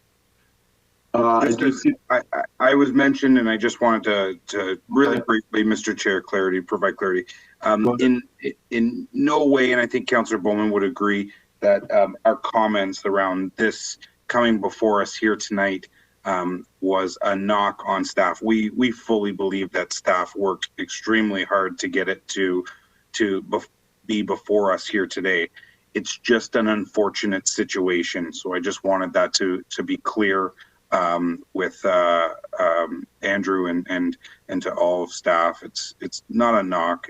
It's just the fact that it's unfortunate that we have to, like I said back in my previous comments. That's all I wanted to make it clear. Thank you, Mr. Chair. No, and thank you very much. And I do expect, as I was exchanging messages with our commissioner, that there will be more sort of fulsome dialogue. And I know Wednesday there will be an opportunity when we address the minutes. If there's any further clarification or questions, staff will be prepared to address some of them. Our next speaker is Councillor Vicente. Thank you, Mr. Chair. Just very quickly to staff, and thanks for this when we look at population numbers, we also look at population density. If we follow through on building out or building these numbers or getting to these numbers, 1 million, what would our population density be at that time, and how would that compare, say, with a city like Toronto? So why don't I start? It's really going to vary in different areas of the city. I think areas like Uptown along the Huron-Ontario corridor that are served by higher order transit that is on its way will be significantly higher density, but they're nowhere near the densities that the city of Toronto is receiving. Out in Heritage Heights, as an example of a greenfield area that would be intensifying, we're about under 160 persons plus jobs per hectare. City of Toronto is, exceeding 400 to 500 in some areas of higher order transit. So it's really apples to oranges with respect to the City of Toronto that has much more higher order transit options to serve their community. So it will be significantly higher densities than what we have seen in Brampton. When we mentioned earlier some of the previously approved plans that have not been built yet, some of those were at 15 units. The trends across the province are 40 to 45 in Greenfield. So I think what we're saying is you'll see densities increase, but it's still reasonable for a 905 community. Thank you. Okay, thank you, Councillor Vicente. So I do not see any more speakers. And again, just as a reminder that members of the committee, if there's any follow-up questions or concerns, you do have the opportunity to send emails to staff as of tomorrow to get any clarification, or again on Wednesday during that time. But we do have an opportunity over the next 24 hours to speak with staff on any specific data that you would like to find out more information. So at this time, City Clerk, then I need a motion to move staff report, receive the delegations, move presentation 7.1 and staff report 7.2. Yes, Mr. Chair. Okay, so I'll have Councillor Palashi move it and receive delegations. Anyone opposed? Okay, thank you. Carried. So we go now on to item 7.3, staff report regarding driveway design specifications, development approval process. And I do see that the item is related to referred item at the request of Regional Councillor Dillon, driveway design specifications. Councillor Dillon, you first raised this item at a previous meeting. Councillor Dillon, go ahead. Thank you, Mr. Chair. Seeing how there's not a lot of time, I wanted to move that staff, just wrote it down here, just give me 1 sec.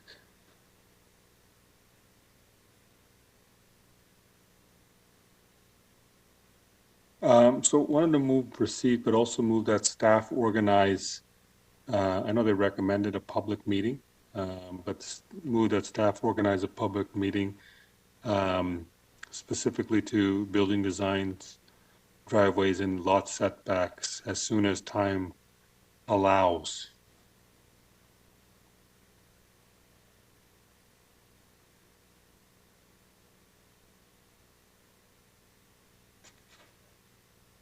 And I think that's essentially what the option that staff was giving, if I'm not mistaken, Mr. Clerk. Is that correct? Through Mr. Chairman, Alan Parsons here. So the recommendation that staff they put together within this report is that yes, we do look at the matter further, as city staff is going to be completing work with respect to our comprehensive zoning bylaw update, as well as our Brampton plan as well. I guess what I'm perhaps understanding from you, Councillor Dillon, is that you'd like for us to try to proceed with the matters of the driveways really early on in those works. So I don't understand what you said, Alan. Sorry, Councillor Dillon.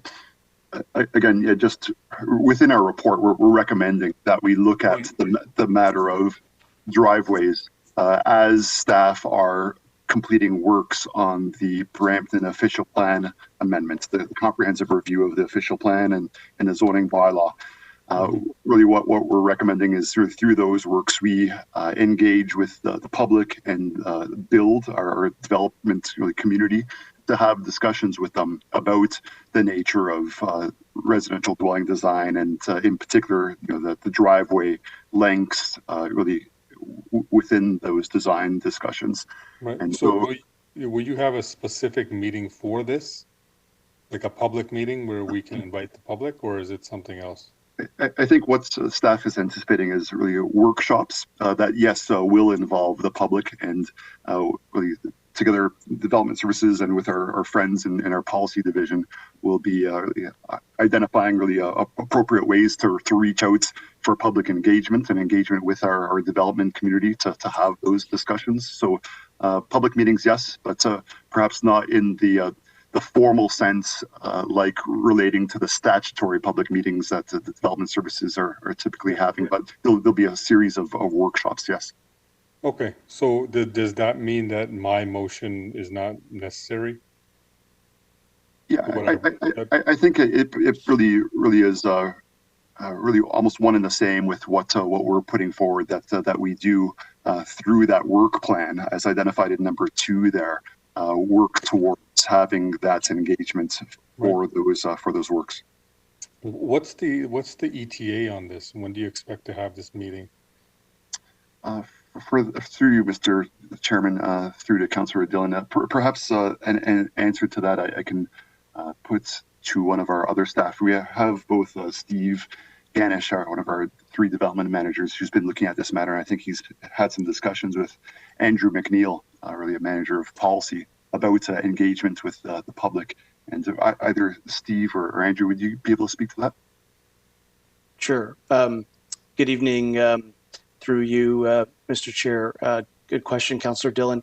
You'll see that we've worded recommendation number 2 to tie into the work plan for the official plan update that has a report on committee tonight. We are looking at early 2021 to have the workshop that is referenced in recommendation number 2 and the revised recommendation number 4 that you see before you. The exact month, we don't have nailed down, but it would be fairly early in the first quarter or so of 2021 to start those workshops and engagement with the members of public and the building industry. We would also theme some of the workshops around some of the housing work that's coming through the official work plan that you'll see later on in the report before you on that particular topic. Okay, and so essentially, just to clarify, the designs of the house, what people want to see in their house, for example, I'm just throwing some hypotheticals out, whether it's side entrances or preferences for, the design of the interior of the house. Like, for example, some people might want a nanny suite because we have or an in-law suite because we have an aging population, things like that. Will they be included as well? Will that be an option for people to give input on? Yep, very much so, especially when it comes to the dialogue around housing. There'll be themes around the changing nature of housing types and the demographics in Brampton. With respect to the interior design specifics, that's where we would have the members of BUILD engage with us, because as you can appreciate, BUILD provides the actual on-the-ground product. In our preliminary discussions with the industry leading up to tonight's report before you, BUILD signaled to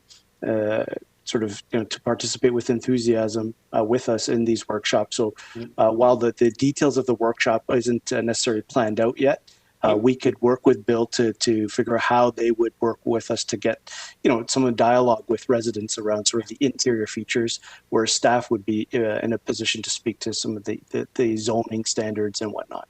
So will this meeting be because I don't want this to be,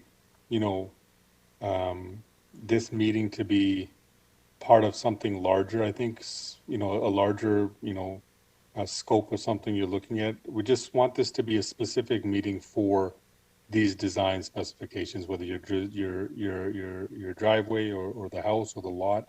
Will it be specific to that? Will it be just a segment of something larger that you're doing? Well, again, as I indicated, we haven't worked out the format of the meeting per se, but it's certainly the intention through recommendation number 2 and the recommendation number 4 before us that we would have those specific discussions around driveways, setbacks, and as you indicated, engage Bill to seek some discussions around the interior design to reflect sort of the changing nature of the demographics in Brampton. Yeah. So just not to belabor the point, or Sure. just sorry, not to take too much time. I know we're getting late. I just want to make sure that there's one-stop shop for people to really talk about what they want to see in these designs. And so I'm really hopeful that it won't get lost within a whole bunch of other things in a workshop. If the workshop could be specific to that, we've had a lot of people, complain about the driveways or complain that, there's the designs of the house are not up to what the community's expectations are. The simple answer is, well, don't move there. A lot of people say that, but you know what? We want them to live in our city. We want them to enjoy the neighborhoods. We want them to enjoy the houses. And so I'm hopeful we can have council can have, or myself, if I want to reach out, you can have a discussion with you on that after this. Hopefully this passes. Through the chair, it's Richard. Hi, Richard. Yeah. So yes, we're going through a process with our official plan update that I think we can, Councillor, to capture what it is that you want to see here in terms of some of the built form and some of the design features and so forth. So we're not going to bury it through any kind of process, but I think we can elevate it. We understand where council wants to go in terms of the future look of Brampton. And I think we can do that through the official plan work that we're doing with Bob Bjarke and Andrew. Perfect. Again, just to conclude that, just want to give people an opportunity to have input on the type of houses and lots they want to see in the future. So, I'm good with it. And it says there that I moved it. So I'll yield the rest of my time. Thank you. Thank you very much, Councillor Dillon. So we have a motion moved by Councillor Dillon, taken as read. Does anyone oppose? Mr. Chair, No. Councillor Fortini, Yes. I think, would like to speak. But I believe he wants to speak to 7.5, if I'm not mistaken. Councillor Fortini? Councillor Fortini, do you want to speak to this or to the driveway widening, 7.5? Well, I was going to speak to this on the next one. Okay, thank you, go Mr. ahead. Chair. Councillor Dillon brings up a good point. I'm more concerned about the driveway setbacks and make sure that, when we have this engagement, to look at one side as if we have the air conditioners and the gas meter and the hydro meter, to make sure that they, I don't know how we could plummet, maybe put this on one side and make sure we have a clear 4 feet so people could get in their backyards, more for safety reasons. So, and the driveway setbacks, I really think, we got to look at these that a lot of times we have the certain setbacks when people can't park a pickup truck or a van parked in the driveways. And, when they buy off these drawings, it looks one thing, and then they come there, they move in, and then when the sidewalk comes in, we're stuck with these problems. So it's a very concern on that. So I want to thank Councillor Dillon for bringing this up, and I'm looking forward for the workshops. Thank you. Okay, thank you very much. And thank you, Peter, for catching that one. And does anyone oppose to the motion moved by Councillor Dillon as read?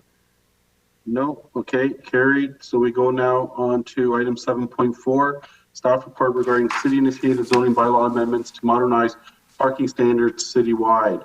So, Mr. Chair, we do have a delegation on this item, another delegation from Sylvia. And Sylvia, you can address the committee on this. Good evening. My name is Sylvia. Next slide.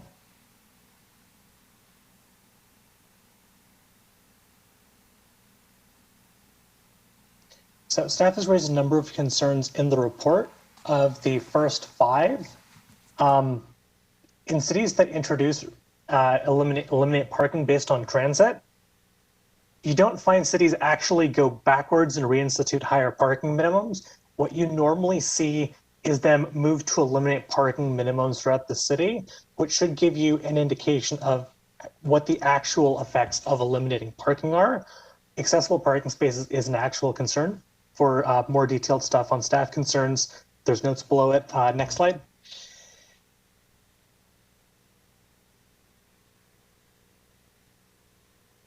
So this is a map of where staff has proposed to implement the parking reductions. What you'll notice is this doesn't actually cover that much of the city. For example, east of Chinguacousy Park, there's the airport and Queen industrial area, which is significant, but there's also a business corridor there. And things like parking have prevented it from being used for higher density employment uses. Likewise, along Steeles, it also has excellent transit, but it's not included, even though it would be a great place to intensify for such as prestige industrial, as had been mentioned by in the previous item. Next slide.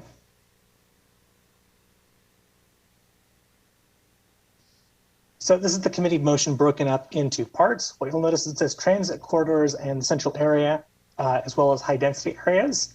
There aren't really discussions of corridors, and the report does not actually consider what is good transit in it at all. Next slide.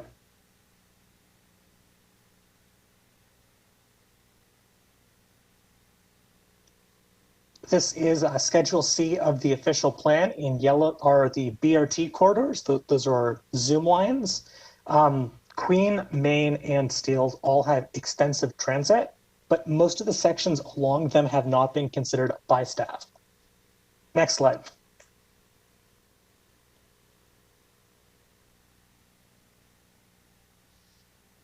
While staff seems to want to drag its feet on it, the reality is we have a full-blown housing crisis. We have soaring food bank usage. Why is it rising? Because people can't get units and they can't afford units. We have full shelters, both homeless shelters and for victims of domestic violence. Why are they full? The homeless shelters are full because people can't find units and have difficulty affording units. And the domestic violence shelters are also full because guess what? They can't find units, and the few they can find, they can't afford, or they're illegal, which is where a lot of people end up. We have overcrowded housing, which was mentioned by Councillor Bowman previously in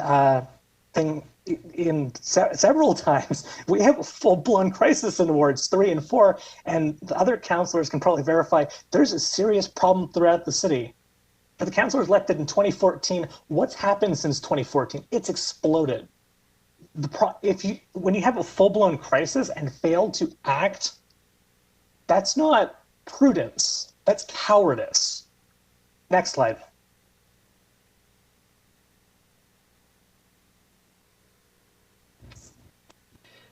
So here's what I recommend. We actually have the transit link. We actually have the elimination of minimums for transit actually connected to transit, where it's a 400-meter walking distance from designated transit stations with the criteria below.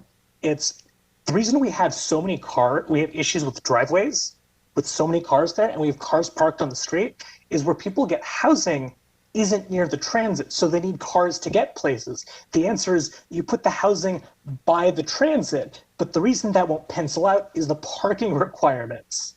So effectively, because staff is unwilling to move on these parking requirements, we're going to continue having driveway widening issues. We're going to continue to have increasing issues with parking. One underground parking spot is $50,000 or more.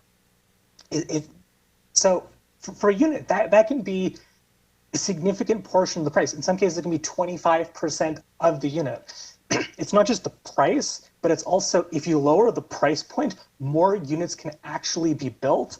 The reality is Brampton's population growth isn't related to how many units you build. It's driven by external factors like immigration. If you don't build housing for them, they will continue showing up. See the basement apartments that exploded and then we ran out of basements. So now we have rooming houses Does anyone know what the hell is going to happen in 5 years?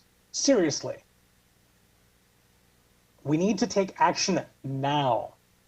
Thank you. That's my delegation. Thank you, Sylvia. I now will go to, I do have Councilor Vicente. No, I don't see any questions.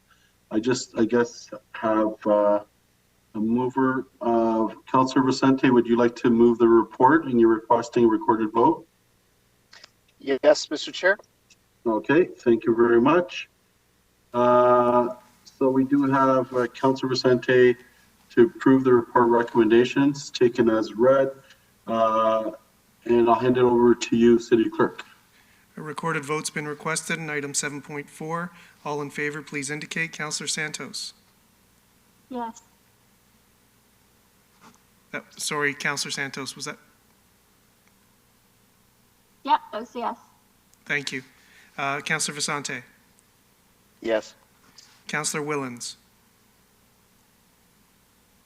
Yeah. Councillor Paleshi. Yes. Councillor Bowman. Yes. Councillor Williams. Yes. Councillor Fortini. Yes. Councillor Singh. Yes. Councillor Dillon. Yep. Chair Medeiros. Yes. Mr. Chair, that motion carries unanimously 10-0. Okay, thank you. Our next item, and I do see, is regarding staff report, residential driveways, widening review recommendations. And I do see that Councillor Singh was the first one on the board. Councillor Singh. Yeah, just looking at the time, I don't really have many questions right now, but you know, I might have some more for Wednesday, so just want to make sure staff is prepared. And you know, looking at the time, I'll hold them back and just want to make sure staff is on standby on Wednesday. Thank you. Thank you very much. And I do appreciate some of the members pointing out the time, but I will remind pre-COVID, we would have a lot of meetings go to midnight or after. So I understand that there is some, you know, concern for our time, but this is usually traditionally every year at the last meeting of the year. This usually seems to happen, so it's very consistent. So, but I do appreciate it. And I just remind my colleagues as well that you do have an opportunity to send in your questions to staff and get any type of explanation instead of only waiting for council. And I think sometimes we lose that opportunity. So Councillor Fortini, you're on the board as well. I already spoke on the driveways. I think I appreciate what staff's been doing. I support the report on the security deposit and the way they're doing the widening. This has been on the works for a long time, and I don't think so. We have to put them on the spot. Coming Wednesday, they've done a lot of work, and I'm going to support them this Wednesday. I think it's time to put this to a closure and go ahead and do what we have to do with the bylaws with the driveways. Okay, thank you very much. I do have a motion, as I see no other speakers, moved by Councillor Singh to approve the report recommendations taken as read. And are there any questions or comments? I mean, is anyone opposed? No? Okay, so that carries. And we now go to item 7.6, housekeeping amendment bylaw 280-212. It's regarding bylaw to change the street names of a portion of Creditview Road, Ernest Parr Gate, Butterfield Drive, Omaha Drive, Magnolia Lane to change a street name. Do any members have any questions about this report? Okay, so I do believe now, and my apologies, what area of the city, so City Clerk, if maybe you can, or someone can, one of the councillors of the area can move it.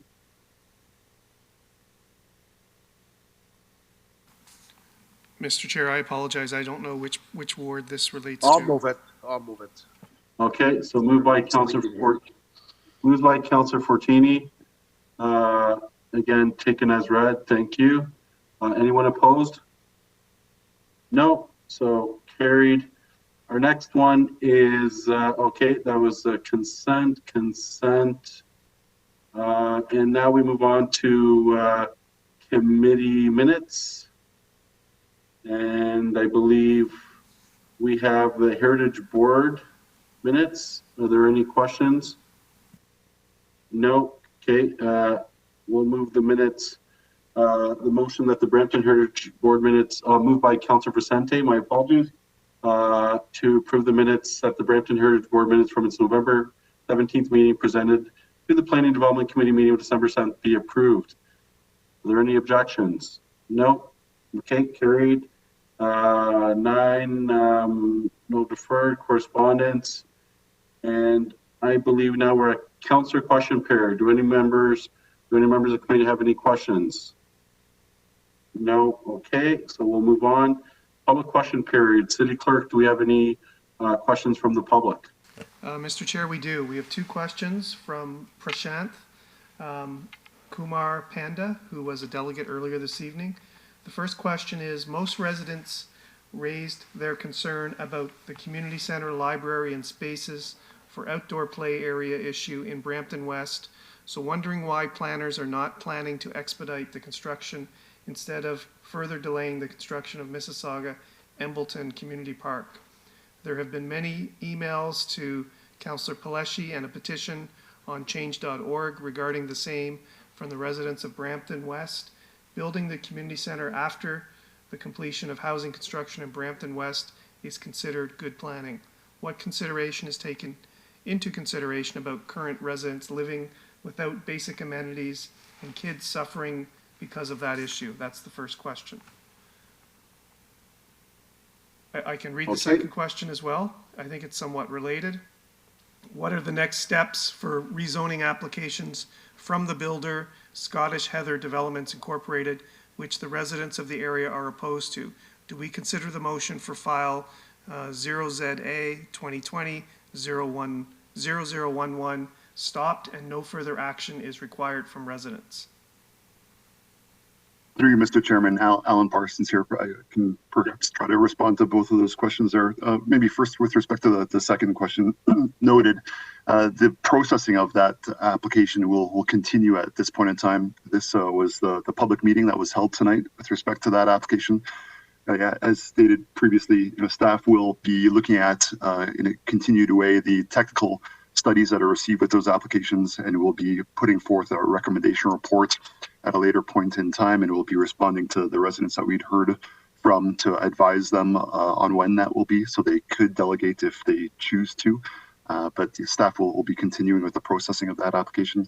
And with respect to the amenity areas and parks and such, as it relates to development applications, development services staff, we receive comments from a wide range of divisions and types of staff with different expertise as it relates to each of these applications. And we do receive comments from our open space and parks and recreation staff members as well to understand the levels of service that exist for certain geographies within the city and whether those needs of the communities would be met for the development that's proposed. And so that'll be part of our comments as well that we'll be responding back to within our recommendation reports with respect to whether there are sufficient amenity and recreation spaces for these residents that are going to be proposed to the development. Mr. Chair, there was a third question just sent in by Prashanth as well, which I think relates to the issue that Alan Parsons just spoke about expediting construction for the Mississauga Embleton Community Park and amenities, suggesting nothing's happened in the last 3 years. But I think Alan's addressed it, and we'll provide these questions directly to planning staff for their consideration. Mr. Chair? Yes. Can I refer question 1 and 3 to a budget committee on Wednesday? So you can. Yes, go ahead. Mr. Chair, I don't think it's required to refer. If these are matters that are budget related, they can be brought up at the budget council meeting on Wednesday night. Okay, so is that okay, Councillor Paleshi? Yeah, I just wanted the questions read out in public again, but I can ask them to be read out in public at that meeting. Or I can have answers to the questions around some other questions too that relate. Thank you, Mr. Chair. Okay, thank you very much. Okay. No more questions, Mr. Chair. Okay, no more questions, great. So I do see that we are now going into closed session. So Peter, how much time do you think you need for us to go into closed? Mr. Chair, I think I probably need at least 10 minutes. Okay, so it's 11:50, so we will reconvene tomorrow at 12. So I'll see everybody in 10 minutes in closed session. So this meeting is now recessed to go into closed session. Members of committee, you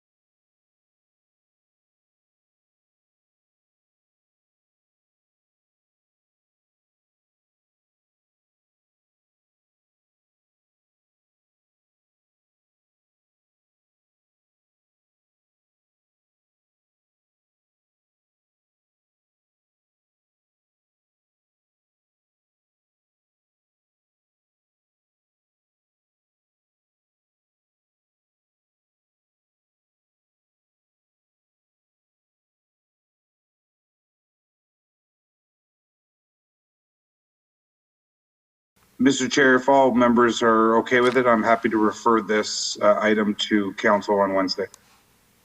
Okay, thank you, Councillor Plush. Is anybody opposed? Okay, no. So we do have a referral by Councillor Plushy. Thank you. So I guess our next item, City Clerk, is adjournment. That's correct, Mr. Chair. And thank you, everyone. Our next meeting is January 18th, 7 p.m. I have a motion moved by Councillor Willens to adjourn tonight's meeting. And does anyone oppose? Okay, everyone have a good night. Stay safe and stay healthy. Thank you very much. Mr. Chair, I think we lost some members.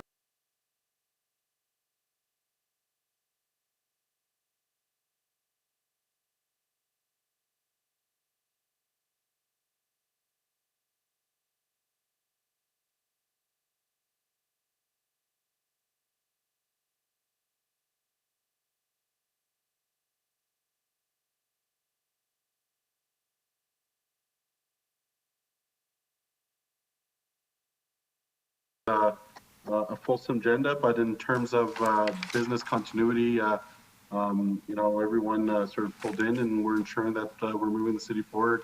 And thank you very much, everybody. Thank you, Peter, especially. Have a good night, everyone. Merry Christmas. Thank you, Mr. Chair, members of committee. We're just going to wait for the live stream to end.